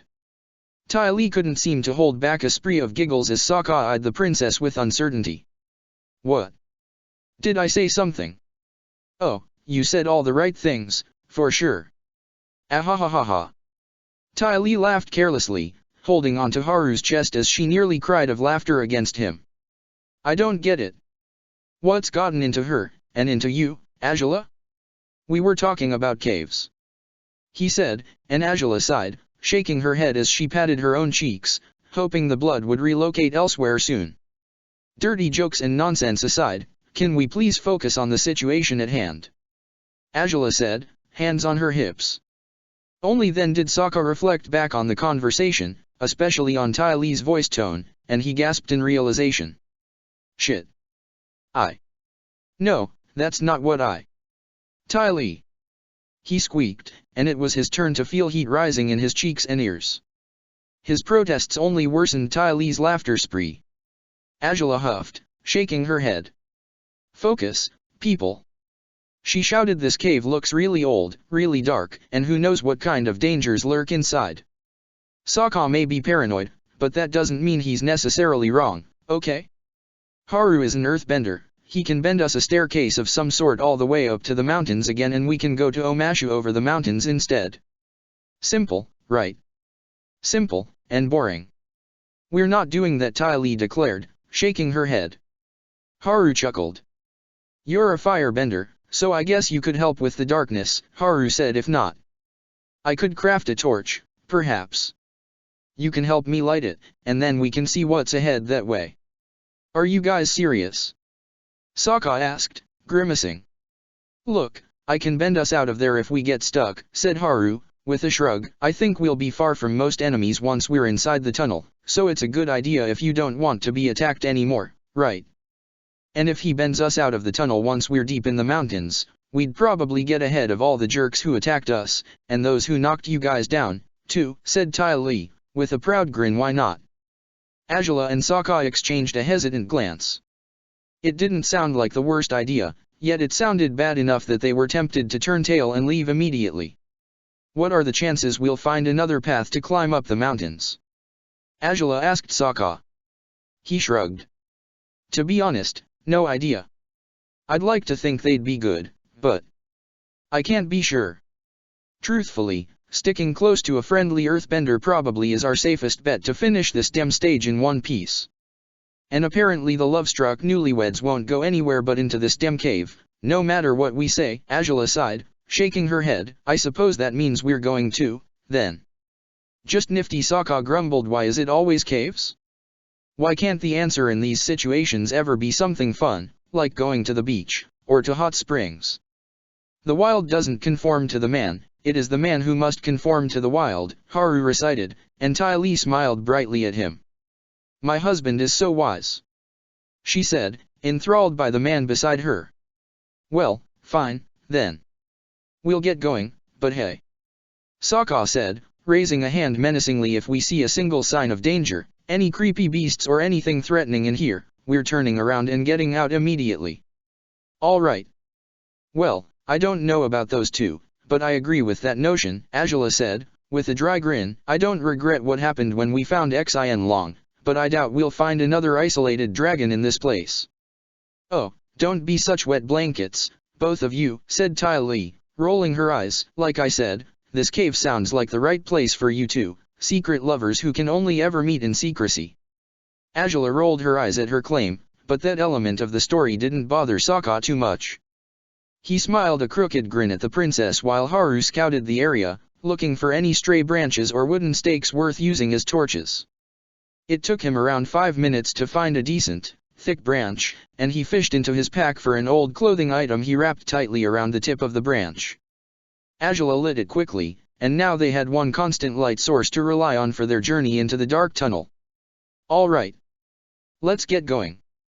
Ty Lee exclaimed excitedly, as she and Haru, with their glowing torch, entered the cave without further dallying. Guess we have no choice, Sokka sighed, scratching the back of his head. I know how much you hate caves, Azula whispered softly, reaching to take his hand. We'll be much more careful this time. I'll try not to resonate with any dragons on our way to Omashu. Heh, wouldn't be illegal for the race if we found another one and it got us out of there. Sokka smiled, taming newly met creatures isn't off limits, after all. Can't imagine what it might be like to have two trouble-making dragons, though. One is enough of a handful as it is. Azula smiled, yanking him towards the tunnel's entrance. Sokka sighed but followed her, unease creeping into him with each step they took. The tunnel's entrance was flanked by 3 statues on each side, but whatever they were meant to symbolize eluded both Azula and Sokka. By the time they had walked further into the darkness, the princess raised her right hand and a speck of blue fire appeared over her open palm. Hey! You shouldn't bend with that hand, Azula, you're wounded. Sokka pouted, but the princess shook her head. It doesn't hurt that badly if I'm not drawing a fist, she said. This is fine. You sure? I don't want you getting worse and then claiming otherwise just to play the tough girl who can't get hurt. Oh, please, like I'd be that irresponsible. Did you forget that time you got sick and shot lightning thrice while having a bad fever, princess? Oh now, that's not exactly. The sound of crumbling rocks halted their argument immediately. They weren't all that far into the cave yet, and the light of the entrance still reached them. But small rocks, seemingly, were crumbling down across it, going by the shadows they cast over the light source. Both Azula and Sokka turned around immediately, their joined hands separating abruptly.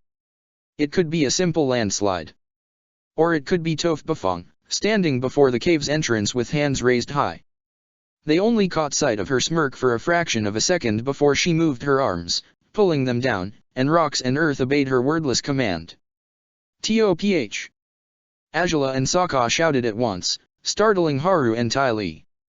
But it was too late. The rocks fell into place before Azula's fire could come closer, and there was no way she could break those rocks out with her bare fists, especially with an injured hand. Sokka drew out Space Sword and his club, slamming them hard on the rocks, but the slide only worsened, threatening to flood the cave further with earth. Fuck. Ah, damn it all, Toph Bafong, you piece of shit. You little devil, I'm going to skewer you when I get out of here. Sokka roared, fear rising inside him vertiginously. Trapped in a cave. Trapped, like Roan had been. The way out was cut off. What happened? Ty Lee asked, running back towards the entrance with Haru. Angela gritted her teeth, reaching to touch Sokka's shoulder with a hand as he trembled in fury. Toph. I guess this is her tantrum for yesterday, Angela growled, shaking her head. Should have known she wouldn't just lose and take it like a grown-up. Haru, can you open the way again? Sokka asked, his voice deep. Well, I probably could, but, didn't we agree it'd be more useful if I bend us out of the tunnel further into the mountains? Haru said, nervously. Sokka didn't respond, prompting Angela to clasp his arm and pull him towards her. The only light source right now was Haru's torch, for upon Toph's sudden attack, Angela had forsaken her own small flame. Sokka! Sokka, listen here. We'll be fine, she said, taking his face into her hands. Despite it all, his fears and anguish diminished when looking into Angela's eyes. Even in such dimly lit space, Haru can get us out somewhere else, hopefully someplace safer, away from Toph, so she can't screw us over anymore. So, breathe, and try to calm down, okay? Yeah. I'll try, he said, reaching to take her hands in his own. She flinched at the touch of his fingers against her knuckles, and he released it quickly. Sorry.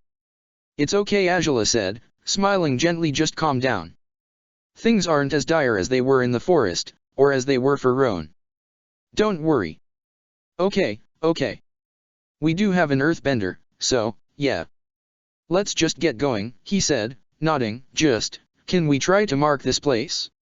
I don't know, maybe you guys can use the back of your map to draw another map. Ours can't really be scribbled on right now. Yeah, I'd do that, if I hadn't, lost our map at some point back in stage 2 or 3. Ty Lee said, with a guilty grin. Sokka's chagrin was only emphasized under the lighting of a single torch. You're kidding me, right? He asked, through gritted teeth, and Ty Lee squirmed away from his glare. How about we mark the location itself? Haru suggested. Leave something, a sign. The princess can scorch a wall or something, maybe. In this darkness, that's not much of a sign. Even under the torchlight it would be difficult to see a scorch mark, Angela said. Just then, Ty Lee jumped upright once again. Oh. I have an idea.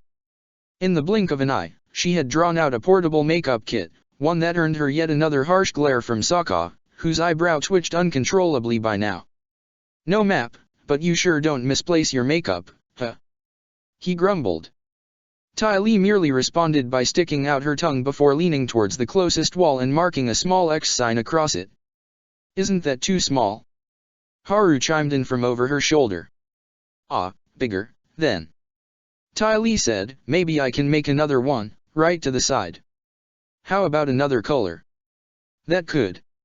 Excuse me. Angela called them, startling the pair. Are you going to give the wall a full makeover, by any chance? Well, we'll need to mark more walls as we progress through the tunnel. Save the rest of it for later, Angela said, sternly. Ty Lee pouted and nodded, putting her utensils away in the bag she shared with Haru. All right, then, you grumps, let's get going. Ty Lee said, clinging to Haru as the pair began their trek through the tunnel, their torch lighting the way. Angela sighed, raising her left hand and procuring fire for herself and Sokka with it. He was so tense and uneasy she wasn't quite sure what was the best way to approach him right now. Still, once she took a step forward, he followed closely, silently, as he glared at the walls frantically. I know you hate this, she finally said, offering Sokka a gentle caress with her free, painful hand, but at least we're not alone this time. As ridiculous as those two may be, Haru can get us out of here. Yeah, he'd better. Because I have no plans of spending the rest of my life stuck in a lousy cave like this one, Sokka grumbled, fuming. His words brought a smile to Angela's face. Sometimes it's uncanny how much you resemble Xin Long. She whispered, and he raised his eyebrows. He feels the same way about caves, as you must remember. Well, yeah, I know, and I sure don't blame him one bit. Caves are the worst, Sokka said, shaking his head. He spent so long cooped up in one without knowing there was a world beyond it. Just the idea of living that way is terrifying. You're lucky to live in our day and age. From what I know, it seems some of your ancestors might have. Yeah, they probably lived in caves, all that nonsense, Sokka huffed, pouting. I think Gran mentioned it once or twice. Believe me, I am very grateful that my people figured out other ways to live our lives. Can't imagine how unpleasant it'd be to live in a wretched cave. I suppose they mustn't have found it so bad, if it was the only way they knew how to exist. Azula shrugged. For that matter, mine apparently lived in wild jungles and probably in no shortage of caves as well, so we all come from similar roots, as far as I can tell. Huh, guess I'd never thought about that, Sokka mused, raising his eyebrows. Somehow, I never stopped to think about what the ancient civilizations of your people might be like. Well, the Sun Warriors' ruins do exist in an island near the Fire Nation, but I've never been there, Azula continued. Still, there's no way they simply came into existence and built a massive city immediately, right? Would be pretty unreasonable to expect as much. Might be unreasonable, but if I'd been stuck living in a cave, I'd have gladly spent my life building a massive city outside it instead. Sokka sighed, and Azula glanced at him with uncertainty. Sounds ambitious on your part.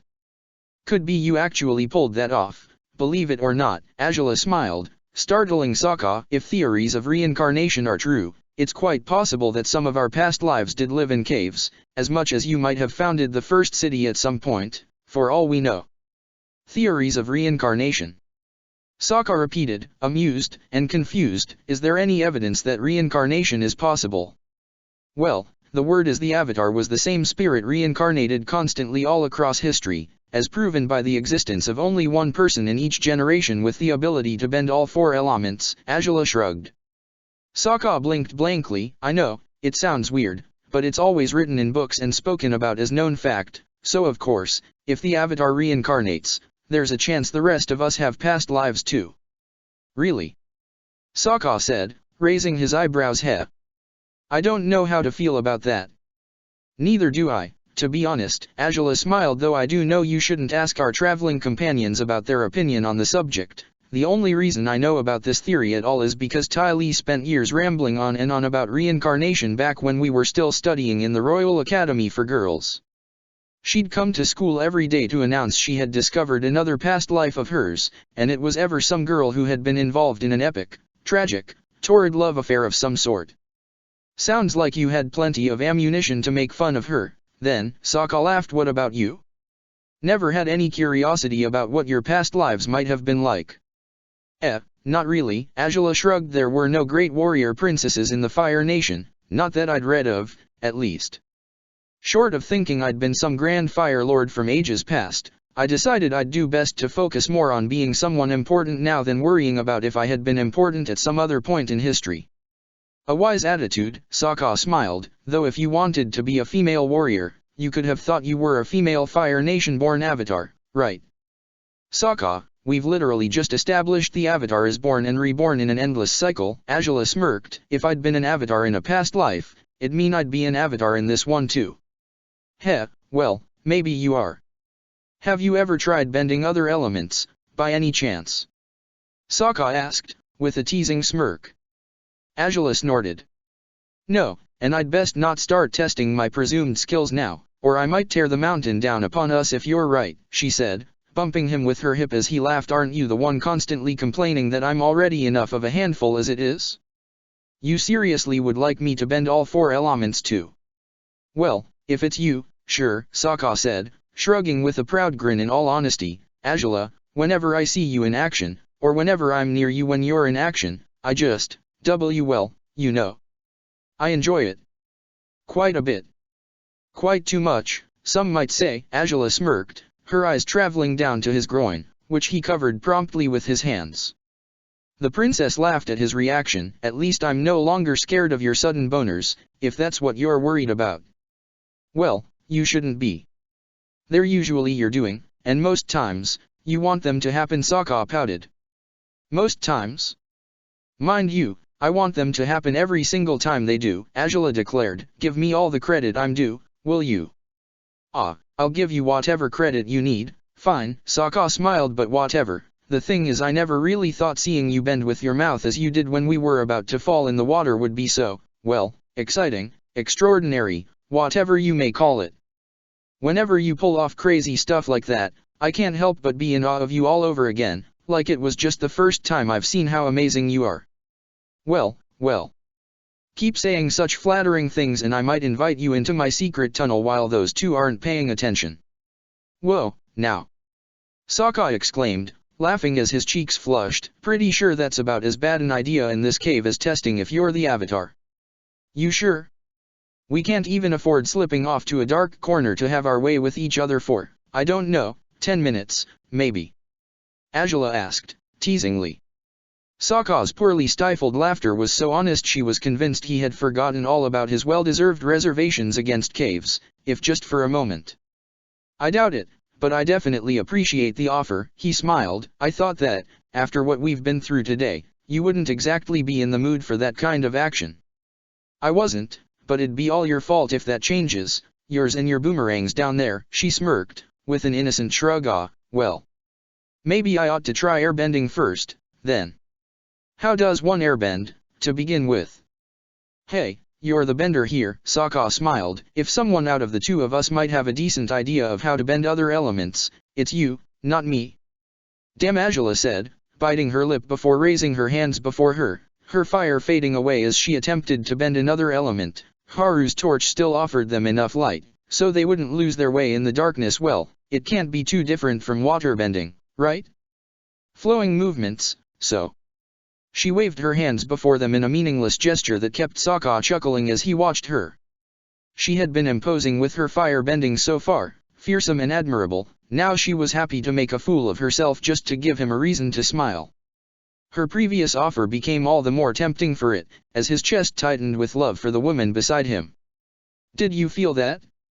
A mild current. I must be the Avatar after all. Azula announced proudly, after making a ridiculous flourish with a hand, and Sokka threw his head back with the strength of his laughter. Ty Lee and Haru had seen no harm in dragging Azula and Sokka into the tunnel with them at first, but they had certainly felt guilty enough after Topha's landslide had blocked the entrance. A glance over their shoulders now revealed, however, that the princess and her gladiator had returned to their playful banter, perhaps even a gentler form of it, as they both laughed together at Azula's failed attempts to airbend. Well, looks like they've cheered up all by themselves. That's good, Haru said, grinning at Ty Lee. Yeah, it's a good thing they always seem to fix each other so easily, even when we're the ones who caused them trouble, hee. She admitted, smiling awkwardly. I suppose Azula will want to have my head on a platter after we're out of here, though. If Sokka really hates caves that much and we got them stuck in here, she's definitely acting like that to appease him, don't you think? Possibly, said Haru, nodding sagely. Ty Lee sighed, grimacing. She's going to kick my ass. Now. If she tries, I'll defend you, Haru said, kissing the top of her head. Stop worrying so much, dear, and, hey. You can sing the rest of the secret tunnel song now. Maybe you can teach it to me, and we could sing it together. You want to sing with me? Ty Lee asked, eyes bright as Haru nodded promptly. It'll be lots of fun, he said, beaming. The chi blocker made no efforts to conceal her joy, leaping into her husband's arms and kissing him happily. She nearly knocked the torch off his hands with her actions, but Haru only responded with a cheerful laugh, an arm around her waist. Without wasting another moment, Ty Lee launched into song, with Haru humming beside her. Their friends noticed their singing before long, but Sokka nudged Azula to continue testing the boundaries of her apparent airbending skills, and she was quite happy to oblige, producing flames instead of gusts of wind. They walked through the tunnel for what seemed like hours, and whenever Azula called for it, Ty Lee would mark the walls to ensure they wouldn't lose their way within the cave. Eventually, Ty Lee decided she was too tired to keep going and they stopped for a light lunch. The food meant for Ty Lee and Haru would have to suffice for 4 people instead. Consider our sharing to be, a bit of an apology for dragging you guys into this mess. Ty Lee said, as she divided the provisions as fairly as she could, though in our defense, it was Toph who blocked the exit. When we get out of here, I'm seriously going to tear her a new one. Sokka said, snarling, and punching his hand menacingly. Or try to, at least, said Azula, with a sigh. I doubt she'll just let you wipe the floor with her, no matter how determined you are to do so. I suggest you save up all that wrath for the future. You'll have to fight her one-on-one eventually once more. Yeah, I will, if we get out of this cave, that is, Sokka said, with a sarcastic grin. Fair enough, said Azula, with a sigh. They were sitting cross-legged in a small circle, eating slowly even if their stomachs begged for more sustenance. The thought of their wasted food had brought Sokka back to a state of miserable melancholy. However little he ate right now would have to suffice, and he knew it. That's seriously all we have, so you can quit making that mopey face, Ty Lee pouted. Maybe we should look for edible mushrooms in here, or something. Doesn't look like there's much of anything alive down here. At least, I haven't seen any plants or critters so far, Sokka said, an eyebrow twitching. We'll just have to put up with it until we get out, which... Yeah, well, quit being so pessimistic. Trust in love and the way will reveal itself. Ty Lee declared proudly, prompting the blue wolf to look at her skeptically. I trust in love so much I literally dove off a cliff because of how much I trusted it, he said, with a dry grin. If that's the only requirement for getting out of this place, I'm pretty sure we should be out of here by now. Well. I guess that's true, but you know, you look all skeptical, so maybe the cave doesn't know you trust love that much, Ty Lee said, pouting. What, it wants some sort of demonstration? Sokka asked, staring at the dark ceiling. Guess we really will have to sneak off somewhere then, Azula. Let's make that plan B, shall we? Azula said, trying not to blush at speaking so casually about quick trysts in caves in front of a leering Ty Lee. As much as I trust in love too, I think I'd like to trust earthbending instead this time. Haru, Toph has always been able to see with, well, her earthbending, somehow. I don't really know how she does it, maybe you'd understand it better, but if you try to imitate what she does, maybe you'll be able to sense if we've made any progress at all. Oh, well, I know she uses her bending that way. I talked to her about it when we trained her for the slate, but she refused to teach me, Haru said, biting his lip. She said we were there to work on her non-earthbending skills, so I guess I'll have to try and figure it out through intuition. Well, it's worth a shot, at least, Azula said, shrugging. I highly doubt Toph is the only earthbender capable of connecting with Earth that way. Aren't you the only firebender capable of bending blue and gold fire? Ty Lee asked. Azula waved a hand dismissively in her direction. Just give it a shot, Haru. It's our best option to figure out where we are or if we're headed in the right direction. Haru shrugged before crawling away from the rest of the group. He started by placing a hand on the ground, and he certainly felt the pull, the response of Earth to his touch, but what else was he supposed to be looking for? He could expand his reach, perhaps, and sense a little more than what was immediately under his hand, but that was it. Maybe close your eyes. Sokka suggested. She's blind, might be you need to stop seeing with your eyes to figure out her seismic sense thing. Stop seeing with my eyes, huh? Haru repeated. He wasn't quite sure that would be the answer, but it was worth testing out regardless. He closed his eyes as requested and he focused once more. He still felt the earth exactly as he had before, and he was tempted to say as much, until a soft, rustling sound reached his ears. I heard something, he said. Yeah, I was changing positions, Sokka admitted, and Ty Lee shushed him dismissively. Oh. Huh, but I heard it pretty clearly, so that could mean something, Haru decided, frowning as he focused again. The silence in the cave wasn't particularly helpful. Most sounds he could hear he could locate easily amongst his friends, everything else seemed eerily silent. He bit his lower lip and dug a hand into the rock, wondering if exerting his power on it might reveal more about the tunnel. Hey, he said, a shaky smile tugging at the side of his mouth. I think it's a mix of hearing and bending.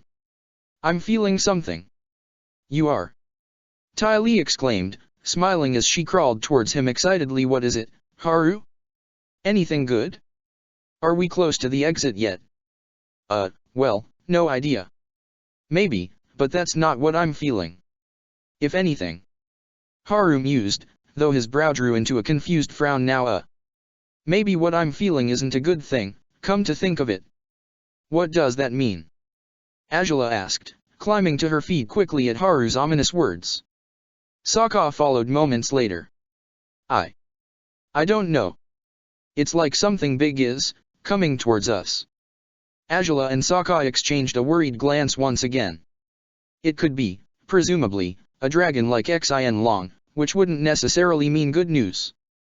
Territorial dragons could be dangerous, just as Agela's own partner had been when they had first met him. Guys, I think we should run. As soon as possible, Haru finished, eyes opening wide as he reached for his pack. Come on. Ty Lee joined him in collecting everything they'd used in their strange cave picnic. Meanwhile, Agela raised a plum of fire towards the dark tunnel before them, in the direction they had been headed into. Which way did you feel it, Haru? Agela asked. If it's this way we should probably turn around, try another fork down the path. I don't know. It didn't really come from somewhere, I think. Haru said, panic riddled in his eyes. I'm sorry I'm not more help, but this is the first time I try to use that weird seismic sensing thing and... So you have no idea where it came from, just that it's coming? Sokka asked, staring at Haru skeptically. It was coming this way, that's all I can say. Then maybe try again. Sokka suggested, raising his hands in an exasperated gesture. Sokka! Agela called him, and he breathed deeply, despite his tension didn't recede at all for it. I know, I'm sorry for pressuring you, Haru, but... Haru had obeyed Sokka's command, even if half-heartedly. Yet now he jumped back from the wall, mere seconds after placing his hand on it, and he leapt towards Ty Lee, who was holding their torch. Haru! Ty Lee exclaimed, struggling to hold onto the torch. Get back! It's in the wall. What? Agela exclaimed. By then, all of them felt it too, the earth underneath their feet, and all around them, was vibrating.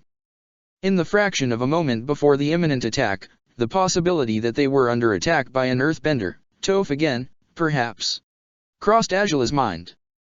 But all thoughts vanished when a massive, dark shape they couldn't make out with their limited source of lighting burst through the tunnel's wall, raining rocks and earth over them as it passed.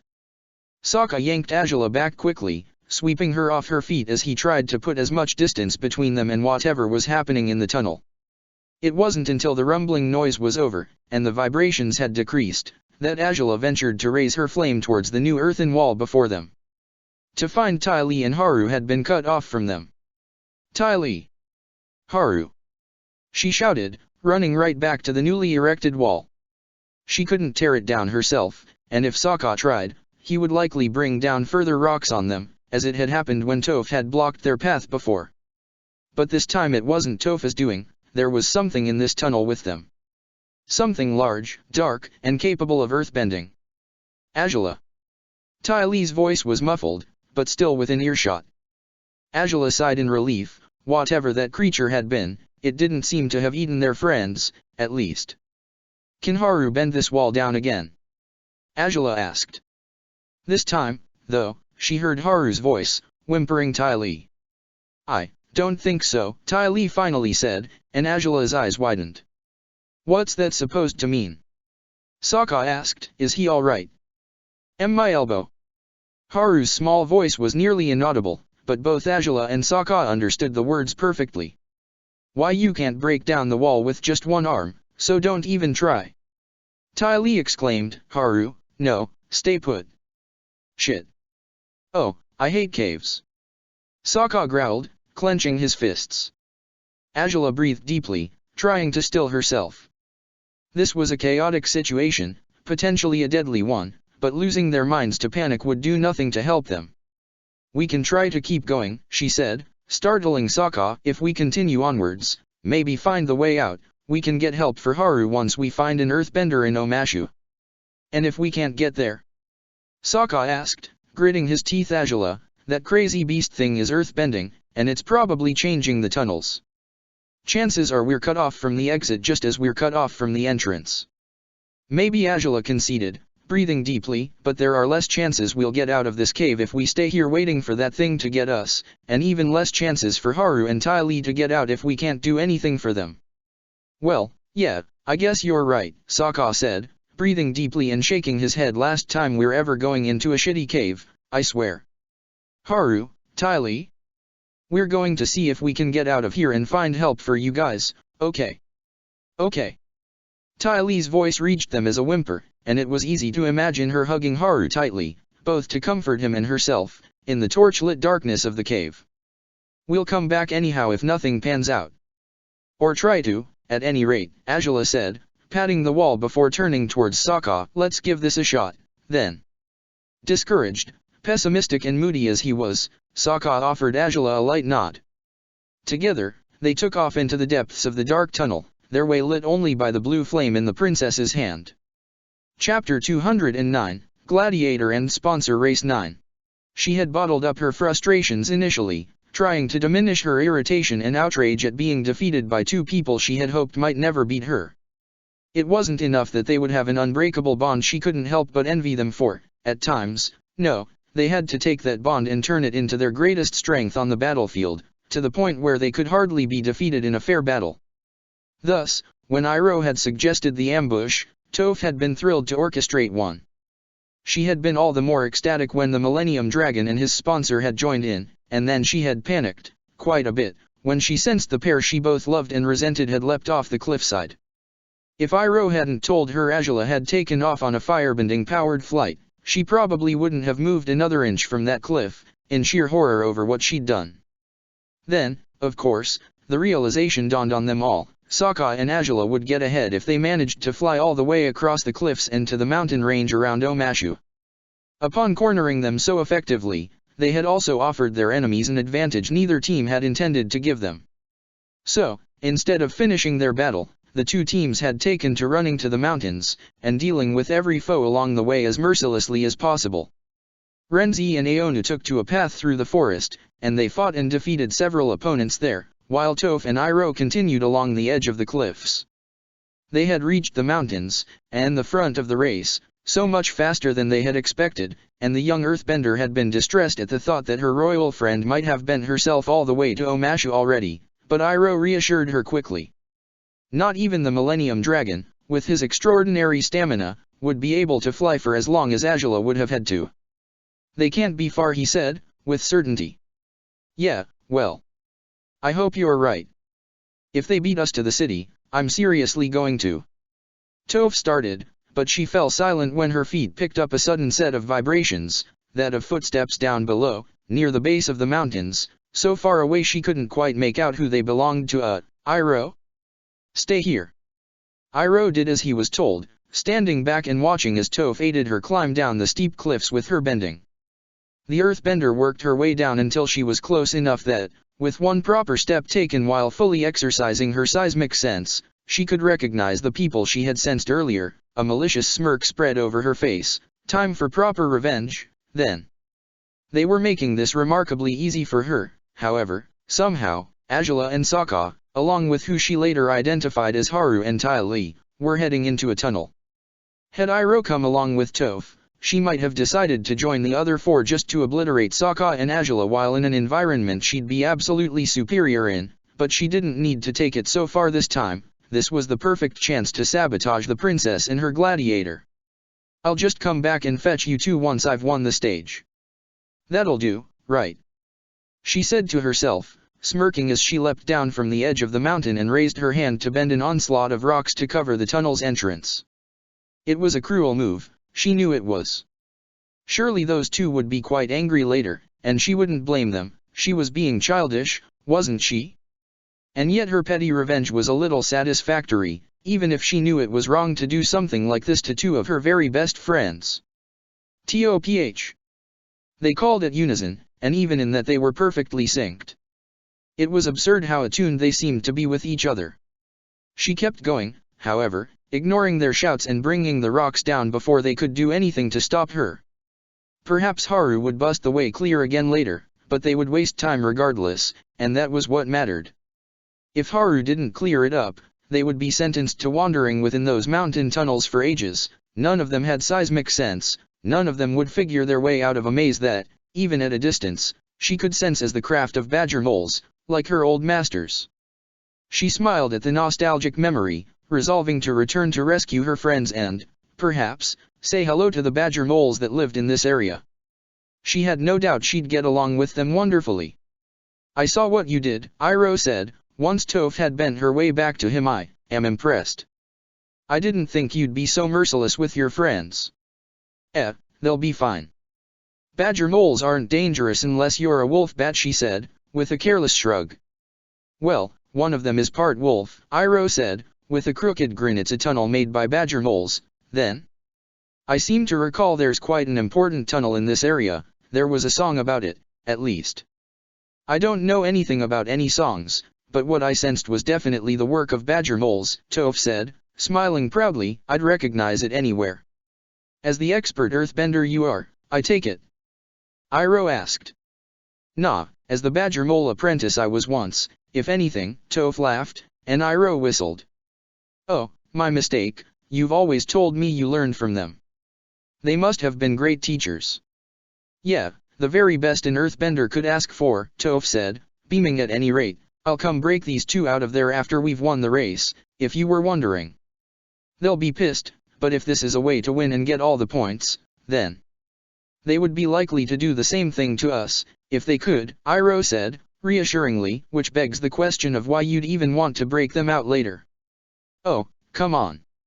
I'm being mean enough to them already, aren't I? Ahaha, I merely jest, Toph, really? Really? You'd better just jest. I don't want to kill my friends, not even if you don't like them, Toph said, huffing as she began to bend an easier path up the mountains. Now come on, the sooner we get to Omashu, the sooner I can get those two out and face their wrath. Ah, and you can tell me more about your friends the badger moles while we make our way through the mountains, right? Said Iroh, beaming as he followed Toph. That someone would want to hear about her old earthbending masters was enough to cheer up the young woman briefly, just in time before her guilt about closing in the tunnel's entrance gnawed away at her a little too persistently for comfort. The way to Omashu wouldn't be easy. Some teams would take advantage of the path Toph and Iroh would carve through the mountains, others would make their own, and many would seek to fight them as they traversed the many tall peaks on their way to the big city. But they would fight back, and carry on climbing each mountain resiliently until the largest of prizes was written to their name. Deep underground, the mood was decidedly not quite as cheerful as above. Ty Lee sighed beside Haru, stroking his wounded arm gently. She had wrapped his elbow carefully with the only bandage left in their pack, but she didn't think that would be enough for Haru to be back in shape, not when his dislocated elbow needed to be tended to. Even so, he remained as optimistic as possible, often smiling kindly at her and thanking her for her support with kisses to her cheek. They're going to take a while, aren't they? Ty Lee said. Say. I know you said I shouldn't, but I really could try to bend the way through with my other hand, Haru suggested, and Ty Lee shook her head vigorously. Then we really will just wait here. The tunnels might change again, so maybe we'll be cut off from them anyhow. Ty Lee admitted, throwing her arms around Haru's waist. But I don't want to risk it. I'd rather stay here with you, or, There was a fork earlier, wasn't there? Just before we chose to come this way, to take a break. You want to see what's back there? If it's not cut off, maybe? We'll come right back afterwards. Ty Lee said, lips pursed with determination. Haru chuckled. Hopefully we'll find the exit, or any exit, that way, he said, and he allowed Ty Lee to help him to his feet, her free hand holding their makeshift torch still. It hadn't gone out, miraculously, despite the chaos that had arisen when the new tunnel wall had been erected between them and their friends. It was just a quick detour, for a moment. They'd be back soon, much sooner than Azula and Sokka would be, for sure. Who knew how far into the tunnel those two would be by now, after all? I haven't felt any more vibrations. Sokka said, casting wary glances around himself as he walked beside Azula. So I guess that big nasty beast isn't chasing us, huh? It must have been a badger mole, come to think of it. Azula mused. Sokka frowned at her assessment. Badger moles? Didn't Toph say something about being taught to earthbend by those things, when she escaped her house? He asked. Azula shrugged. Well, they're blind and they earthbend. She'd certainly understand them perfectly, Azula said. I don't remember if they'd be willing to eat humans, however, so the sooner we get out of here, the better. We've been walking for ages, feels like, and there's no sign of the exit yet, Sokka sighed, shaking his head. Maybe Ty Lee and Haru are closer to it than we are by now. Not impossible, but we'll keep going regardless, Azula said. What else can we do, at this point? Tell Xian Long to come, beat up those badger moles and get us out of here. Sokka said, with a sad grin. Angela snorted. He's not our one-way ticket out of every predicament, you know? As far as I can sense, he's not too far away, but it'd still take him around half a day to reach us, at his best speed, and that's without considering the likelihood that he'll get lost in this maze of tunnels just as we are. Might as well keep going instead, right? I suppose, Sokka pouted, hanging his head in defeat. The tunnel they traversed at the moment was curved slightly, and once again, it split in two possible paths. Sokka groaned, rolling his eyes at the sight. They had chosen the left side of every fork so far, hoping they might go around in a circle and find their friends again. They hadn't had any luck yet, though. Do we keep going left, or do we go right instead? Sokka asked, glancing at Angela with exasperated uncertainty. But the princess ignored her grumpy companion as she raised her left hand higher, powering her fire further so she could shed more light on the tunnel, to find 3 statues lining each side of a large, round doorway. Sokka! Angela exclaimed, and she heard him gasp in relief behind her. A way out. It's got to be a way out. Oh, shit, Angela, I can't believe it. Oh, I love you, he said, smiling as he wrapped her into a quick embrace. Is that what the whole trust and love nonsense meant? Trust the love of your life will make the right decisions to get you out of this hellhole. Maybe, Angela smiled, cupping his chin with a hand before kissing his lips softly. Come on. Let's make sure it's really an exit first. If we're close to the city we can go get help for those 2, if we're not, maybe we ought to go right back and dig them out of the tunnels so they can come with us. Sounds like a plan, Sokka said, smiling warmly at her. While Angela certainly didn't blame him for being so frustrated earlier, it was quite wonderful to see him back to his more cheerful, easygoing self. They approached the large, round door, with smiles that waned once they reached it. There was no handle. This was meant to be a bending-powered door, but Sokka cared little for subtleties of the sort right now. You know what? If the door won't budge the good way, we're doing it the bad way, he announced, drawing space sword and stabbing the wall violently with it. Angela watched him work, offering her fire's light as he did away with chunks of earth, bit by bit. While she could have simply been enthralled by her manly lover and his displays of strength, she frowned upon noticing that no light was seeping through the hole Sokka was carving into the earth, no matter how much wider he made it. Ugh, okay, I'm not sure this is what we think it is. Sokka said, gritting his teeth as he drew back his sword and kicked the newly broken wall. The remaining circular door fell off its rightful place after Sokka's kick, with most its base removed. Angela stepped closer to Sokka, bracing herself against the cloud of dust that rose after the wheel of earth had fallen away, only to find they had broken their way into a closed, old room with stale air and more statues within it. And what on earth is this now? Sokka said, entering the room right behind Angela.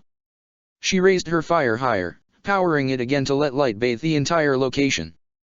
Both their bodies trembled with an unexpected shiver at the sight of what appeared to be 2 long coffins propped side by side on a circular platform. A tomb. Angela said, and Sokka flinched. It's not for people who can't get out of this wretched place, right? He said, shit, why is it caves only get creepier every time I come anywhere near one? I don't think it's for multiple people, Angela said, reaching for Sokka with her wounded hand. See down there? That's 2 coffins only. Just 2 people. Huh. Sokka said, blinking blankly. Well, wait a minute, 2 people? This is the cave of 2 lovers, isn't it? Which means those are the lovers' tombs. Angela said, eyes wide. Then, they did die? That part of the legend was true. Well, as long as it wasn't the badger moles that killed them and put them in this tomb, I guess we'd be okay, Sokka said, grimacing. Didn't Ty Lee say something about the second verse of her weird song having something to do about Omashu, though? If they're real, do you think maybe that part of the song is accurate too?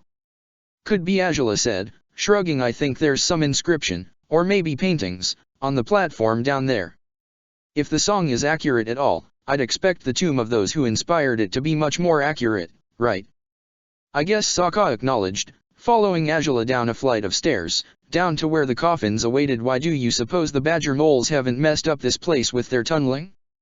From the looks of it, it doesn't appear like anyone's been here in a while. Definitely doesn't look like it's been torn up by badger moles before, Angela nodded, appreciating the smooth walls and the many crafts of earthbending across them. As they walked towards the circular platform, who knows? Maybe they don't like breaking something that was bent by humans.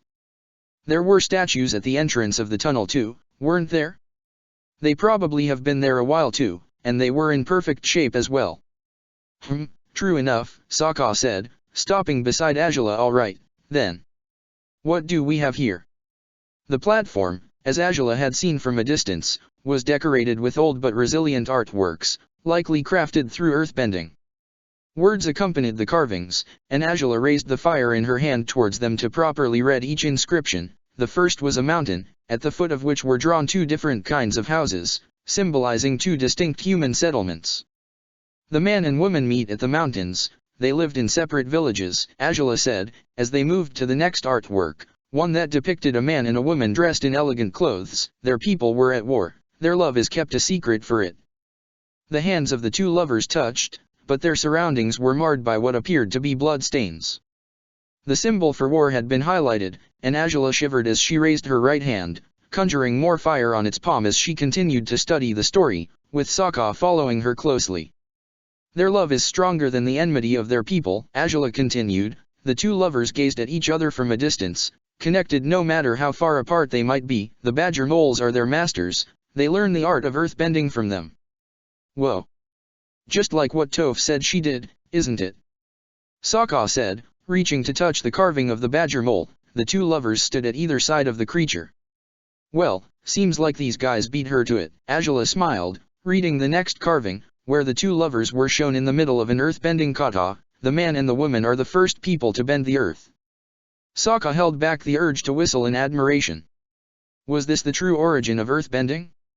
He didn't know for sure. It might just be a legend like many of its kind, but he wasn't merely hearing a campsite story this time, or reading about strange myths in a book. He was standing inside the tomb that apparently belonged to the two people from the legend.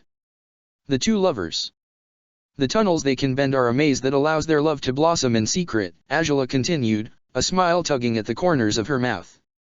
How she'd hate to admit Ty Lee was right, yet the more she read about the story, the more it resounded deeply within her heart. Any who follow them into the tunnels risk losing their way, so their love is safe from prying eyes.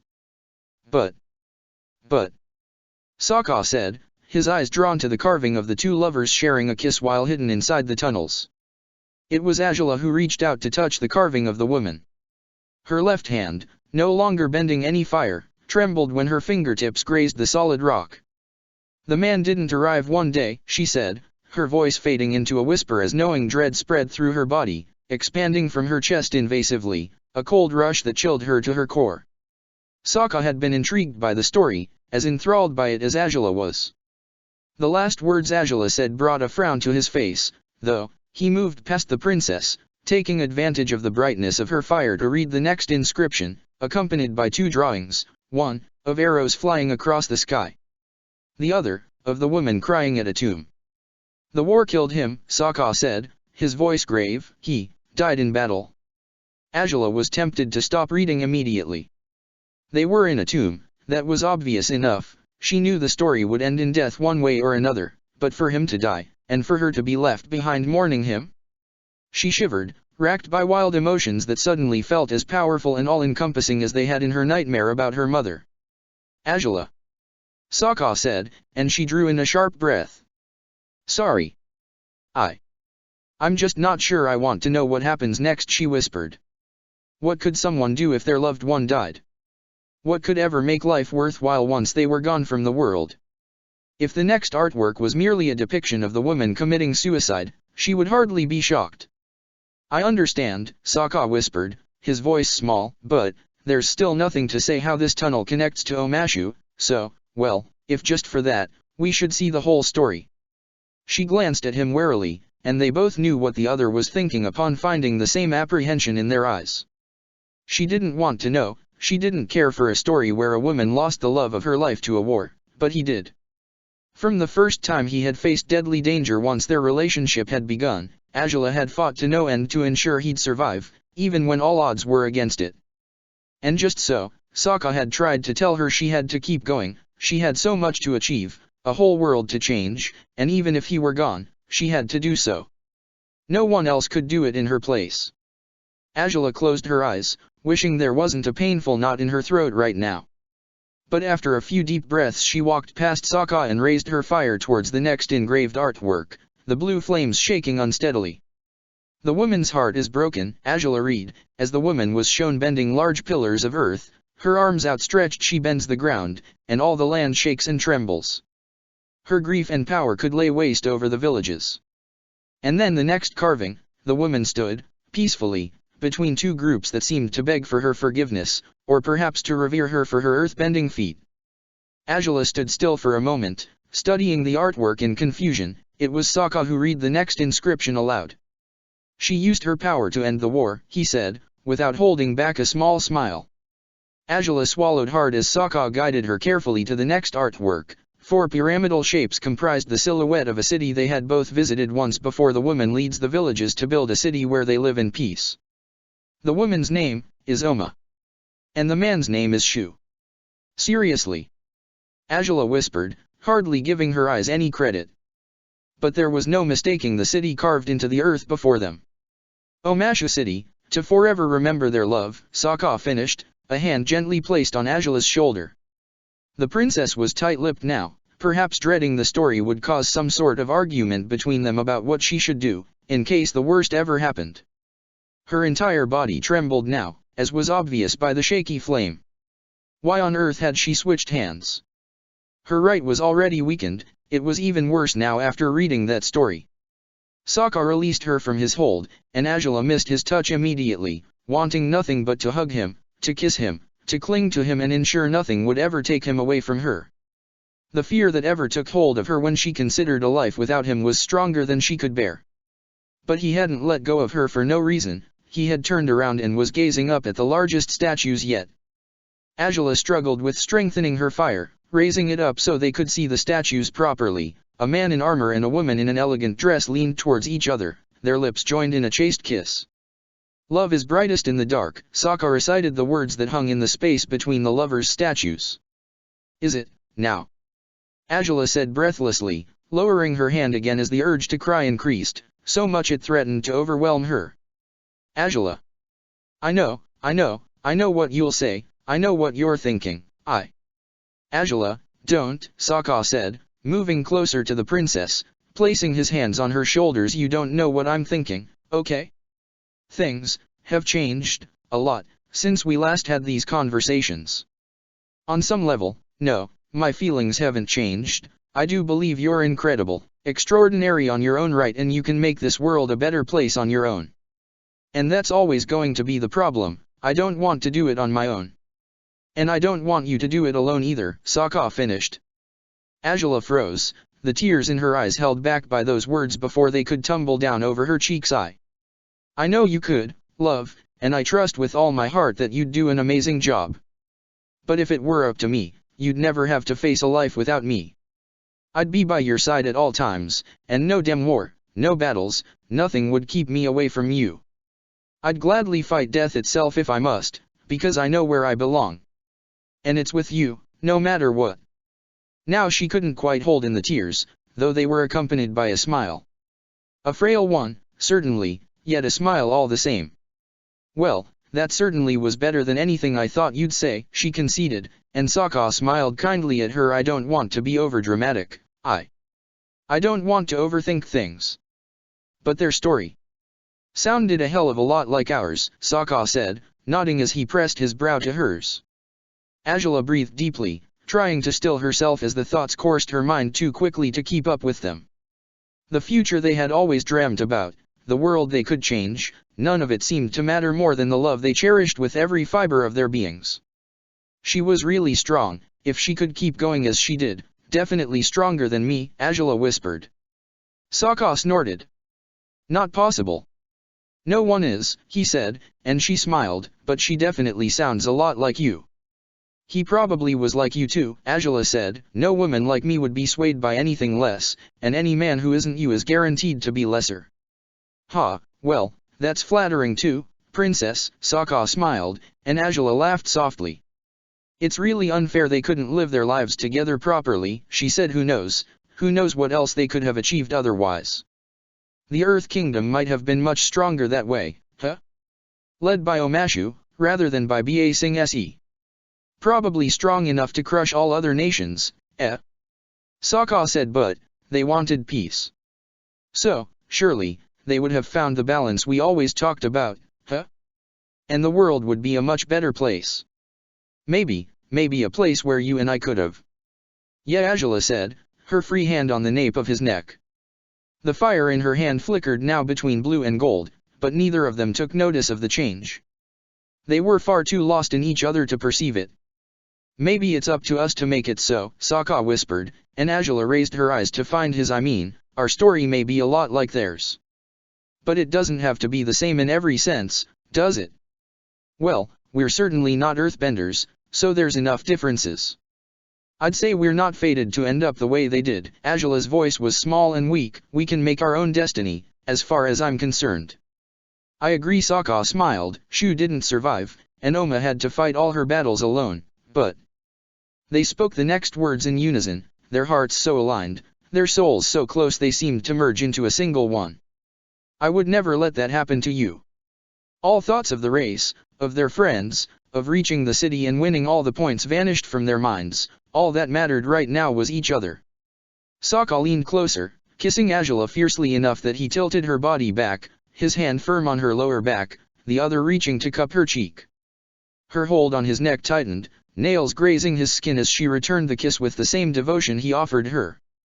Her right hand moved over his shoulder, and if her eyes had been open she would have seen the flame's color shift from blue to gold, but the fire vanished quickly enough, forsaken and forgotten, as she wrapped her arm tightly around his neck, albeit to continue cherishing their love, caught in a desperate whirlwind of emotions as they were. The deep, desperate kiss was a balm for their souls, appeasing the pain and fears brought to mind by the myriad of possibilities that spread ahead in their future. Their relationship faced countless obstacles, and they had skirted many dangers in it so far, as complicated as they had been. But there was no telling if the future meant to bring them to the same untimely, tragic conclusion Oma and Shu had faced when they had been forced apart by a deadly war. Yet their love had endured. A city existed in their honor, a song was sung by countless people from different cultures, shared throughout history. Maybe their full story wasn't known, but their impact on the world was everlasting.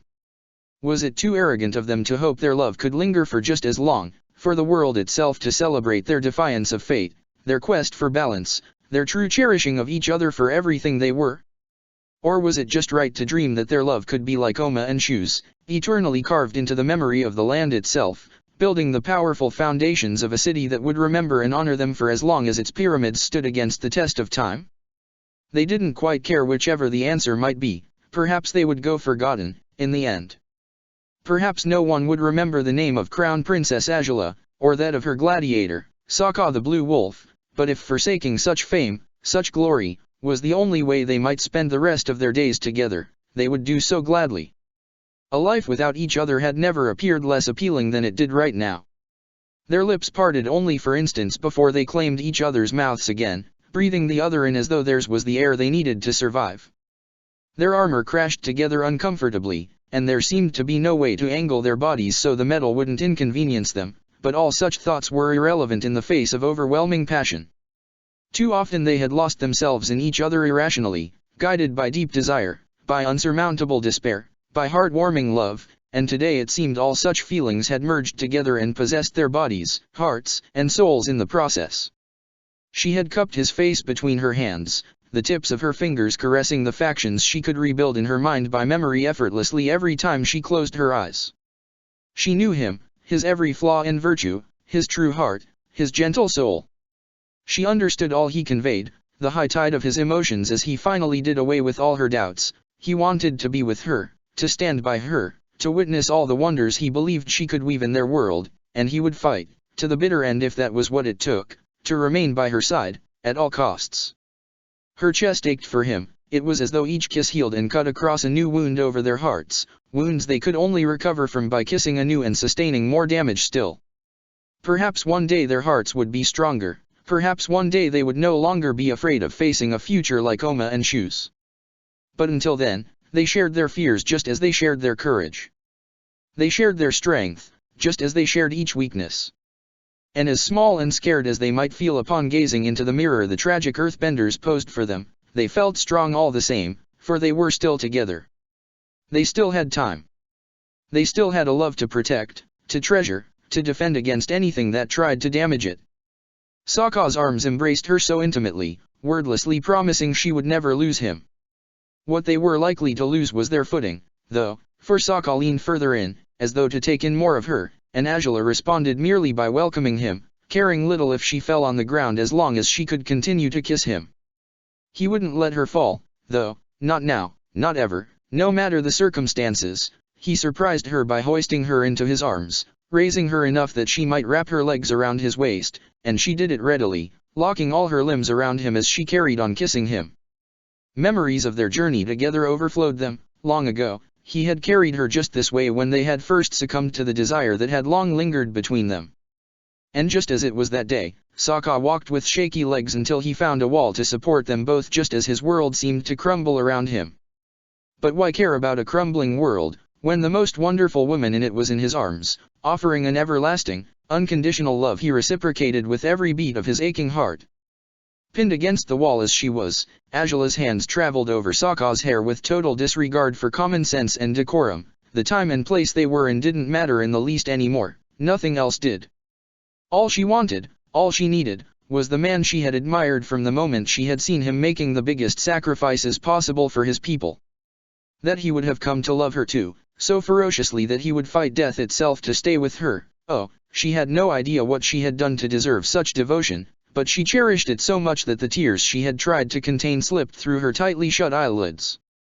It wasn't until she sobbed that he realized she had surrendered to her overwhelming emotions. He only withdrew from her lips to kiss the tears away, and that as well brought memories she couldn't help but smile for. How he had cared for her, how he had constantly looked after her, ever since their love had begun to blossom for good. He had stopped at nothing to ensure she would be safe and happy, and with each of his actions, even if not with words for a long time, he had showed her he loved her. She had been so insecure, so stubborn, she had failed to understand it for a long time, but after many years of walking the same path with him, their hands ever linked, she could turn to see the distance they had crossed already, and pride filled her soul as she marveled at the long journey they had shared. If they could have their way, it would continue to be a longer journey still. Azula.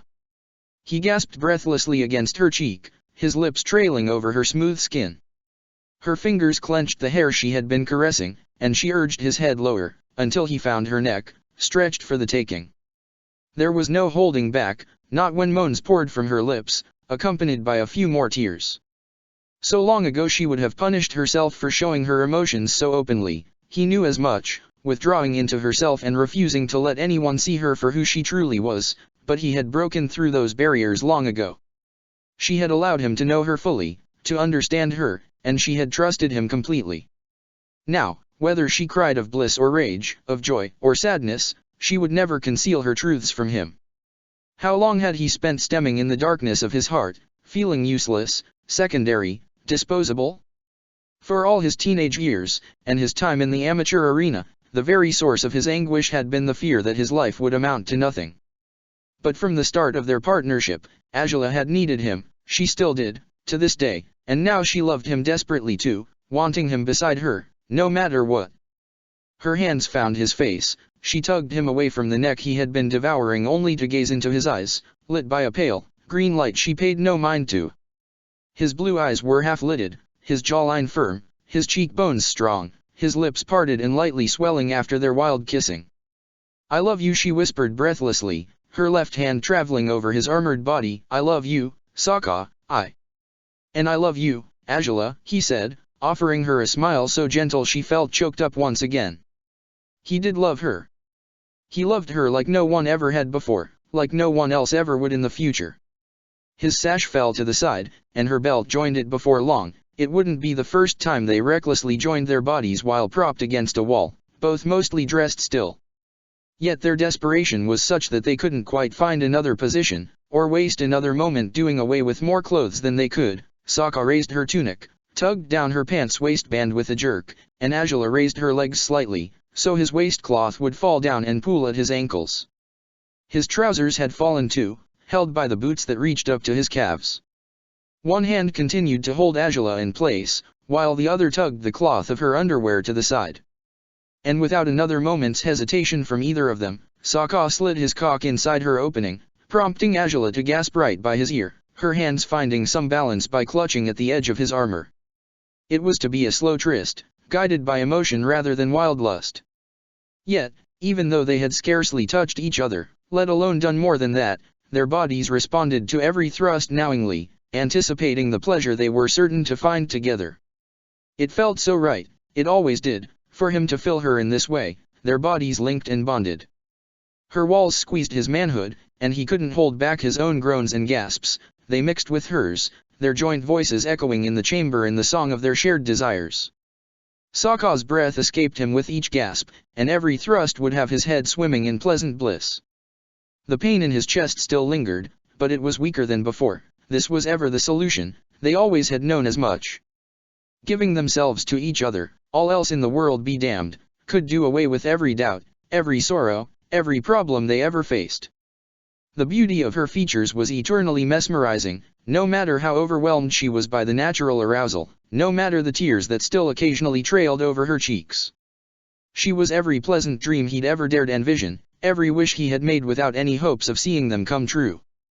He could have admired her beauty for hours, but he decided to lean in again instead. How he longed for each kiss, how he craved the feeling of her perfectly shaped lips, how he needed the flutter of her tongue against his, ever daring and eager, just as it had been the first time they had dared kiss at all.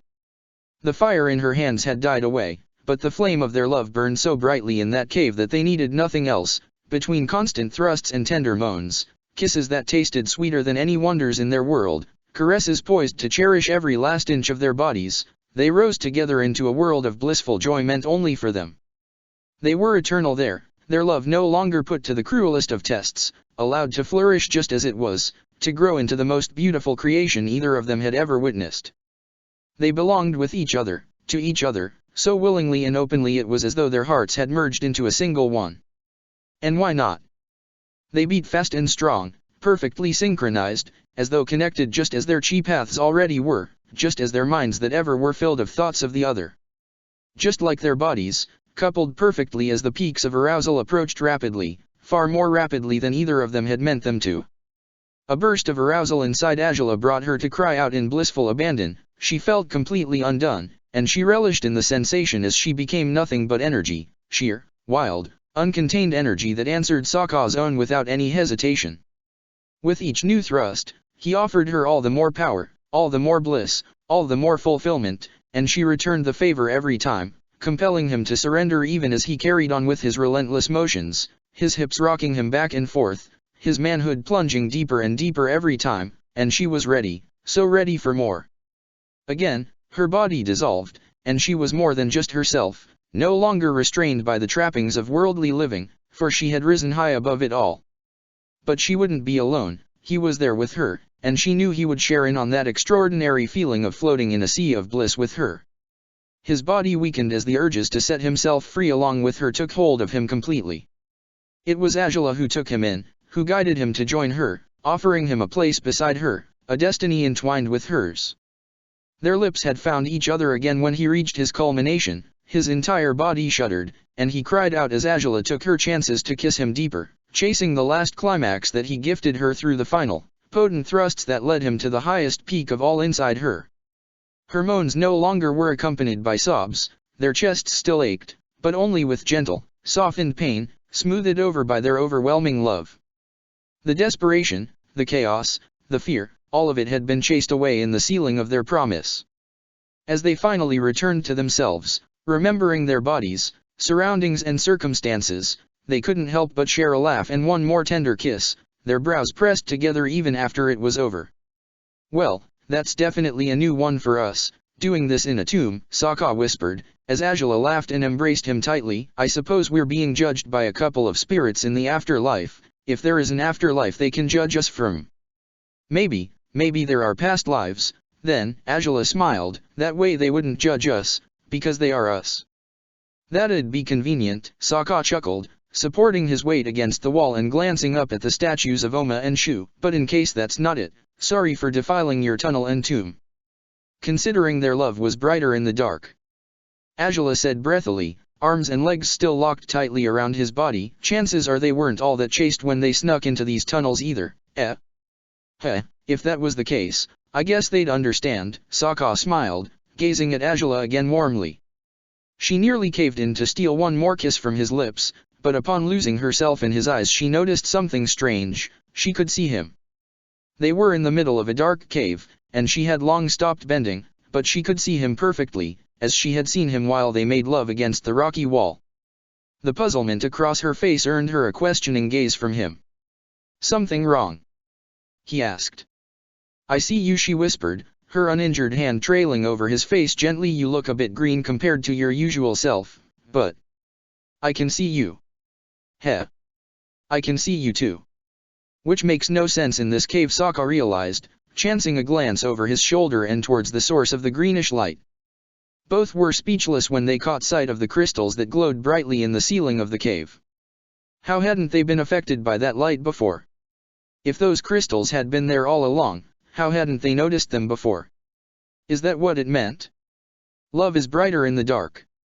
Sokka asked, blinking blankly. Their bodies remained joined, sending gentle shivers of pleasure under their skin whenever they moved too much. But Angela didn't wait for Sokka to set her down before raising her hand and conjuring a small plum of gold fire. Immediately, the green lights above vanished.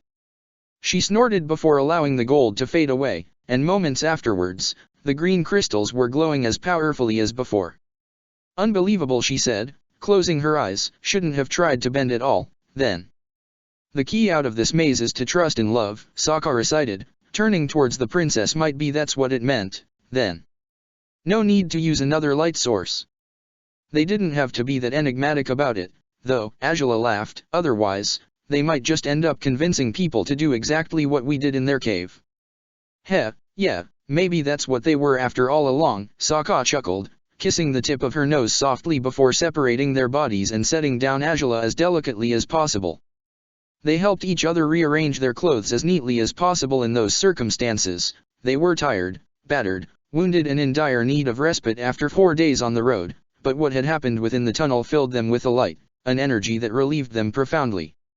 It was a new source of inner strength, perhaps, that encouraged them to return to the road, to follow the path marked by those crystals until they found their way out of the mountain. The crystals seemed to go that way. Angela pointed at the tunnel they'd come from, an arm around Sokka's waist. "I don't know for sure if this is reliable, but it's worth a shot to follow that path and see if we might find our way out of here by doing so." "Yes," Sokka whispered, kissing the top of her head. "I love you." "Yeah, that's supposed to be why this is working," Angela smiled, leaning closer to kiss her husband's lips softly. "I love you too, Sokka. I know you hate caves, but if I'm to be lost in one, it better be with you. I suspect it brings us luck to get stuck in them with each other," he chuckled, stroking her hair gently. "Maybe I shouldn't hate them all that much, huh?" Angela laughed as well, embracing him tightly. The warm bliss she felt in his arms seemed the perfect opposite to the lingering melancholy that permeated this place. Yet, whether they were Oma and Shu reborn or not, Angela suspected the two first earthbenders would have approved of their love, no matter how inappropriate it was for them to hold trysts in places that ought to be sacred. By all means, the thought brought her to smile as Sokka guided her back to the stairs, still holding each other closely. However dark and foreboding the tunnels had appeared before, now it felt like a place that would welcome them rather than crush them. A place where they could be safe and free, just as Oma and Shu had been. They stopped at the top of the stairs, glancing back at the tomb over their shoulders, at the two statues, lit up by the green glow of the crystals. Sokka breathed in, taking in the room one more time, every beautiful, elaborate detail across it, before bowing his head in a gesture of respect towards the statues. "I hardly believe in spirits, frankly," he said, "but in case they're real, and in case you were watching, sorry again, and thank you, from the both of us, for helping us find our way. And for setting an example we'll try to follow, though not too closely." Angela smiled fondly at him, kissing his cheek quickly before nodding in the statue's direction. "I doubt we'll ever come here again, but, if just for this, it was definitely worth making the trip through the cave," Angela said. "I'll never forget their story, that's for sure." "Nor will I," Sokka whispered, caressing her hair. "Guess Ty Lee and Haru were right after all. This really is the most romantic place in the Earth Kingdom." Agila smiled and nodded, hugging him tightly. Sokka draped an arm around Agila's shoulders as they climbed out of the room again, finding the string of crystals indeed had continued through the tunnels, pointing them in the direction they were meant to follow. So, Sokka said, his voice playful enough to warrant him an amused and intrigued smirk from Agila, I think it's clear what we have to do, once the race is finished. And what's that? Agila asked, raising her eyebrows. Isn't it obvious, princess? Sokka smirked, we'll lay the foundations for the city of Agilazaka. Did you just? Agila started, but her words trailed off with a laughter spree that she couldn't possibly control. Sokka joined in before long, his hand rubbing gentle circles on her shoulder. Maybe the city of Sakajula then, that might work too. He chuckled. Their laughter resounded through the tunnels, and the crystals above them seemed to glint with blissful amusement, accompanying their reckless laughter. It didn't matter how far away the exit might be anymore, for they walked together, with sure footing, knowing the way was clear for those who truly trusted in love wholeheartedly, and they certainly did. A broken leg, a snapped rib, a knockout, a block of earth straight to the chin. One by one, runners would falter at the violent attacks by the leaders of the race. The staff members on the hot air balloons had taken to bellowing at the most vicious fighters to take it easy and not knock down anyone off the mountain while quickly rushing to tend to those in worst shape. So far, it didn't seem anyone had died, but with the most aggressive gladiators terraforming the tall peaks around Omashu, it wasn't unlikely that someone would in the future. Toph, to your left. Iroh shouted, bare seconds before he unleashed a flurry of fire through his mouth.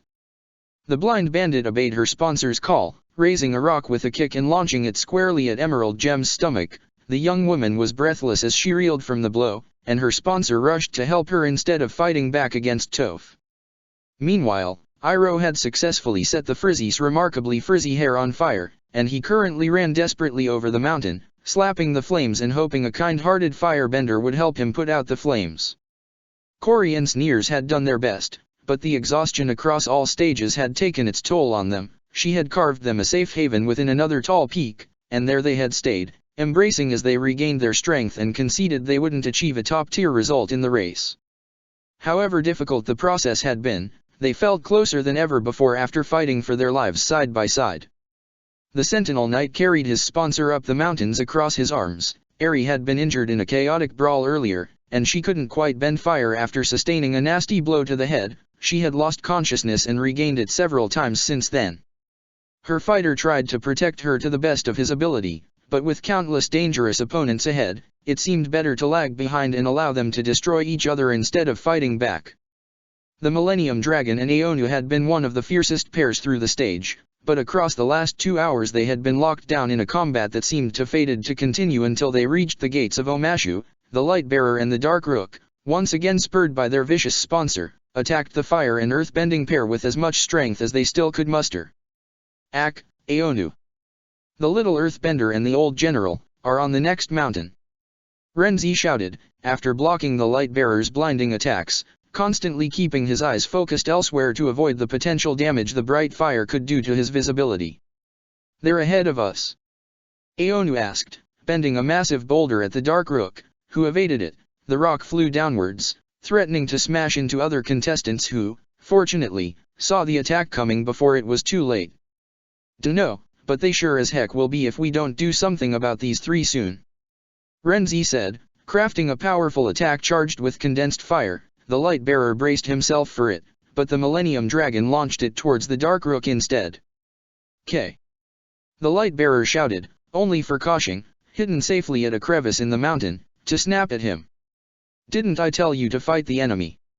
If your brother can't keep up, that's his problem. Focus, damn it all, SEI, or else. Aonu knew the Lightbearer and the Dark Rook weren't technically slaves, although they were in anything but in title. The twins cared for each other and wanted to keep one another safe, whereas their sponsor cared for nothing but whatever he could turn to his benefit, spewing wrathful orders without making any efforts in the race himself. The Dark Rook, again, had been tasked with carrying Koshing all the way to the mountains up until they had caught up with Aonu and Renzi.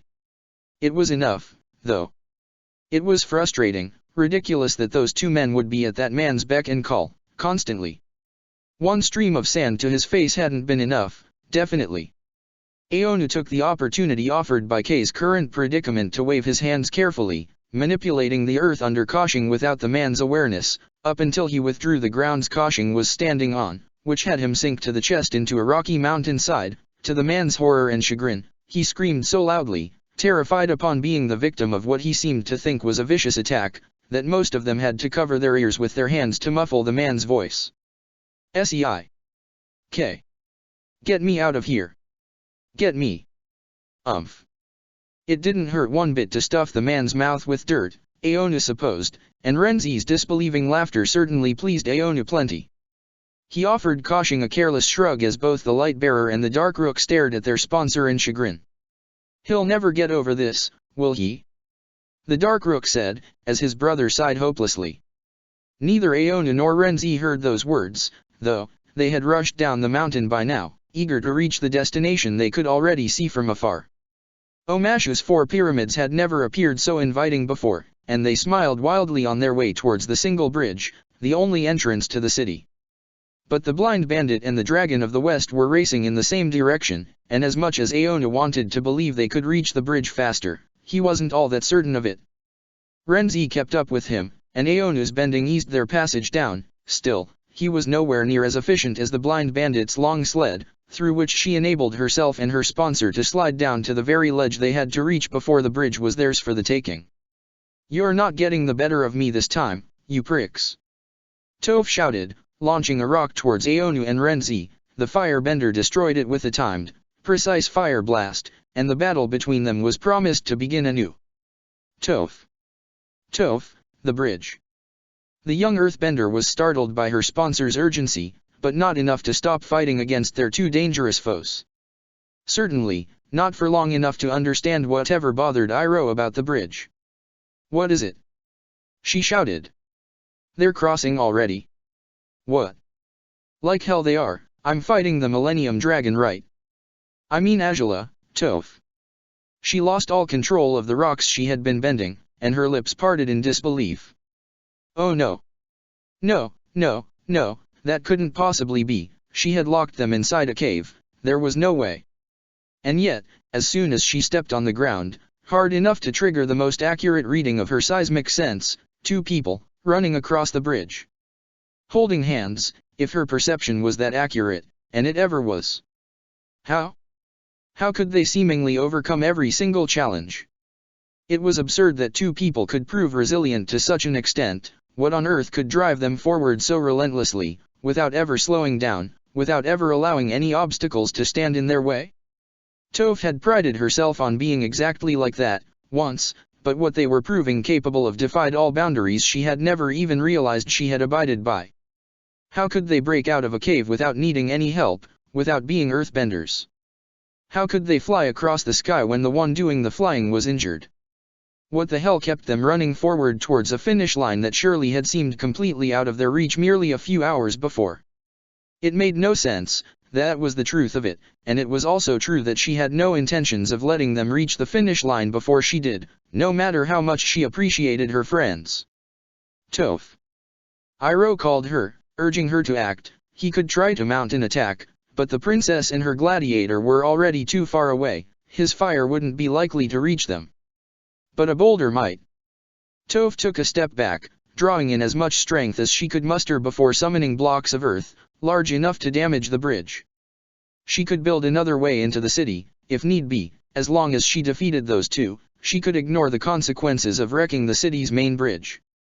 The princess and her gladiator had found their way out of the tunnel thanks to the crystals, rejoicing in finding an exit that, to their surprise, was barely a short climb away from Omashu's entrance. Yet they could see, in nearby mountains, the chaos and pandemonium weaved by the race. They had rushed towards the bridge as quickly as possible, hoping to reach the city before anyone could stop them, but when they were halfway across the chasm, Sokka cast a wary glance over his shoulder to spot a small, vicious earthbender in the distance, raising large rocks to throw at them. "Azula!" he called his partner, tightening his hold on her hand. "Run faster!" "What?" she asked, breathlessly. "Toph. She's over there, and she'll tear down the bridge if that's what it takes to make sure we—" As though to illustrate Sokka's words, The walkway they were traversing shook violently when a rock impacted into it, landing on the spot the two of them had been on moments ago. Angela glanced over her shoulder too, finding Toph had far more ammunition where that had come from, and Aonu and Renzi seemed to have joined her and Iroh, too. To her surprise, Aonu seemed reluctant to attack, whereas Toph seemed desperate to ensure her main rivals wouldn't reach the finish line before she did. She flung more rocks towards them, and they avoided them with difficulty, with Sokka wrapping his arms around Angela to help her speed up when her strength faltered. Yet it wasn't long before the young earthbender lost her patience altogether. With two powerful steps, and raised hands that Toph tightened into fists, the bridge began to crumble. It started at the end of the bridge right beside Toph. The loss of balance when the first columns broke down, however, would tear the entire structure to shambles. Angela gasped, almost losing her footing, and she clung to Sokka's arms tightly as she felt the bridge was falling to pieces underneath her feet. Sokka, more accustomed to running across earthbending-caused chaos, managed to continue running for as long as the collapsing bridge allowed it. They weren't all that far away from the arrival point now. The city gates were wide open, the stakes were in sight, the final stage was almost over. The rest of the bridge collapsed. They lost their footing amidst crumbling debris. They fell. Toph breathed with difficulty after her latest bending feat. All the onlookers stared at the space where the bridge had stood, disbelieving and aghast. Even a hot air balloon, the one Yang was riding, hovered at a standstill, watching on for a sign amidst the dust cloud that had risen once the bridge had collapsed, any sign that those two had survived the catastrophic crumbling of that bridge. Did I? Toph finally asked. The guilt she had tried to muffle when she blocked the cave entrance was nothing against the horrifying feeling of desolation that arose inside her now. She had been impulsive, erratic, proud to the point of utter arrogance, all of it to keep those two from achieving victory. But she had gone too far this time. Had she done the worst? Had she actually? Oh, no. Damn it. Iroh's frustrated voice brought Toph to raise her head warily. And then Aonu laughed. That was a new notion altogether. That guy could laugh? And Renzi shouted and hooted in amazement. Toph struck a hand down on the earth, trying to figure out what had happened, but she couldn't feel anything. Why would Iroh be so angry, and the others so cheerful? Only then did it dawn on her that Angela had already flown herself and Sokka out of danger once before in that stage. And her jaw dropped when she realized that she was, most likely, doing the same thing once more. It was difficult to propel them high enough, especially when she was so weak, and her hand throbbed painfully, but Angela cared little for the state of her hand when both her life and Sokka's hinged on her power to bend them out of the chasm around Omashu. Her gladiator and husband clung to her as he had earlier, an eye on the ground down below, while watching the gold flames pouring out from his lover's hands and feet. He smiled, inevitably, admiring her strength and power as she brought them up slowly, but surely. She intended to exert all the strength possible to get them to the city again, but her strength did falter, causing her flames to chortle and choke up on occasion. She continued regardless, knowing this was a life-or-death situation, but they couldn't falter here and now, absolutely not. She had to keep going, she had to get them to safety, even if it took every last remnant of her strength. But when it seemed the flames would falter for good, once they were near the edge of the city, Sokka drew his boomerang quickly. He roared and slammed it on the ground, clinging to it fiercely while keeping a firm arm wrapped around Angela. The boomerang served as a hook to support their weight on the remaining rocks at the foot of the mountain, where the crumbled bridge had connected the city with the surrounding mountains. By then, Angela's fire output dimmed and dwindled. She clutched at Sokka with what little strength she had left, the flames at her feet fading away too as he hoisted her up with a single arm, encouraging her to climb up to the city gates. It wasn't easy, but Angela's weary fingers clutched at the solid ground before long, and she succeeded at climbing to the surface after Sokka had exerted all his strength to raise them both higher, ever using his boomerang as a source of stabilization and support. Once he had both arms over the edge of this new cliff, Sokka held himself in place without as much trouble while Angela clambered up onto the flat ground. She took to yanking him up moments afterwards, her aching hand forgotten while she aided Sokka with whatever strength she had left. Come on, you can do this," she was saying reassuringly, as Sokka pushed himself up with difficulty. The shattered bridge had certainly brought instability to the area outside the city. Sokka moved slowly, not only over his exhaustion but also to avoid making any dangerous moves that could shatter the grounds they'd reached together. He breathed in sharply, his leg riding up the ledge until he finally pushed himself enough to bring his full weight onto solid ground. "Good, there. You did it," Angela said, with a faint smile as she brushed the dirt off Sokka's armored shoulders as he crawled further away from the chasm, and closer to his lover. "We did it," Sokka corrected her, smiling and holding back the urge to kiss the love of his life at that very moment. "We're here." "Omashu." Angela's exhausted smile was charming in its own way. Sokka chuckled and leaned in, careless about whoever might see him hugging the princess before he hoisted her up with difficulty, for she had pushed herself so hard her limbs barely seemed capable of holding her weight without help anymore. Together, step by step, they walked to the waiting finish line past the wide-open gates of Omashu, where an excited group of staff members gazed at them with reverence. "You did it. You've won. You've won the stage, and the race."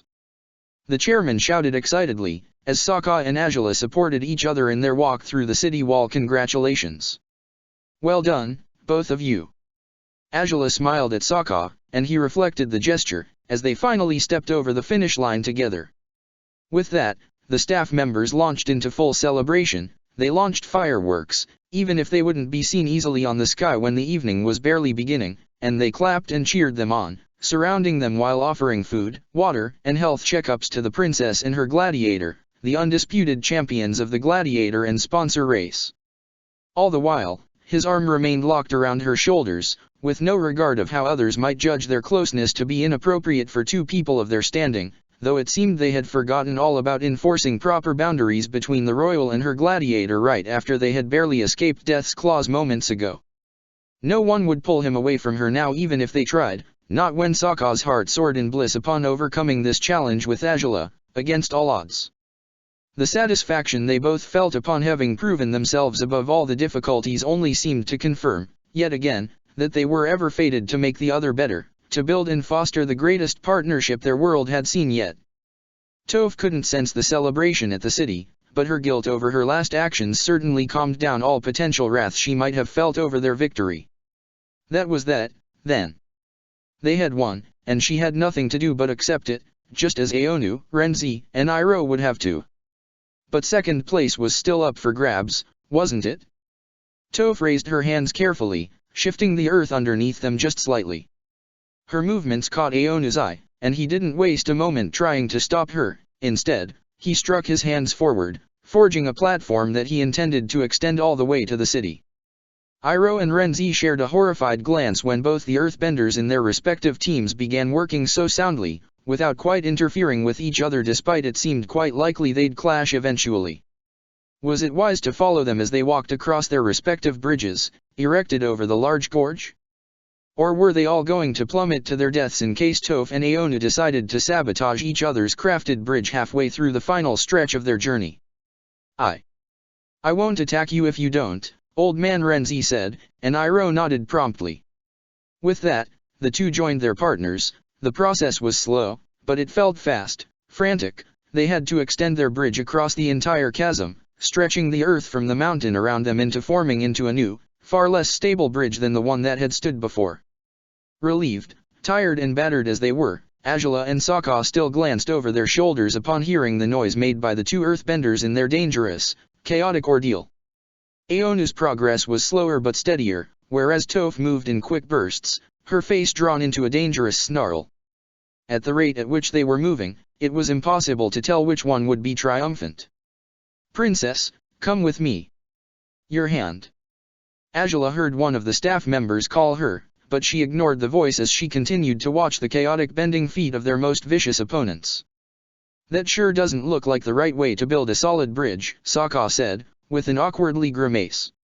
"I suspect Mai's dad won't be all that pleased with the league after this mess," Angela admitted, with an awkward smile. Sokka snorted, glancing at her with a playful smile. They were mere meters away at last. Toph, however, fell into a disadvantage when Aonu reached out to the earth at Omashu, yanking it towards his bridge and easing his passage across the gorge that much more quickly. "Toph!" Iroh shouted, as Aonu smiled wildly when his bridge finally connected with Omashu. He finished his bridge. "Ah, shit, just." Toph shouted, snarling before changing her bending method. Instead of reaching all the way across the chasm, the next burst of earthbending merely patched her bridge onto Aonu's. Scrambling towards the city as he was, Aonu didn't notice Topha's latest move until he and Renzi were halfway through the last chunk of his bridge. "Damn it, we have to move faster, Renzi," he shouted, and his friend surprised him by scooping him up by the waist and running the remaining trek of the bridge, disregarding all caution even if it was ill-advised and not that fast. "Renzi, the bridge could collapse if we—" "Renzi!" The bridge was threatening to give way again. It was too thin, too unstable, and Toph sensed it as she was crossing into Aonu's earth-bent passage. "Iroh! We have to run, Toph, or else. Grab onto me," she called back to him, reaching for his shirt just in time to draw back her elbows. The bridge began to collapse when she extended her arms. The chunk of bridge where they'd stood was fired forward by the strength of her earth-bending. They flew across the remaining distance on the gorge, much as they had virtually flown at the start of the race. And while riding the chunk of earth as they were, they crossed the finish line mere seconds before Aonu and Renzi could do the same thing. The staff members, as well as the race's champions, scrambled out of the large rocksway just in time. Toph and Iroh as good as collapsed on the city's entrance, breathing with difficulty as the panic they had refused to acknowledge earlier finally tore through the surface. "That was a close one," Iroh said, his hand still gripping Topha's shirt. "Thank you. And nothing to thank me for. I should have done better," Toph whispered, both disregarding the noise and cheers of the staff members, keen on congratulating them for their second place. "Ah, guess we messed up," Renzi sighed, setting down Aonu as soon as they'd crossed the finish line. "Ought to have just powered myself with fire, like the princess always does, eh? Sorry about that, Aonu." To his surprise, his friend chuckled and patted his shoulder, shaking his head. His behavior, so different from his usual attitude, as of late, still left Renzi blinking blankly at him. "Aonu. It's fine," he said, smiling reassuringly. I don't think I mind not being first as much as I did before." "You," said Renzi, though he was speechless while he attempted to process his sponsor's words. Aonu laughed. "Thank you for everything. For being the only person who could have been my partner in this race," he said, offering his hand to Renzi. "Maybe we're not the greatest team of all, but we're a damn good one anyhow." "Heh. Damn good doesn't begin to cut it," said Renzi, snickering as he clapped Aonu's hand into a powerful handshake. "We finished the race, Aonu. We're third." Aonu laughed as his friend reeled him in for a hug. Toph and Iroh had finally sat up again, and as much as they weren't as pleased for their second place as Aonu and Renzi were with their third, they smiled and thanked the staff members, offering them food, beverages, and medical treatment. A small campsite of sorts had been erected on the very entrance square of Omashu, set for all new arrivals to finally rest after the harsh, complicated race was over. Sokka and Azula had been tended to, and although Azula had told the staff members that they had friends who needed help, they could only promise to go look through the tunnels once everyone else had been accounted for. The princess and her gladiator had been in no shape to go out to seek Ty Lee and Haru themselves just yet, not when they both sported a fair number of wounds that had only just been bandaged, and when there was no solid bridge they could cross yet, even if they'd disregarded their exhaustion and wounds right now. Azula's right hand had been wrapped completely in a splint and bandages, kept rigid so she would heal the injury. The physicians had found she had a small fracture on her wrist, and all attempts to bend with her injured hand were strongly discouraged now. "You put up with a broken wrist, even bent with it to save us from a free fall twice," Sokka said, sighing and shaking his head. Azula laughed at his recounting, choosing to nibble on the gyoza she had been offered to replenish her strength instead of responding to Sokka. "You can complain all you want about me being a nightmare patient, but you, princess, are a piece of work yourself. Same as when you were sick, I swear. It's not that bad," she said, but she sighed and dropped her head on his shoulder, eyes closed. "I'm so tired, though. I think I could sleep for weeks." "Good plan," Sokka agreed, smiling at her, "though as much as I like it, I guess you shouldn't do it on my shoulder in plain view of the entire world. You should do it on my chest when nobody can watch, instead." She smiled knowingly at his offer, and he chuckled as she sighed and sat up straight again, most unwilling to separate from him even when she knew it was necessary. By the city gates, a group of Omashu's earthbenders had been tasked with crafting the bridge all over again, only for a new team of earthbenders to sabotage the process and tear it down just when the fifth team had crossed. The winged champion and her sponsor had outpaced the Lightbearer and the Dark Rook in the final stretch of the race, taking the fourth place for themselves, while the other two, carrying a pale, shivering sponsor between them, had rushed across the gorge just in time before the bridge came down once more. "Well, that's really not much help," Sokka said, sighing and shaking his head. "Guess they should have set up the finish line at the other end of the chasm." Probably, said Azula, releasing a breath as she glanced about herself with a slight frown. "Say, where's Toph?" "What? If you want to give her a piece of your mind, only use your left hand, please." "No, I want her to make up for trying to kill us thrice today by sending her to get Ty Lee and Haru, seeing as the staff members can't afford to do it yet," Azula said, sighing and pushing herself up. Her entire body ached, but she managed to stand regardless of how shaky her legs still were. "That's the main reason we rushed here in the first place, right?" "Yes," Sokka said, swallowing hard and joining her in her quest for their earthbending friend and foe. They sought their friend amongst wild staff members and finished racers who seemed all too overwhelmed by the exhaustion to care about their results. At last, they glimpsed the small earthbender pouring water over her face, shoulders hunched as she sat in a corner, away from all attention for once. "Toph." Azula called her, and the young woman flinched. Congrats, you guys," she said, her voice small and, sorry. "I know it's not going to cut it, but, well, I don't know what would, so." "Never mind that, we'll deal with our unresolved problems later," Azula said, with a weak grin. "Can you go back across the chasm sometime soon, though? Ty Lee and Haru, we had to leave them behind in the tunnel. Those badger moles bend like you." "No idea if you meant it as a compliment, but that's too much flattery for someone who could have killed you countless times today," Toph said, with a sad grin. "Honestly, though, I'm sorry about it all. Guess we'll talk about it later, though." "Yeah, Azula seems to be in a forgiving mood today, but I sure as hell am not," Sokka growled, and Toph smiled. "Good for me, you're not half as intimidating as she is, then," she said, standing up and digging her toes into the ground below her feet. "All right, so I don't think I'll have to do anything, actually. I'm pretty sure it's them crossing right now." "What?" Sokka exclaimed, though he wasted no time running to the gates to glance at the bridge. Azula followed him, as did the apologetic Toph. The earthbenders had carved another bridge at last, and this time around several pairs were crossing at once. "That's the priestess," Sokka said, gazing anxiously over San and Raiden's heads as they crossed sixth, according to the staff members around them. "And I don't know those guys." "The Scarlet Knight and his sponsor," exclaimed a voice beside them, and Sokka jumped before recognizing its source. "Yang," he said, smiling at the beaming spiky-haired rider. "Congratulations for taking first place. I know I'm not supposed to be rooting for anyone, but you both must know that I do well," Yang said, glancing between them both. Azula and Sokka only laughed and nodded at his implied confession. "Thank you for supporting us in silence, then," Sokka said, clapping his shoulder with a hand. Yang smiled brightly as his two heroes returned to watching the bridge attentively. Another pair crossed now, the Lone Star and his sponsor, and just behind them, "Ty Lee," Azula called, with what little strength she had left, as the non-bender and her husband finally crossed.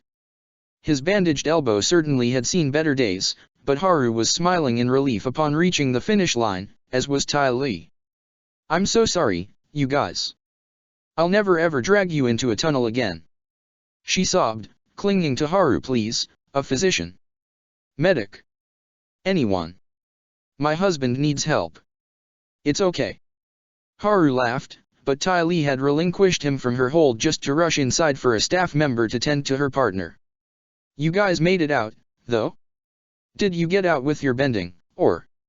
Sokka asked, eyeing him warily. "Not really," Haru admitted. "The tunnels were a maze, so we got lost when we tried to find another way out. Then the torch went out, and Ty Lee nearly started crying, but then on the ceiling." "The crystals," Azula and Sokka said together, smiling. "You guys followed them too?" Haru asked, beaming. That's the entire reason we're out here as well, Sokka chuckled. We'd only just asked Toph to track you guys down, but it seems you found your way out before we could help you. I'm glad you did, though. Ty Lee was afraid you'd still be stuck in there and we'd have to go back for you, Haru chuckled. Who won, though? Azula and Sokka shared a guilty glance that Haru interpreted correctly at once. Wait, seriously? He said, his jaw dropping. Yeah, turns out even locking them inside a cave isn't enough to put a stop to them, Toph smiled. I'm starting to think nothing is. Her words brought an easy laugh to their lips, one that was only interrupted when Ty Lee brought a physician for Haru at haste, wasting little time with explanations until he had been tended to. By the time Haru had been tended to, his elbow set again, if very painfully. Almost all the runners had reached the finish line. No one else had shattered the provisional bridge, for the remaining racers had been too tired to resort to such wild maneuvers to obtain a higher position in the final standings. When the last team arrived, harbinger of chaos, bruised and battered, with a few missing teeth yet a bright grin over having fought as wild and freely as he pleased, the Gladiator and sponsor race was officially finalized, as dusk settled on a lantern-lit city. Thank you, and congratulations to all of you for your great efforts in the race. The chairman said in his final speech, beaming brightly at the unkempt group of racers who no longer appeared to care much for whatever words he might say next. This was an extraordinary experience, an event I had long wished to hold but never had a chance to. Thanks to all your enthusiasm and hard work, I can say this was a successful venture indeed. I'm grateful to all of you, truly, and I would especially like to thank our winners, both for being the biggest advocates for this project, and for offering a performance beyond anything we could have imagined. Crown Princess Azula, you and your Blue Wolf have most certainly earned your victory. A round of polite clapping followed after the chairman's speech. A few staff members and runners cheered, even if not quite as excitedly as the Blue Pack ever would. Azula and Sokka smiled gracefully as a staff member approached, offering them a golden trophy, slightly more ornate than the slate's trademark slate-like reward, yet shaped much like it. Sokka was the one to receive it, for Azula wasn't supposed to hold anything with her wounded hand. He grinned at her, proudly, and Azula laughed as they continued to bask in the celebratory cheers around them. It came as little surprise when Sokka chuckled and threw his free arm around her shoulders. For once, their enthusiastic closeness could be interpreted as the natural result of a partnership like theirs, rather than something much more meaningful, which, of course, it was. Yet even the staff members rejoiced carelessly, as did the chairman. Their friends in the public clapped and cheered for them, and even Iroh, who could have been scoffing towards them, scrutinizing the contact between them, seemed to react with nothing but polite clapping as he accepted that he and his partner had been outdone in this challenge. If just for a moment, in a city that meant more to them now than it ever had before, Azula and Sokka allowed themselves the freedom that neither they nor the city's namesakes had enjoyed. If just for that small instant they could be in each other's arms, rejoicing in their triumph while no one judged them for being who they were. It only seemed fitting for it to happen in Omashu, of all places. A city built to honor two secret lovers now proved to be a refuge for another such pair. The strength of their partnership had been tested, and they had proven themselves, without fail. Just as Sokka had been acknowledged as the best non-bending gladiator, today they had proven to be the greatest team of gladiator and sponsor, an honor they hoped to continue being worthy of, for however many years they would continue to participate in the Superior League.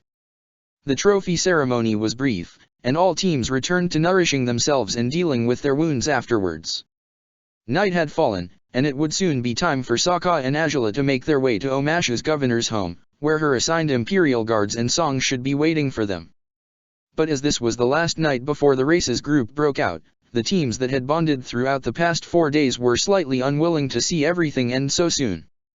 I knew you guys would win, I just knew it, Corey laughed, weariness plain over her cheerful face as she congratulated Azula. Sneers, and I could have done better, but I think we need more training. At least we were the 11th team in the end, could have been worse, right? Why, yes, there's 10 more teams below you guys. Azula smiled earnestly. Either way, don't be too hard on yourself for that result. I think all of us could have used better preparation going into this med race, but it was fun, wasn't it? So much, Corey said, beaming. Oh, I can't wait to do it again. Do you think they'll hold it next year? If they do, we'll be ready. You'll have to ask the chairman, Angela shrugged, but if it happens, I'm quite certain Sokka and I will join in just as well. Well, vying for second place isn't so bad, Cory said, with a shrug, and Angela laughed and shook her head. What? No way we're beating you guys. Not after all you pulled off over the last 4 days, for sure. The princess had been about to reply, to encourage Cory not to give up on a fight before it even began, but someone approached them before she could begin a sentence. Her smile waned slightly, uncertainty rising inside her chest despite Aonu hardly looked as angry or bitter as he ever had. If anything, there was an air of hopefulness around him Angela would have never associated with the man before their lengthy conversation from 2 nights ago. Sorry to intrude, Aonu said, bowing his head curtly towards Cory. I just wanted to ask if your offer was still available, princess. My offer for a job with the enforcers? Angela asked, raising her eyebrows. Why, yes, it certainly is. Have you made up your mind yet? I believe so, Aonu said, grinning before taking a deep breath and offering Angela another, deeper reverence. I'd like to be part of your initiative, princess. I'll do my best not to disappoint you. Cory had fallen silent at Aonu's sudden appearance, but now she seemed stunned cold by his words. Angela, however, smiled at the man who, until a few weeks ago, had been a mere afterthought, a foe she had hoped not to cross paths with any time soon. Strange how alliances can be forged in the most unexpected circumstances, Angela said, nodding towards him. Thank you, Aonu. I look forward to working with you. And to watching you two working together, as well, of course. Cory blinked herself out of her daze then and she offered Aonu a nervous grin. He responded with a much more genuine one before turning to the princess again. If it isn't too much trouble, could I ask for a few more details right away? He said, I'd like to know what sorts of duties you'll expect me to handle. Well, overseeing the enforcers is a job that entails much more than the title lets on. Angela smiled. It's good you're both here, then, I can explain everything in one go this way. Cory and Aonu grinned more enthusiastically as Angela, exhausted and wounded as she was, took to offering an overview regarding the duties her 2 new allies would undertake for the enforcers. All the same, she would see to it that they settled properly into their future responsibilities and roles once she visited Udeo soon, as they both resided there, but offering them a few early guidelines couldn't be a bad idea. Sokka watched their conversation from a short distance, smiling as he overheard Angela's explanations about the enforcers, their duties, and organization. She would need rest direly before long, but she certainly wouldn't do so until she had finished speaking thoroughly about her biggest project to date. He couldn't quite help but watch her on with pride, most unwilling to interrupt her. She'll give you proper attention again before long, Sokka. You can cheer up, Toph told him, punching his shoulder lightly, without half the strength she ever did.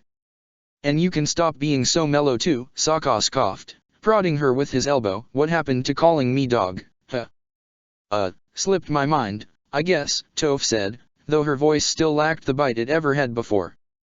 Toph. Look, I know I messed up big time today. And not just with the bridge, she admitted, with an awkward smile. I knew those badger moles wouldn't hurt you guys, but you weren't in good shape already, and...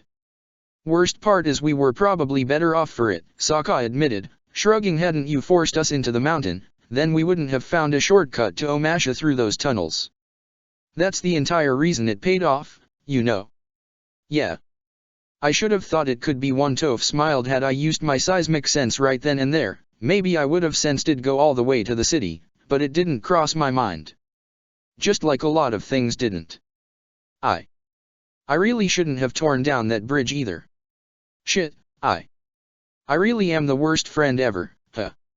Heh, well, that's pushing it. Sokka said. Toph scoffed.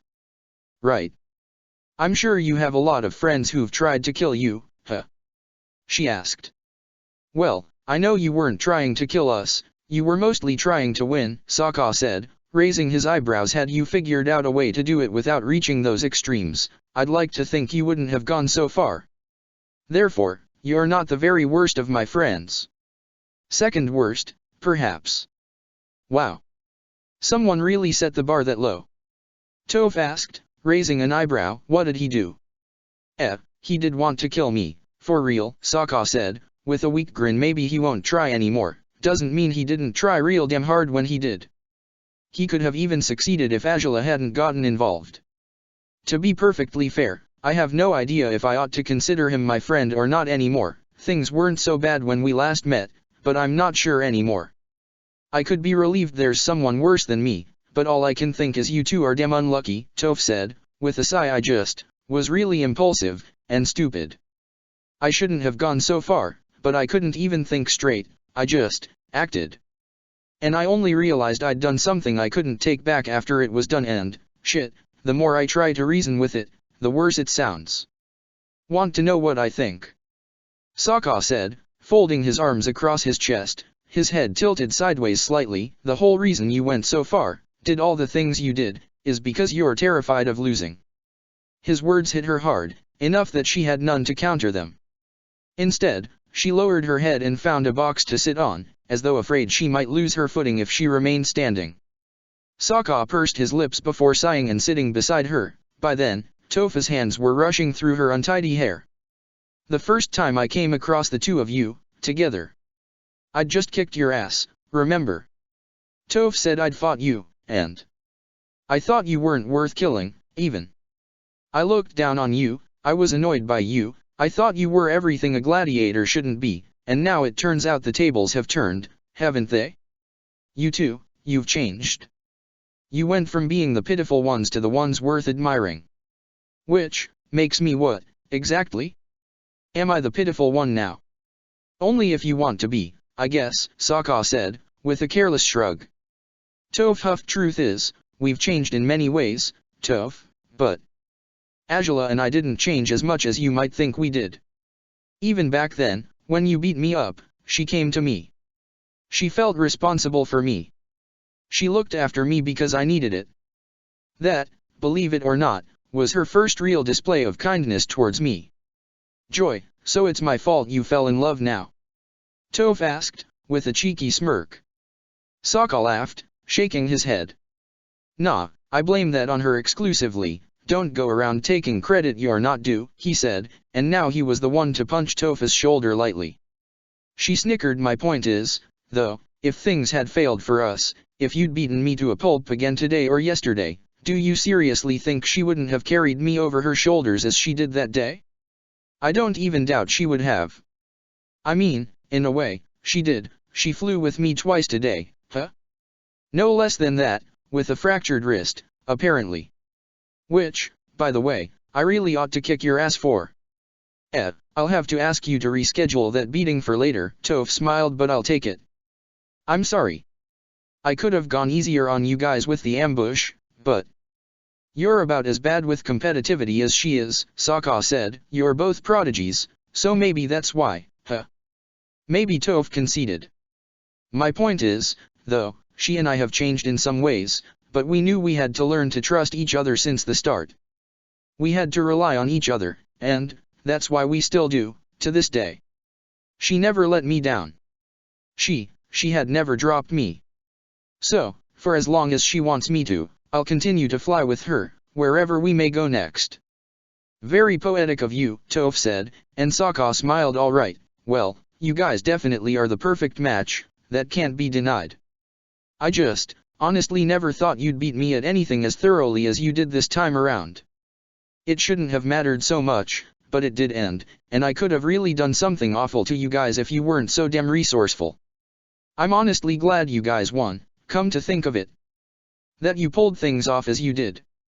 Because I don't think I would have deserved any sort of victory after all I did. Gee. You really are sorry if you think that, Sokka said, his smile softening. Well, Toph, I guess you'd have to come to this point eventually. I don't think the race really counts in your record, so I guess your perfect victory streak won't end, even now, but I'd expect constantly winning would get old eventually, huh? No. It honestly never does, Toph said, biting her lip to stifle a smile. Sokka rolled his eyes. Okay, then, but see, when you lose, it means you get a chance to look back on what happened. To figure out where you went wrong, what you could have improved on, how to avoid that same fate a second time around, understand? That's what you did when you fought me again, right? Toph asked, and Sokka nodded. You, earthbenders in general, you guys were a sore thumb for me for a long time, Sokka said. Is it fun losing? Nah, not unless you're losing against someone you really care about, who you'd rather see winning instead of yourself. As it is for you with Spicy, I figure. Exactly, said Sokka, grinning. But is losing the worst thing ever, whenever it isn't in that kind of situation? Why? I'd definitely say it's not. Because you can reflect on how you messed up and do better the next time. Toph repeated. You can learn about your enemy. You can learn about yourself too, in the process, Sokka said, breathing deeply. Had I defeated you, as impossible as it sounds, back when we first crossed paths, I would have never discovered Azula would come to my rescue. I wouldn't have known how far she'd be willing to go for my sake, to see me nursed to health. It would have taken longer for health check UPS to become mandatory in the league, too, and who knows who else would have suffered all the more for it, not just me. Heh. Guess that's all true, Toph admitted, biting her lip. Losing is when you get to see what you're really made of, I think, Sokka said. Back when I lost against you the second time, I really was in a darker place than I had any right to be. I thought I'd let her down, that I'd never be a gladiator worthy of her because I couldn't overcome the one obstacle she needed me to. I figured she'd be better off without me, and she proved me wrong. She was angry, of course, but she made sure to get it through my head that I mattered to her, more than victories or defeats ever could. Well, crap, said Toph, snorting and shaking her head. I never knew I'd done that much for you guys. By beating you, no less. Sounds like I made you stronger, even. Shit. I've been strengthening the enemies I looked down upon, and now they're so much stronger than me that, even when I go all out and try to kill them, they still beat me. That's distressing. Oh, so this was you going all out? Sokka asked, amused. You hadn't gone all out on me before? On our first fight, yeah. On our second, not so much, Toph admitted, but, after you guys defeated us yesterday, I've been at a bit of a loss. Panicking, I guess. Because I don't know what to do. I always took for granted I'd be better than you. I never thought you might actually turn things around one day, and hell, maybe you haven't. Maybe it's just because you had Azula giving you a hand, huh? Yeah, I could be an arrogant prick and say that it's all me, but that'd be pretty stupid, Sokka laughed. She's the truly amazing one. Heh, I knew that, Toph smirked. Good that you did. Still, she said, breathing out slowly, I guess I'd better face reality for what it is, eh? I'd better try to learn whatever I can now that I'm becoming a loser like you, eh? You wish you were half the loser I am, Toph Bafong, Sokka declared pompously, prompting her to laugh. Oh, and just so you know, this momentary truce of ours isn't going to last forever. You as good as broke my wife's hand and I'll make you pay for it one day. Boo-hoo, I'm so scared, Toph smirked. I suppose you'll take it out on me on our big fated fight, huh? Yeah, sounds like a plan, Sokka said, smiling proudly. Toph chuckled, pushing herself off the box and breathing deeply again. It was strange that talking with Sokka had helped lighten the load in her chest so much, even if she wasn't quite sure what to make of all his suggestions. Say. I'm supposed to learn more about who I am now that I've been defeated, you said? She asked. Sokka nodded. That's right. And what if? What if I don't like what I learn? Toph asked, her voice trembling. What if I'm not proud of who I am in defeat? Do you think anyone is? Sokka asked, an eyebrow raised. Didn't you hear my story about what happened after our second fight? Well, yeah, I guess you're not proud of that, but you didn't try to kill anyone, Toph mumbled, almost shyly. Sokka couldn't hold back a grin. You know what I think? I'm actually glad, to a fault, that you had to go that far, he smirked, because, the first time we crossed blows you chose to let me live because I was so cringe-worthy I didn't deserve being killed, isn't that right? You well. And now? Now, try as though you might, you couldn't win, not even when you did try to kill us, Sokka said, proudly. That's no invitation to try harder, though. All I'm saying is, I get it, I get you, Toph said, chuckling. Ugh, shit, when you look at it that way, sounds like everything's come full circle between us, huh? I'd think it means we can fight without holding back. The next time we do, Sokka smiled, and we can acknowledge each other as genuine rivals, can't we? Yeah.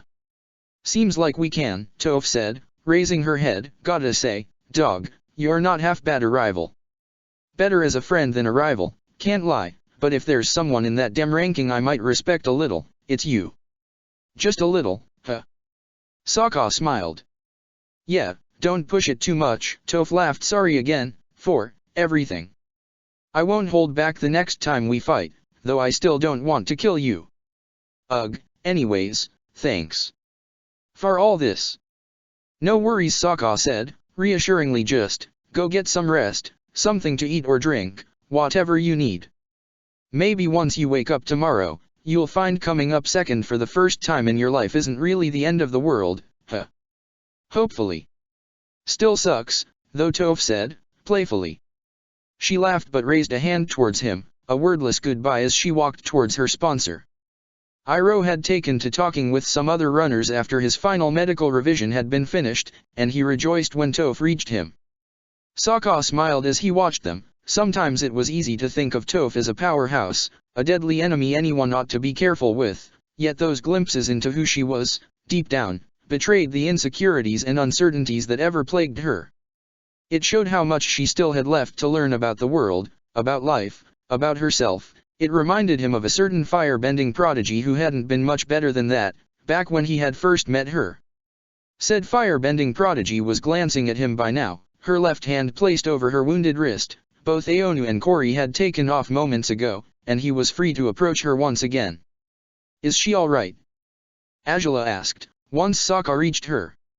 She will be, I think, he smiled. You must imagine how it is, she's never lost at anything in life, so as this is the first time she ever does.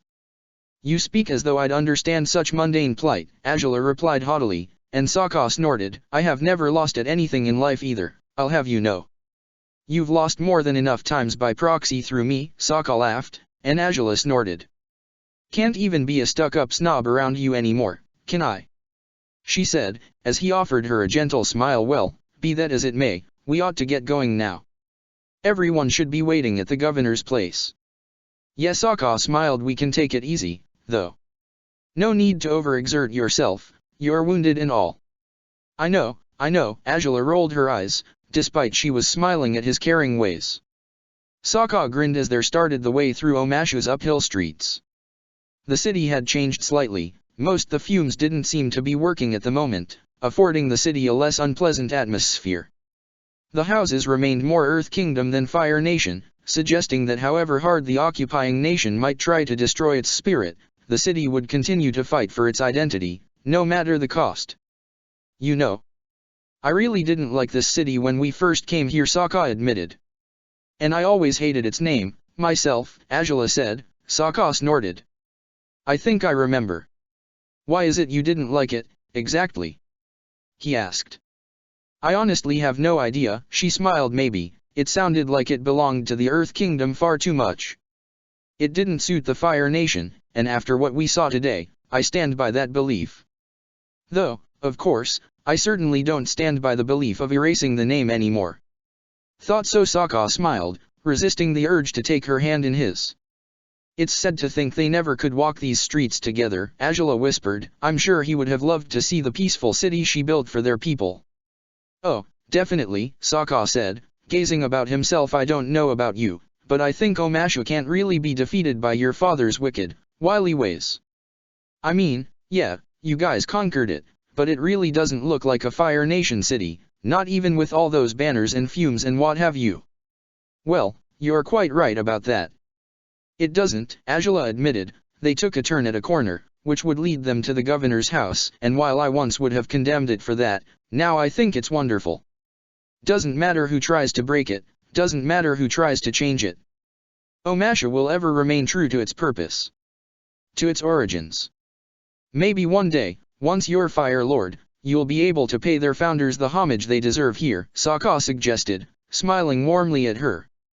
Maybe so, Azula raised her eyebrows, and I expect you'll be right there, giving me all kinds of outlandish suggestions on how to do that, huh? Gladly, Sokka chuckled, and Azula smirked.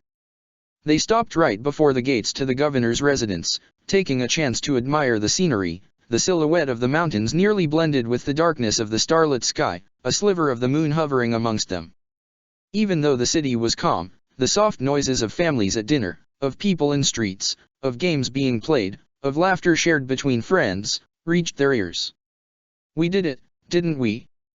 Angela said, breathing deeply. "After all this time, no one can contest the truth of that claim anymore, can they? That we're the best team ever?" Sokka asked, closing his eyes as he smiled heartily. "Yeah, we definitely did. And I couldn't be prouder of us for it." Angela breathed deeply, the night air filling her lungs, refreshing her body and soul altogether. Daring as it might have been, her left hand reached out to find his right, fingers lacing as she compelled him to gaze at her with his ever-loving eyes. They stood side by side, at one of Omashu's pyramidal hills, taking in the city before them, the world around them, their partner ever so loyal beside them.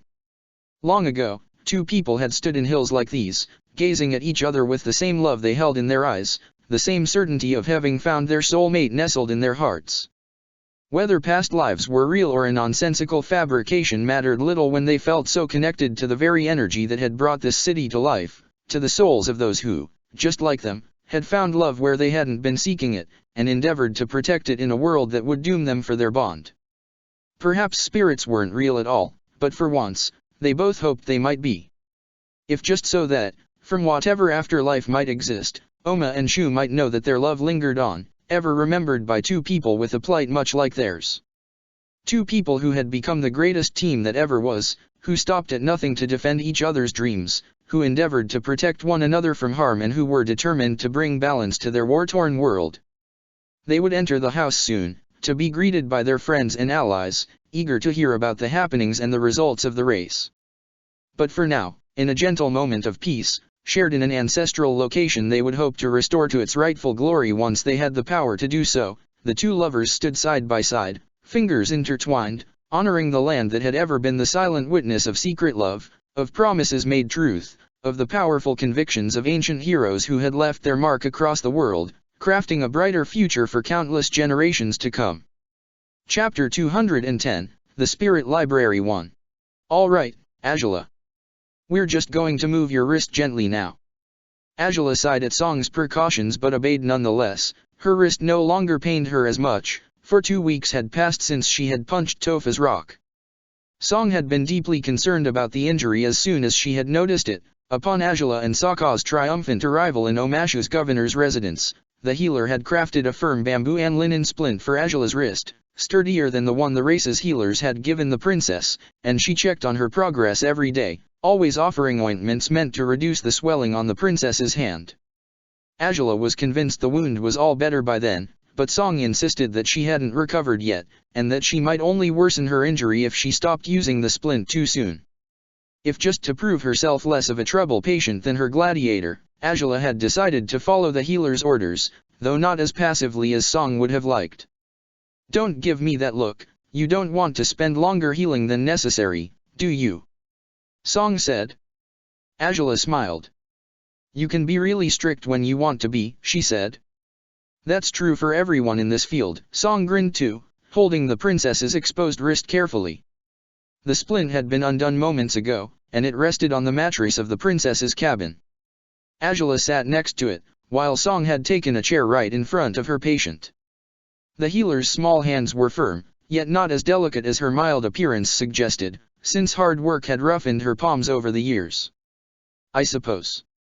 How else would you handle difficult patients like Sokka otherwise, huh?" Angela said teasingly, casting a mischievous glare at the tall man who had stood near the bed, watching the checkup session quietly so far. He, of course, pouted and scowled at his lover, who could only laugh at his reaction even before he spoke. "Keep saying that all you like, you're every bit as bad as I am. If anything, I've been way less troublesome with my last injuries." He said. "I wasn't rushing my recovery after I got poisoned." "Right, it's not like you took off on a rescue mission with no supervision and then spent 3 nights without sleeping, mere weeks after being poisoned." Angela recited playfully, and Song laughed and shook her head as Sokka was rendered speechless by the princess's spot-on accusation. "That only convinces me further that you're perfect for each other, and a bit of a nightmare for those of us who have to pick up after you," Song said, tilting Angela's hand delicately forward. "Feel anything?" "Nothing in particular," Angela said, and now Song moved her hand back. "Still nothing." "Okay, then, make a light fist." Angela obeyed, drawing her fingers into her palm, and a light burst of pain brought an inevitable snarl to her lips. Song sighed, Sokka flinched, and repressed the urge to embrace Angela, ever anguished when she was in pain. "Open your hand again, relax it," Song said. "The swelling is definitely receding, but you are absolutely in no condition to use that hand in combat." "Well, good thing the race is well and truly behind us, then," Angela sighed, "and that I shouldn't have to pick any fights in the coming days, hopefully. It might take around 4 more weeks, or even 6, for you to make a full recovery. Try not to push yourself too hard, all right?" Song said, smiling reassuringly. "I'll do my best," Angela nodded, as Song wrapped her hand in the bamboo linen splint once more. "We'll be in Ba Sing Se shortly anyhow," Sokka said, glancing out the window of Angela's cabin. The outer wall was already within sight, tinged orange with the glow of the sunset. "No need to pick any fights there, right?" "Well, other than verbal ones, if need be.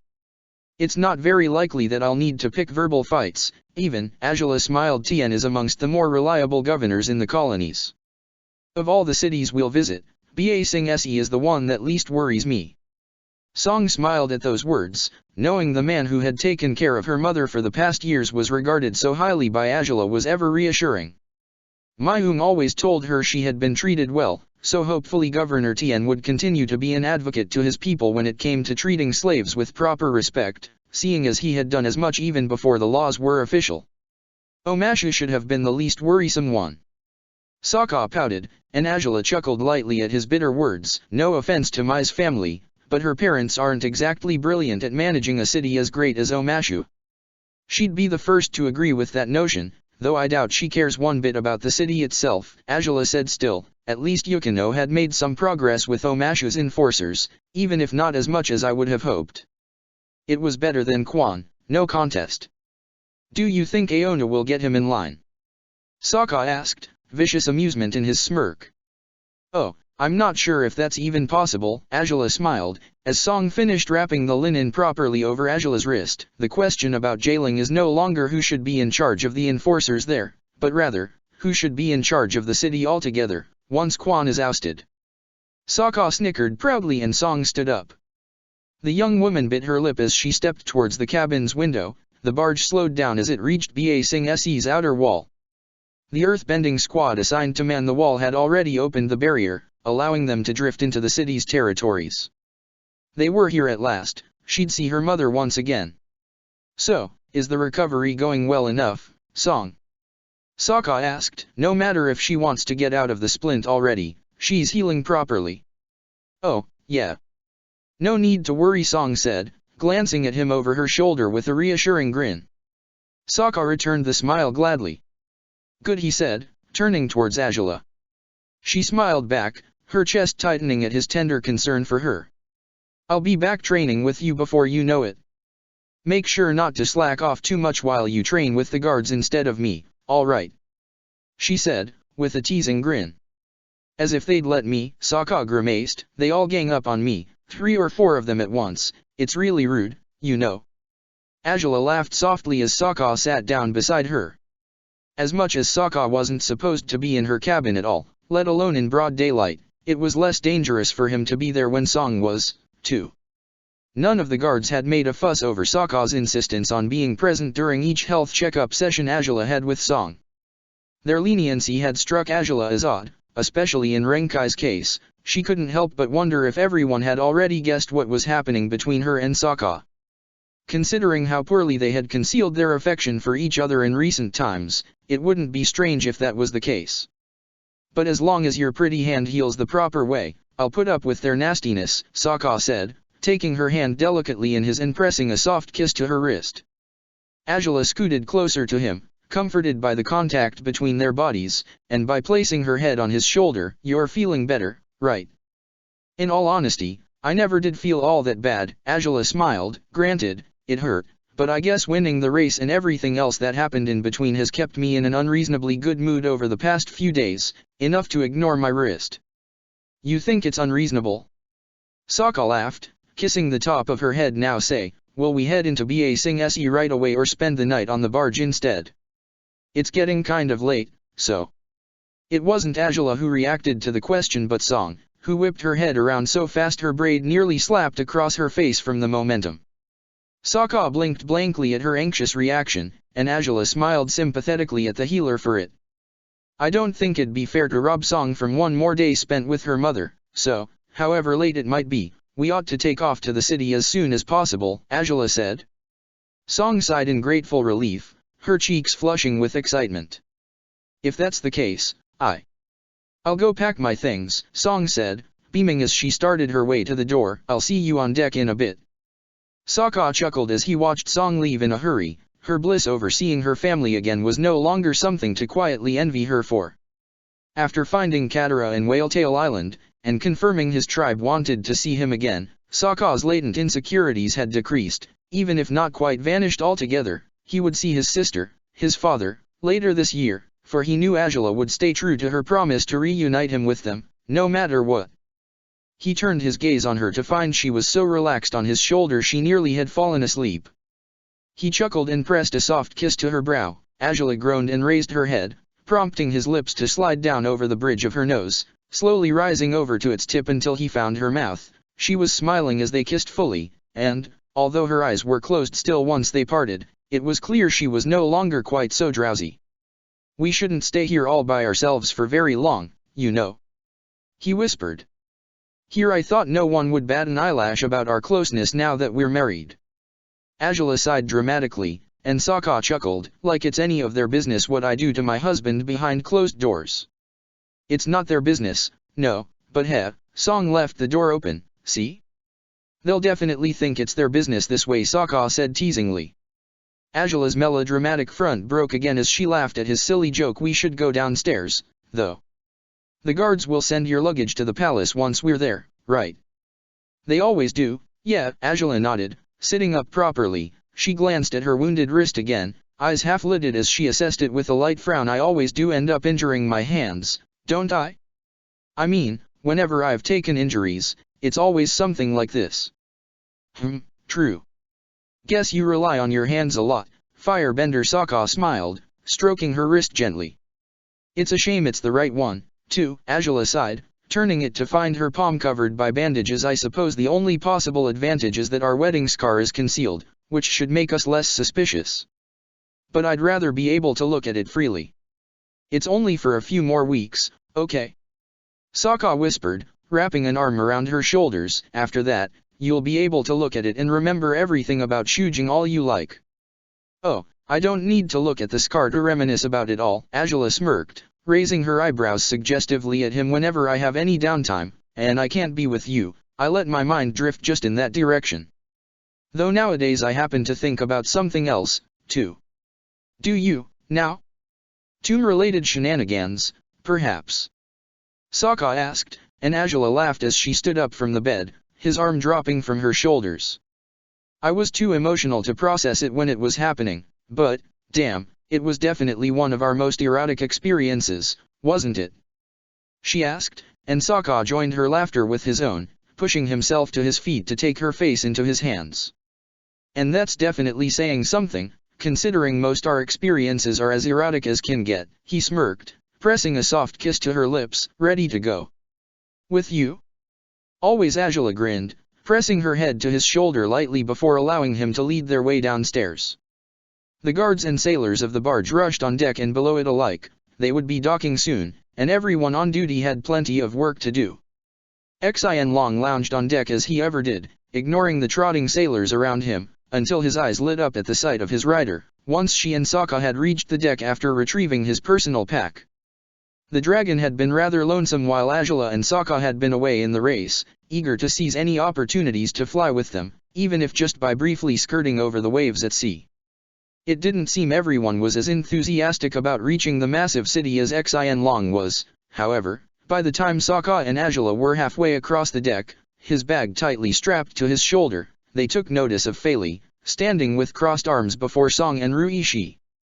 By their expressions, it seemed the latter two were hoping to persuade the captain of the Imperial Guards of something, and the closer they stepped to the scene, the easier it was to deduce the subject of the discussion.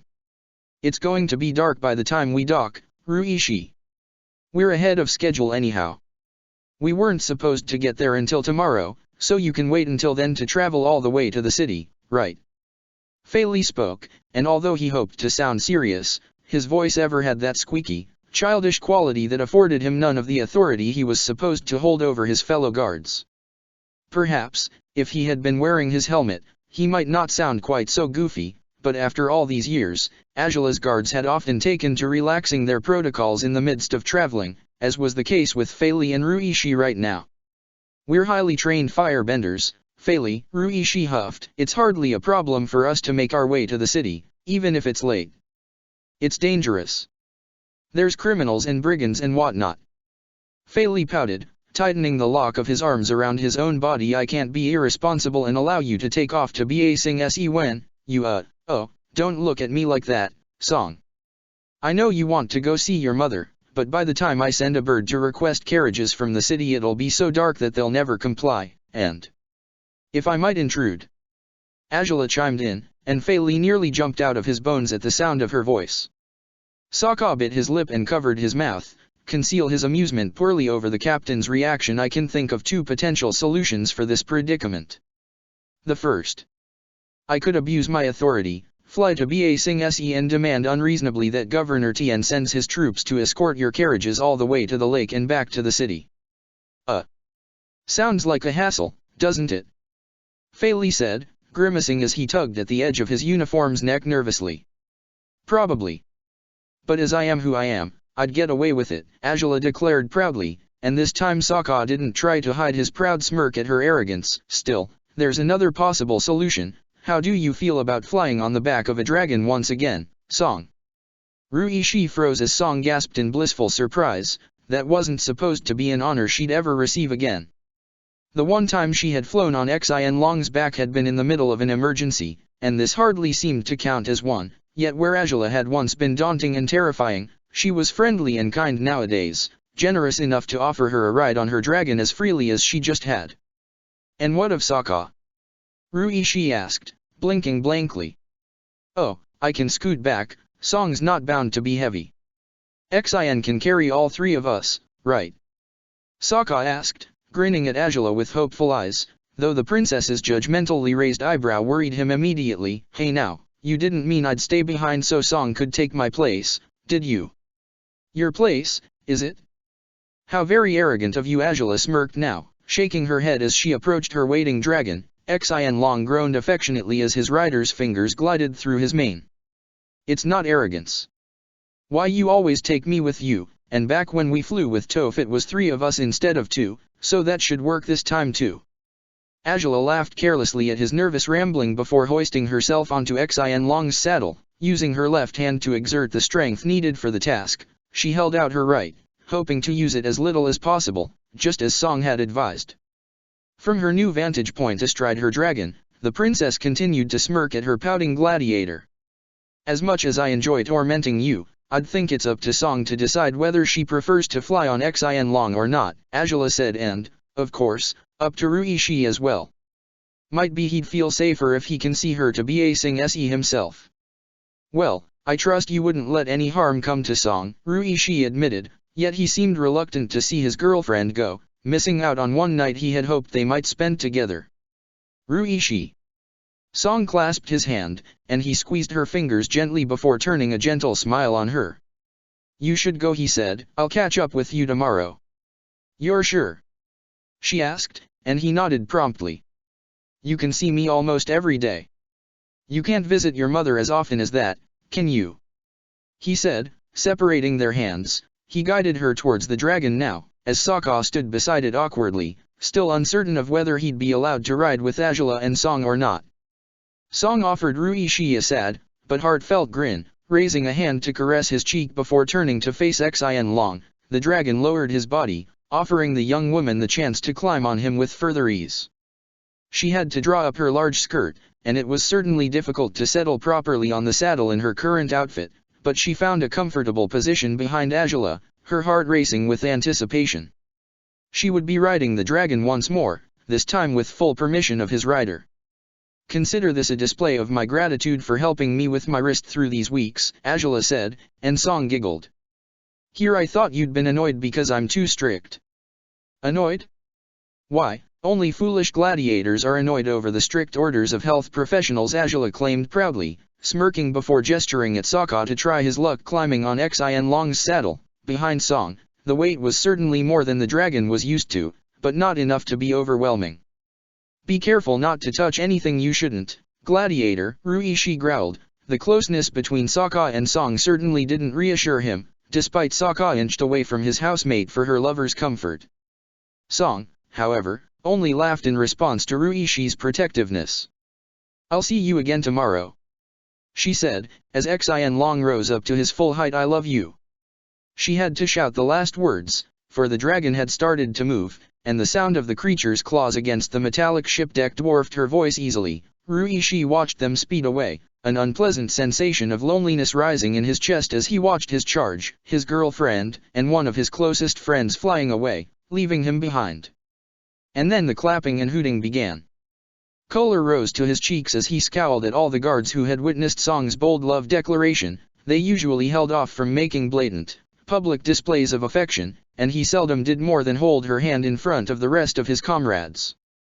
Her words had been far too revealing for their usual standards. Way to go, Ruishi. Fei Li laughed, throwing an arm around his former captain's shoulders. She loves you, no less. You should be thinking about getting married, my friend. Congratulations, Ruishi. Taro shouted, and the others merely clapped in his direction, some reverently, others with obvious amusement at their former leader's uncharacteristic embarrassment. Ruishi only covered his face with a gloved hand, knowing the flush of his cheeks would be the talk of all guards for the coming days. He shouldn't be so flustered. They all knew he slept in Song's cabin whenever she traveled with them, after all, so a love confession hardly should be that surprising, right? But he couldn't chase away the heat in his cheeks. He was foolish to be so embarrassed, he knew, for what shame was there in what Song felt for him? None, he knew, but that wasn't what he felt uncomfortable about. The giddy bliss that rushed inside him after hearing Song acknowledge her feelings for him in public was what brought him to blush so deeply. How foolish indeed for a fully grown man in a committed relationship to be so excited over his girlfriend's words, yet he couldn't stifle his ridiculous, earnest smile over it, let alone could he hold back the intensifying blush that was reaching his ears by now. Up in the air, Song was caught between being amazed by the sights and wonders of flying so far above ground, and being terrified by the inevitable, irrational fear of falling off the saddle. Despite her better sense told her otherwise, she had instinctively clung to Angela at first. The princess had only laughed it off, though the healer had been embarrassed for her impulsive reaction all the same. After a few moments of growing used to the sensation she had only experienced once before, she had realized it was far easier to cling to the saddle's supporting tubular structures instead. It even afforded her peace of mind to hold onto them, she found, and she smiled blissfully as the wind played with her hair. Having fun? Sokka asked Song, pleased by her new, relaxed grin. Yeah. She exclaimed. I never thought I'd do this again. The first time was nerve-wracking. I remember, you were clinging to me so tight I think you left your handprint on my arms for a few hours, Sokka chuckled. Well, I had every right to be worried and scared, Song pouted, shooting him a reproachful glare. I'd barely even ridden my family's old ostrich horse. I never thought I'd ride a dragon, of all things. And I was so sure the princess would be outraged about it. Oh, she was, but she got over it, Angela chimed in, prompting both her companions to laugh. Come to think of it, you could consider both your occasions of riding Xin Long to be a sort of payment for all your hard work with healing me. First it was my cold, now it's my hand. Huh, I hadn't thought of it that way. You see, Sokka, this is how you thank a healer, not by eating all the food off her cupboards, Song said, smiling teasingly at her housemate. Sokka scoffed. I can't give you a ride on a dragon just to thank you every time you patch me back together. Sokka squeaked. As much as Xin Long likes me, I'm not his actual rider and I don't have a dragon of my own, not that I could have one even if there were more, right? They only bond with firebenders. Well, You sure bonded with the saber-toothed moose lion the other day. Angela smirked. Might be that's more up your alley than dragons are, huh? Though, for your sake, I don't advise you to ride one of those with him, Song. It's nowhere near as fun as it sounds. Hey. You enjoyed it? You mean you enjoyed it, claiming the front seat and then basking in having me clinging to you so I wouldn't fall off, for a change? Angela huffed, and as much as he had been confrontational moments ago, Sokka chuckled in agreement with her words. Song bit her lip. They were used to riding together, with no one in their way. Generous as Angela's offer was, had Song intruded on what usually was a private moment between these two? She was all the more grateful for what Angela had done now, and for Sokka's little to no complaints on the matter. No one knew how difficult it was to pry Sokka and Angela off each other as Song did. That they would forsake an opportunity to bask in their love just for her sake was heartwarming, even if she couldn't be sure she deserved it. That they believed she did was already enough of an honor for the obliged young woman.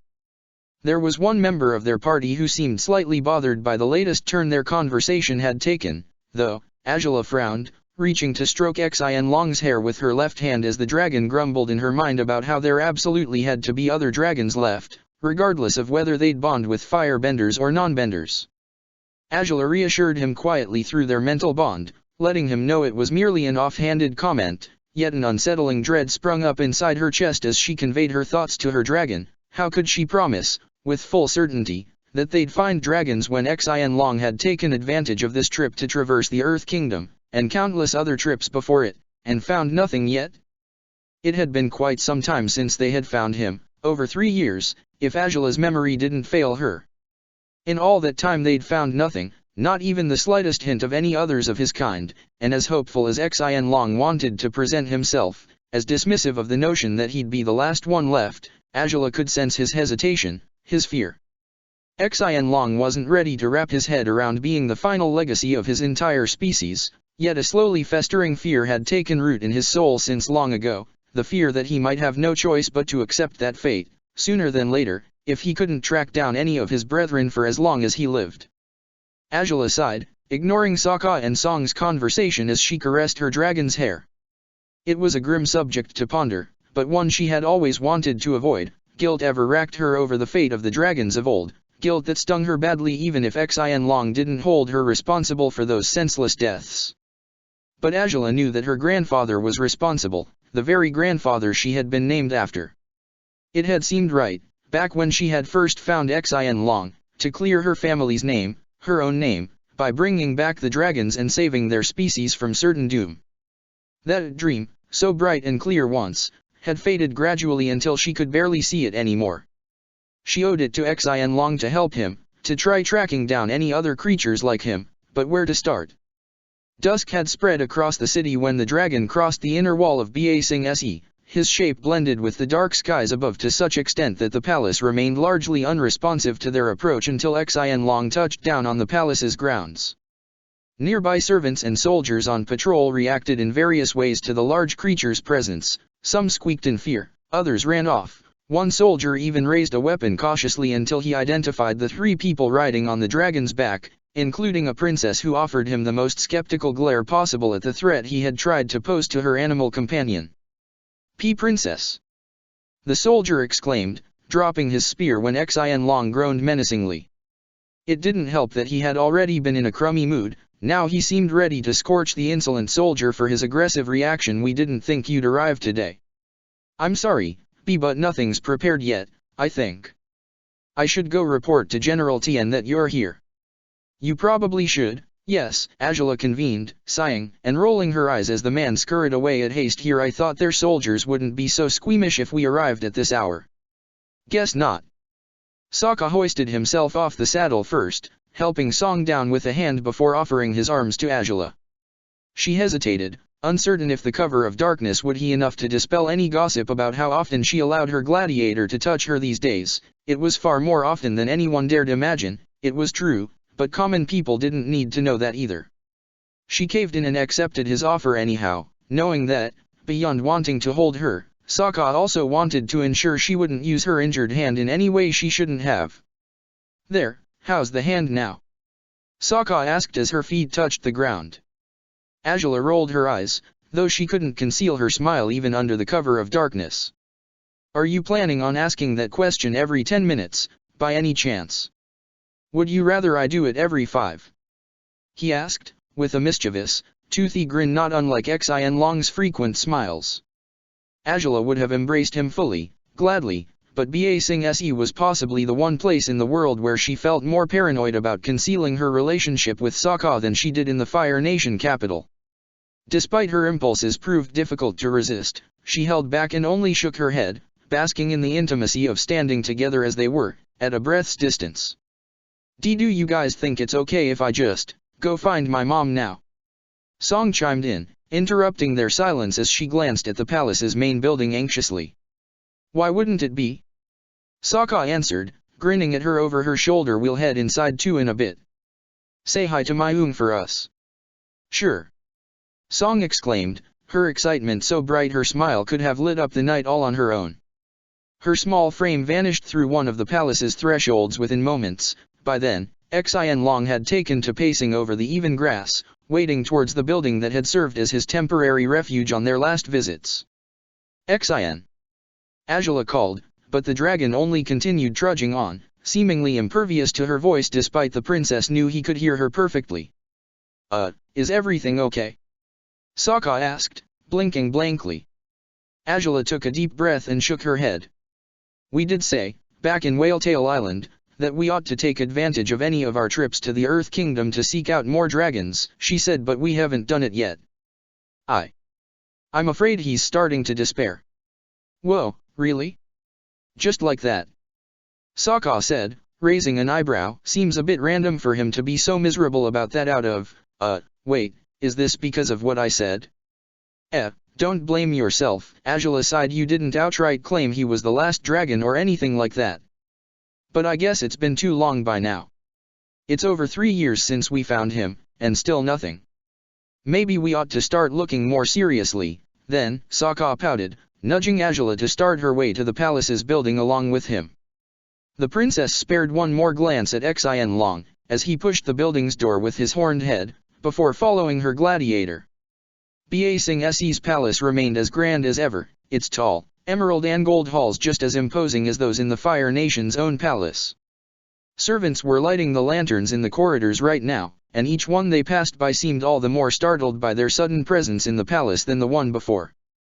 It took around 5 minutes of walking aimlessly, looking for any rooms to sit down and relax at, before a tall man finally offered to guide them to a sitting room until the governor could see them. Angela and Sokka took him up on that offer. They wound up in a small, cozy room, and they dropped on the cushions before the tea table as they waited to be received by their hosts. Didn't you send word we might be arriving today?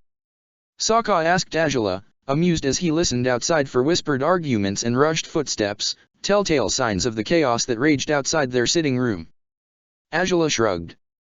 The estimated time of arrival was tomorrow, actually, but the currents were in our favor and we gained plenty of time because of that, Angela admitted. In a way, it would have been better to stay in the barge for tonight, at least for the two of us. Yeah, but you figured you'd give Song a chance to be with her mother instead, Sokka smiled. I do love spending extra time with you, but I can put up with the distance if you're being selfless and helpful with people who deserve it. Angela bit her lip, tapping her arm gently with a finger. Someone certainly deserved whatever selflessness she could offer him, but she wasn't sure any selfless attempts to seek out dragons with Xin Long would pay off at all. Angela. Sorry, I keep thinking about Xin and I just really want to do something, if I can, she whispered. Now that Aona will be overseeing the enforcers in the colonies, I guess I can't quite use that as an excuse to travel here so often anymore, so, if I'm going to help Xin, it should be during this trip. And yet. Well, now, you said Ba Sing Se shouldn't be that much trouble for you, right? Sokka said. Surely Tien has dealt with things way better than everyone else has, he's always been efficient that way. So, if you have time to spare. If I do, what will I do with it? Angela asked, eyeing him with uncertainty. I could go flying with Xin Long if he wants, hell, we both could, but where to? What for? If we don't pursue any specific leads, I'm not sure we'll get anywhere with this. And that's the real problem. We've been anything but efficient in our attempts to find more dragons, and unless we come up with a decent plan. Yeah. I'd accuse you of over-planning again, but you're not wrong there, Sokka admitted, biting his lip. If only there were some sort of dragon expert you could ask, but I suppose no one really qualifies as one, right? Not likely, Azula mumbled, not here, not in the Fire Nation mainland either. You sure, though? Sokka asked, sitting up straight. The glow of an idea twinkled in his eyes, and Azula's heart jolted happily, hopefully, at the sight of it. I mean, not to give you false expectations, but, isn't there a big university in this city? Maybe someone there could help you out. Right, but I don't know if they'd have investigated dragons, Azula said, intrigued yet unconvinced for the moment. I won't say it's not worth checking out, but they might be even more clueless than we are. It could be fun to visit that university, though, Sokka smiled. We could even ask about those ruins we saw before we entered the Cave of Two Lovers, though, come to think of it, maybe it was one of the lovers' villages, huh? It's possible, Azula conceded, eyeing Sokka with undisguised amusement as he licked his lips with childish anticipation. And there's other stuff we could ask them, like, the swamp, don't you think? And maybe they know a thing or two about indirect bending, or hey, that lightning redirection Iroh did? Or, aren't you getting a little ahead of yourself, Sokka? Azula chuckled. I mean, I don't mind your enthusiasm over learning new things, not even a little bit, but at this rate the last thing you'll remember to look for is an expert on dragons. Oh, I wouldn't forget about. Hey. There's actually one thing we haven't investigated yet either, and it's pretty important. At that, Sokka mentioned, his sudden seriousness taking Azula aback right away. I mean, we haven't really had time. We pretty much settled on doing that right before the slave riot happened, but... We've been so busy since then that I have no idea what you're talking about anymore. Azula smiled, shaking her head. Coming up with a chi-blocking bomb so I can beat Toph. Her smile faded just as easily as it had spread over her face. She certainly had forgotten about that, but... Do you really think that's still necessary? Azula asked, leaning back on her cushion as she studied Sokka's serious facade. You kept up with her so well during the race. Granted, you weren't alone, but neither was she, and we were tired, in a complicated environment, and you and I are like 10 times more powerful in a fight whenever we join forces. Sokka cut in, and Azula grimaced but fell silent, allowing him to speak his mind. As much as I was stoked that we defeated them, still am, we can't assume it'll go exactly like that when I face off against her, one-on-one, in the future. I'd rather we're properly prepared by then, and I'm sure you would prefer that too. Azula smiled approvingly and nodded. Sokka's mood was lightened by her reaction, and he grinned back at her as she breathed deeply. Guess I taught you well, better than I should have. She smirked. Who's over-planning now? It's the right amount of planning, princess, say what you will, Sokka chuckled. Then, what exactly do you think the university's experts could suggest with the bombs? Azula asked. You'd ask some erudite about substances that can produce chi blocking, perhaps. Maybe. I'm not sure what kind of scholar would be better for this sort of research, Sokka admitted, biting his lip before shrugging, but I suppose we'll find out when we get there, right? Surely, but, it all depends on whether or not I can wrap up all matters pertaining the enforcers on time. Azula rested her head on her uninjured hand, her elbow on the small table before them. You have a fight in about 4 days too, in case you forgot we'd arranged for that. I didn't, Sokka said, nodding. Granted, I doubt that opponent will be much trouble for you, but you can't take them for granted anyhow. Azula sighed. Either way, if things don't pan out and I have to supervise Tien's enforcers more closely, unlikely as that sounds, you probably ought to go to the university yourself. What? Sokka pouted, and Azula couldn't hold back the snort of laughter that overtook her at his outrage. No. We're going together. I mean, if I go there alone, they'll probably try to kick me out. What's some Water Tribe guy trying to do, steal their research or something? Why would they think you're stealing anything? Azula laughed, but Sokka ignored her. Whereas, if you show up, Crown Princess, they'll even beg you to steal their research. They'd hand it over to you in a heartbeat, reveal all their dirty secrets if you so ask, because your authority cannot be contested and... Cut the nonsense, you're just making up excuses so you don't have to go alone, Azula laughed. Heck, no. If it was merely that I don't want to go alone, I'd take Ruishi or Song or Taro or anyone. But the truth is, Princess, that the only one I want to go with is you. Sokka declared, finally grinning again. So, please. Oh, curses, Sokka. Azula huffed, his goofy grin doing away with her defenses easily. You're adorable, you know that. I'll let you get away with calling me that if it means you'll come along, he said, wiggling his eyebrows and prompting her to laugh again. Before she could give him a proper answer, however, the door to their sitting room was opened hastily. A familiar woman was carrying a tray of tea for them, and both Azula and Sokka smiled instinctively upon recognizing Tien's wife, ever the dutiful host. Princess. We were so sure you'd arrive tomorrow, but it's wonderful that you're here now. Jin exclaimed, beaming as she set down the tray carefully on the table before her guests. We would have arranged a better welcome otherwise, but I've already asked the servants to ready rooms for the two of you and Song. She's already with Mayung in the kitchen. I saw them hugging there just as I went to brew your tea. Thank you for your generosity, Azula smiled, bowing her head towards the young woman sitting across them. We didn't mean to impose, but Song and her mother don't have nearly enough opportunities to spend time together, so, as we were already within the city's vicinity. Oh, I understand completely. Reuniting with a family member is always a wonderful thing. After all, Jin grinned. Tien will be here shortly too. He was dealing with paperwork when we heard you had arrived. Ah, I hope it's not last-minute enforcers paperwork, Azula chuckled, and Jin shook her head promptly. Absolutely not, all things pertaining the enforcers are perfectly ready. Jin announced, beaming. I suppose it's too late to get started today, but by tomorrow we can show you everything we've been working on. It took us about 3 days to build their official headquarters in Ba Sing Se, thanks to the Earthbending Builders Guild that my husband has been funding since he took office.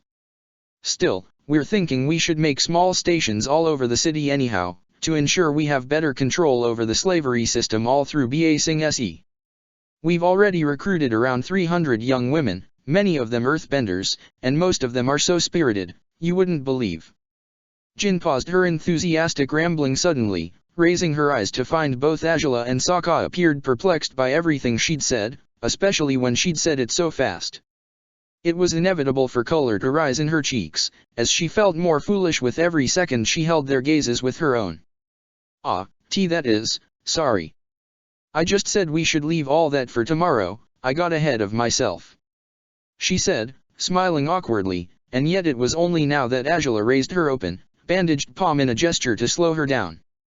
You seem to know an awful lot about the local enforcers' operations, she said, and the now color drained from Jin's face. Was her tone meant to indicate curiosity, or was it ominous instead?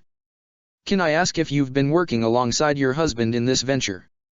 Well, somewhat. Truthfully, he often asks for my advice in some regards and the slavery laws were one of them, Jin answered, lowering her gaze. I know it's not meant to be my place, I'm his wife, not his advisor, but... Hey, now, you can be both things. Sokka exclaimed, grinning, and offering her a thumbs up. Jin blinked blankly at his enthusiasm. Sounds like you guys have the right kind of marriage if you can work together like that. Right. I would think so, but, Jin said, flustered again as she eyed Azula warily. She was smiling. The princess wasn't smirking, she was smiling. My gladiator isn't wrong, Jin. It's actually great news, Azula said, and Jin could finally breathe again after knowing Azula didn't disapprove of her involvement in politics, though it was odd that she wouldn't disapprove, come to think of it. It is? She asked, cautious. Well. I'm not highborn, and I'm Earth Kingdom born. I only became an honorary citizen when Tien asked me to marry him. You've never looked down on me for those things, but, is it really okay for me to be involved in politics? I always thought Tien was quirky, and that was why he encouraged me to give him my opinions, but, you think it's a good thing too? Well, if I thought only true-born Fire Nation people ought to be allowed to work with the enforcers, or involved in politics altogether, I would have never found a cheap, yet effective, swordsman to instruct the capital's enforcers, Azula said, jerking her head towards Sokka, who grinned proudly. And that's just one thing to bring up out of many possible examples where he has proved useful beyond belief. such as when this particular goofball of a gladiator saved my life from the White Lotus invasion in the palace. Her words only served to widen Sokka's grin further. No doubt he thrived in hearing Azula singing his praises, but Jin's awestruck silence only delighted him further. But I suppose the most important example is, Azula said, and Sokka bit his lip in anticipation, not knowing what she might reveal next. He wasn't entirely sure there was anything else he'd done that would be convenient to share, but maybe Azula had thought of something? The man I've hired as overseer of all enforcers in the colonies is actually an earthbender. He's the bastard son of a nobleman and an Earth Kingdom woman. If he can have such an important job, all across the continent, why shouldn't you be in charge of the enforcers in Ba Sing Se? Wait, what? Jin's previous surprise over Sokka's deeds now was nothing compared to her current astonishment. Sokka, on the other hand, had been pouting, expecting further complimentary stories about him instead of Aonu, yet Azula's new job offer for Jin snapped him out of his goofy brooding all the same. Why you would have me in charge? But I'm no good at combat or any of those things. Governor Tien is, by far, the most successful of my father's appointed leaders in the colonies. Azula smirked. I always thought he was talented, smart, a good man, all in all, but if he's had you by his side from early on in his tenure as governor, advising him in whatever capacity you did, it sounds like you're talented, smart, and good-natured enough for the job just the same. But Oh, goodness. Oh, goodness. Jin exclaimed, her eyes wide as she covered her mouth with a hand, poorly suppressed giggles tumbling from her lips. Sokka chuckled at her reaction before leveling Azula with a playful glare.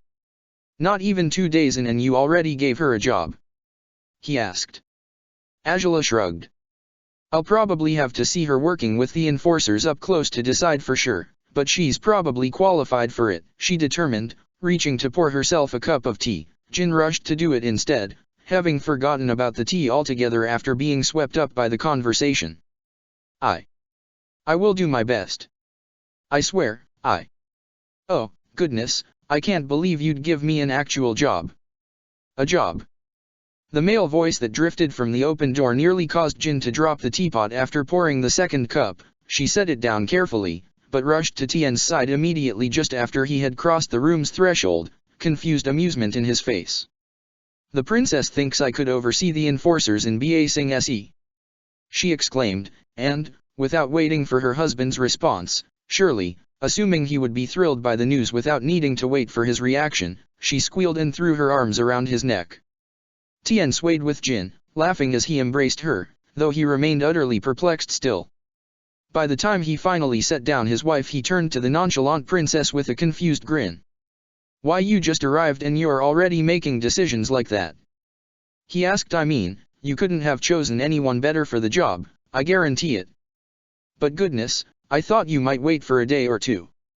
Jin made a surprisingly compelling case for giving her that job when she spoke with such enthusiasm about your plans and progress with the enforcers so far. Azula smirked, as Sokka snickered beside her. Sounds like she's been helping you govern this city, too. Oh, more than she'll ever admit, Tien grinned, wrapping an arm around Jin's shoulders and hugging her to his chest. If the Fire Lord would ever allow it, I'd step down and make her governor in my stead. What? That's insane. Jin exclaimed, and Tien only laughed in response to her astounded embarrassment. You'd do way better than I ever could. I just know it. He grinned, pressing a kiss to his wife's brow as he guided her to sit with him across Azula and Sokka.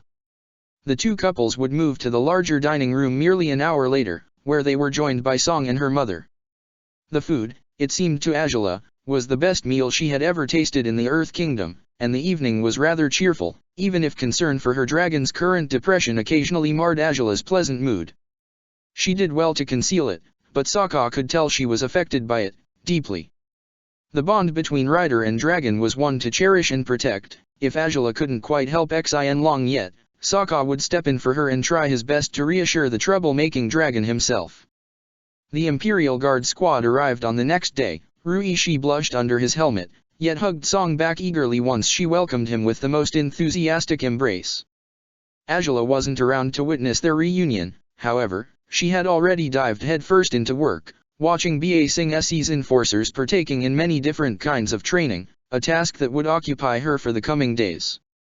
The captain in charge, a tall, older man with a stern glare, resembled Commander Rahi. He as well was an officer out of retirement, willing to serve his nation one more time until one of the talented recruits had gained enough experience to take the position of captain for herself.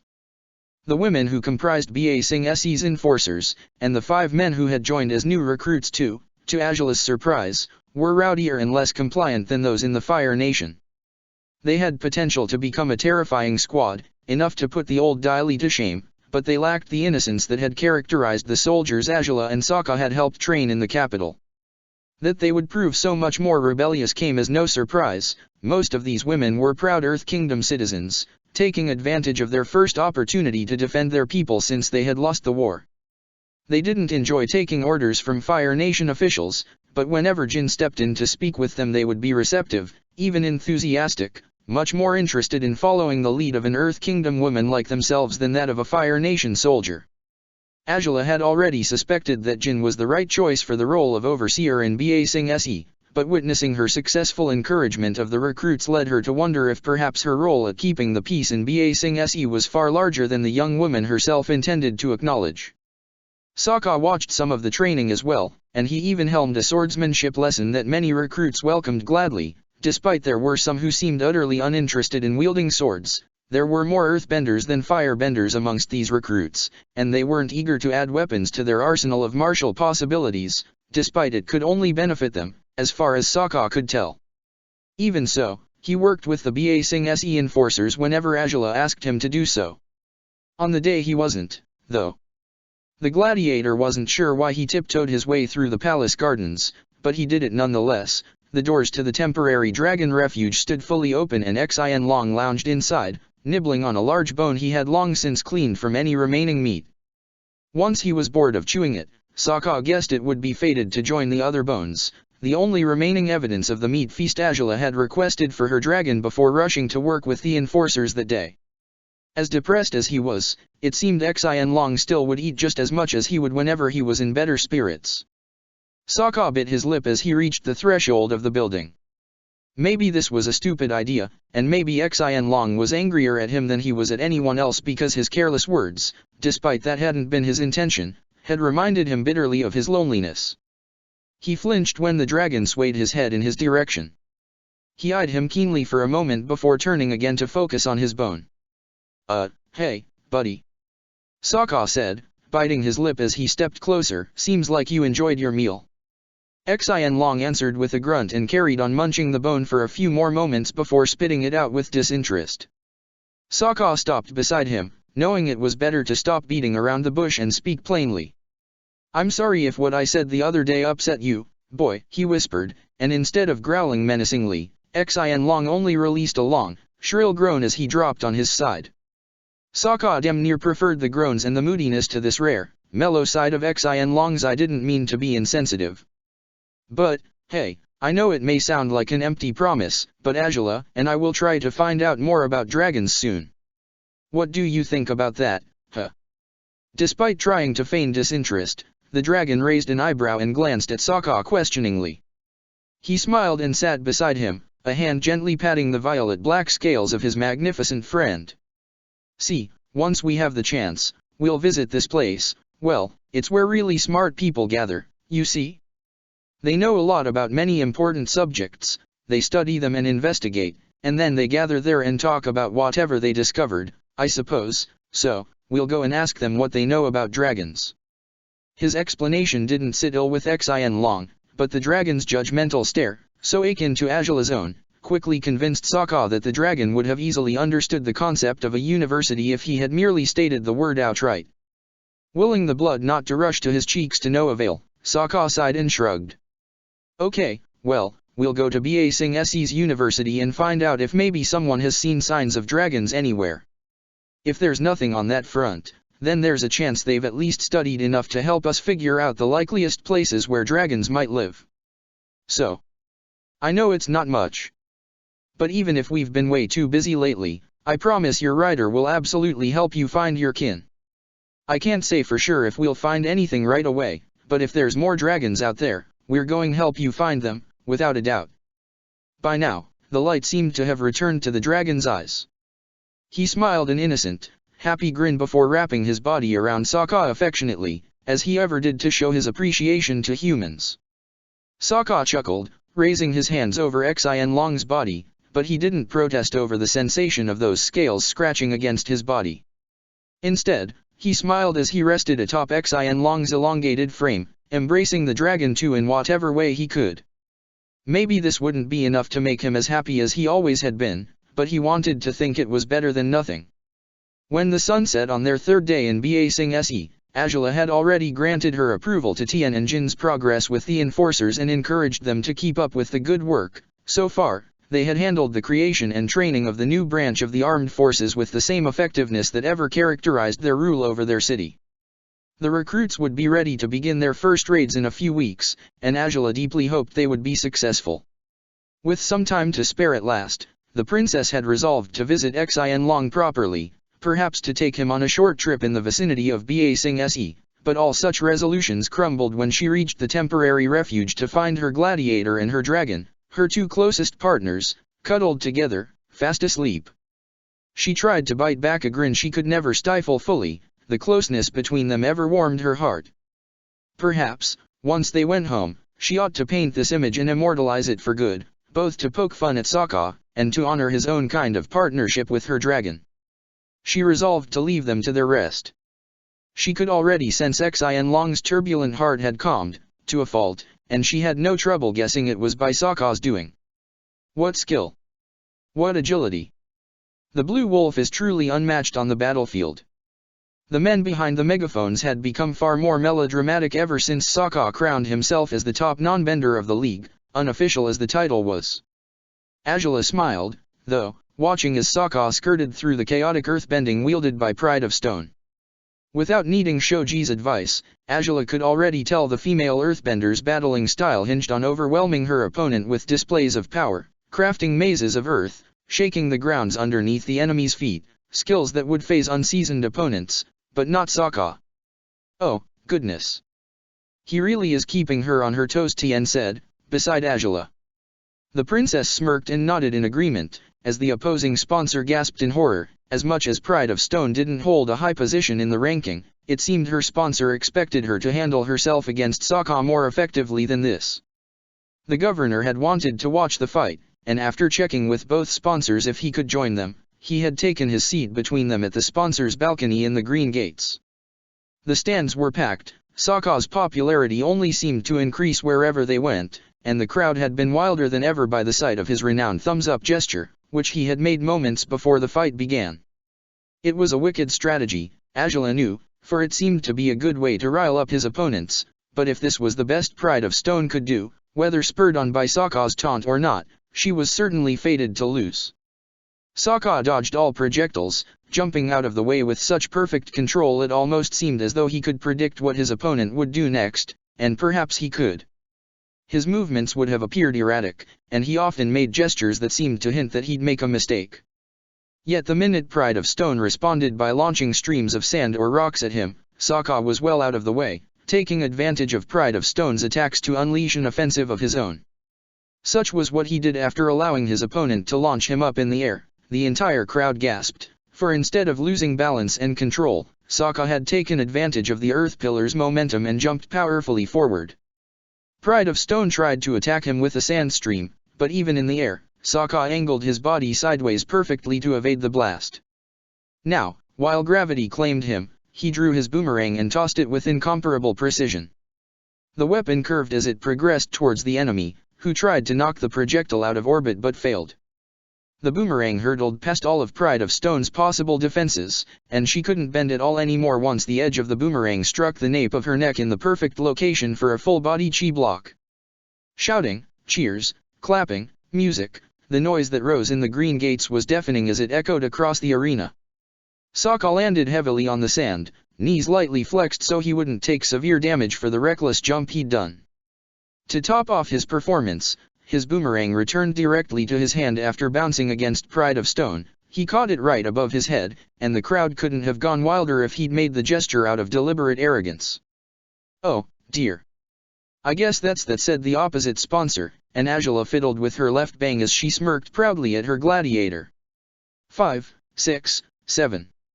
The megaphone man counted, but Pride of Stone couldn't move, and it wasn't likely that she would before the countdown ended. Goodness, he's terrific, Tien laughed, shaking his head as he covered his mouth with a hand. 10. The winner is, the Blue Wolf. The crowd had been rejoicing before, and they only grew wilder still after that. Sokka chuckled, raising a hand to thank his many supporters. Who would have thought he'd ever become a favorite of the crowd, to the point where they'd cheer for him so wildly rather than supporting a local gladiator? Not a lot of gladiators favor chi blocking, it's a difficult skill to master. It takes so much precision. Tien said, stroking his chin. I'm in awe, Princess, he's incredible. I still remember the first time you brought him to Ba Sing Se. Oh, when he lost against the Lady of Laogai. Yes, Angela sighed, though he's certainly avenged himself by now. He defeated her in the last pairs tournament we joined. The opposing sponsor stood up, smiling at Angela even if he clearly had hoped for a better result. He offered her the money she had earned with gentlemanly respect and he left the balcony without another word. Angela and Tien followed before long. It didn't seem the governor could stop marveling at Sokka's progress. He's so agile nowadays, I'd dare say that's his best strength if it weren't for all the talents he displayed in this fight, he gushed, and he didn't even use all his weapons. Truly, Princess, you were wise to sense his potential early on. I've never seen a more remarkable non-bending warrior. Well, I did know he had great potential, Angela smiled fondly, but I mostly chose him because of his tactical, strategic fighting style. I didn't give his combat abilities the credit they warranted back in the day. I thought he might improve them to a fault, but nowadays I even think. Yes? Tien asked, as Angela paused. She bit her lip before answering, stepping down the stairs on their way to the waiting rooms, for Sokka's health checkup.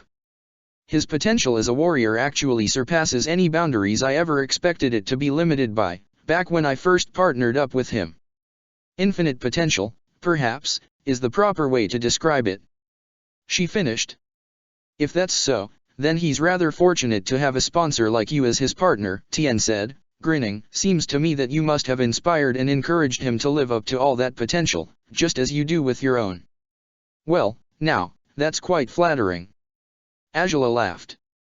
Oh, if only it were flattery, Tien laughed as well. They reached the corridor of the arena's second floor to find droves of fans headed for the vestibule, whether to cash out bets or merely on their way home, but I think the result of the gladiator and sponsor race speaks for itself. Teams like yours are hard to come by, Princess. You made the right decision when you chose him for your fighter. Indeed, Angela conceded, smiling as she waited for any signs of Sokka amidst the large crowd. I can safely say I have no regrets regarding my decisions about him. Tien watched Angela wistfully, a gentle grin on his face. He had known Angela since she was a child, and they had ever been respectful with each other despite they had never been too close. But Lu Ten had always gushed to him about his cousins, and he certainly had always loved Angela dearly. It seemed to Tien that she had grown up to embody everything Lu Ten would have ever wanted her to be. She was confident instead of arrogant, a visionary with the sharpest mind, and by the pure grin she showed her gladiator when he finally appeared by the stairs, flanked by staff members who were to guide him to his medical check, she had found true happiness.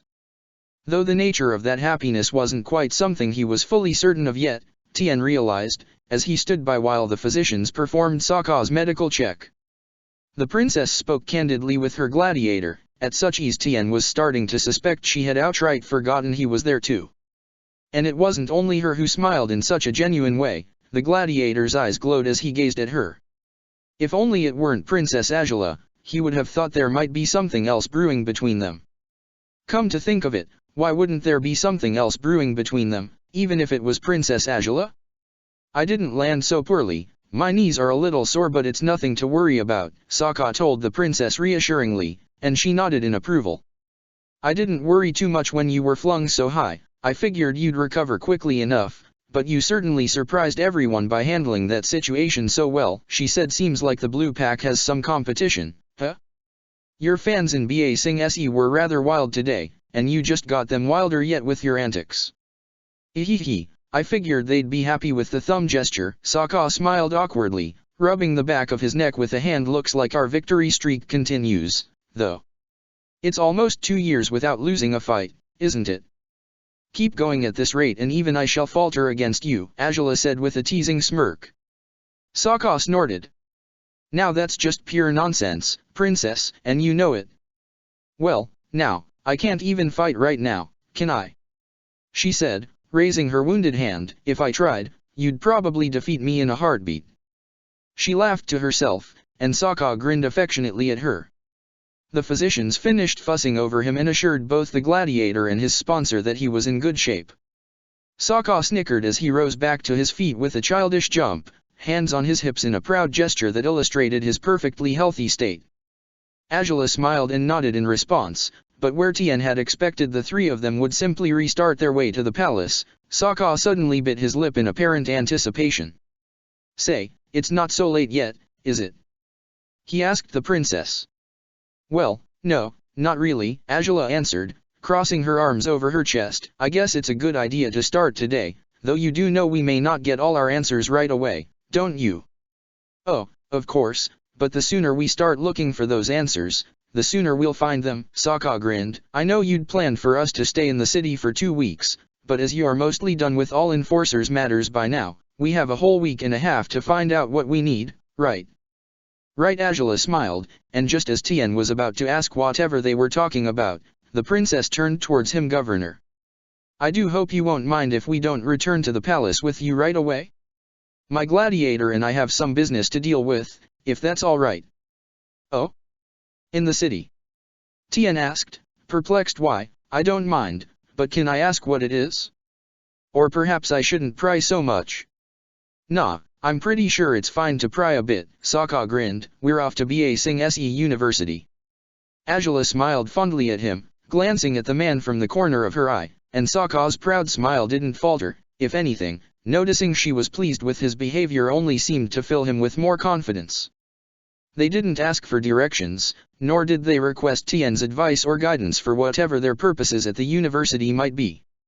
The general merely watched them as they walked from the green gates towards the monorail station side by side, apparently debating which departments of the university ought to offer whatever they were looking for. But to Tien, it seemed their banter wasn't quite as oriented towards making decisions, and instead towards enjoying their strange, push-and-pull camaraderie. That is, if it could be deemed as simple camaraderie when the parties involved gazed at each other with such genuine, sincere admiration. He chuckled to himself and turned on his heels, headed to the palace once more. He couldn't say for sure that romance had bloomed between those two, but he didn't see the harm in it, if it had. Perhaps their partnership was the source of the princess's new happiness, of the peace she irradiated these days, even in the midst of her most ambitious political gambit so far, and if that was the case, Tien had the distinct feeling Lu Ten would approve of it wholeheartedly. Check the description for the links to the author.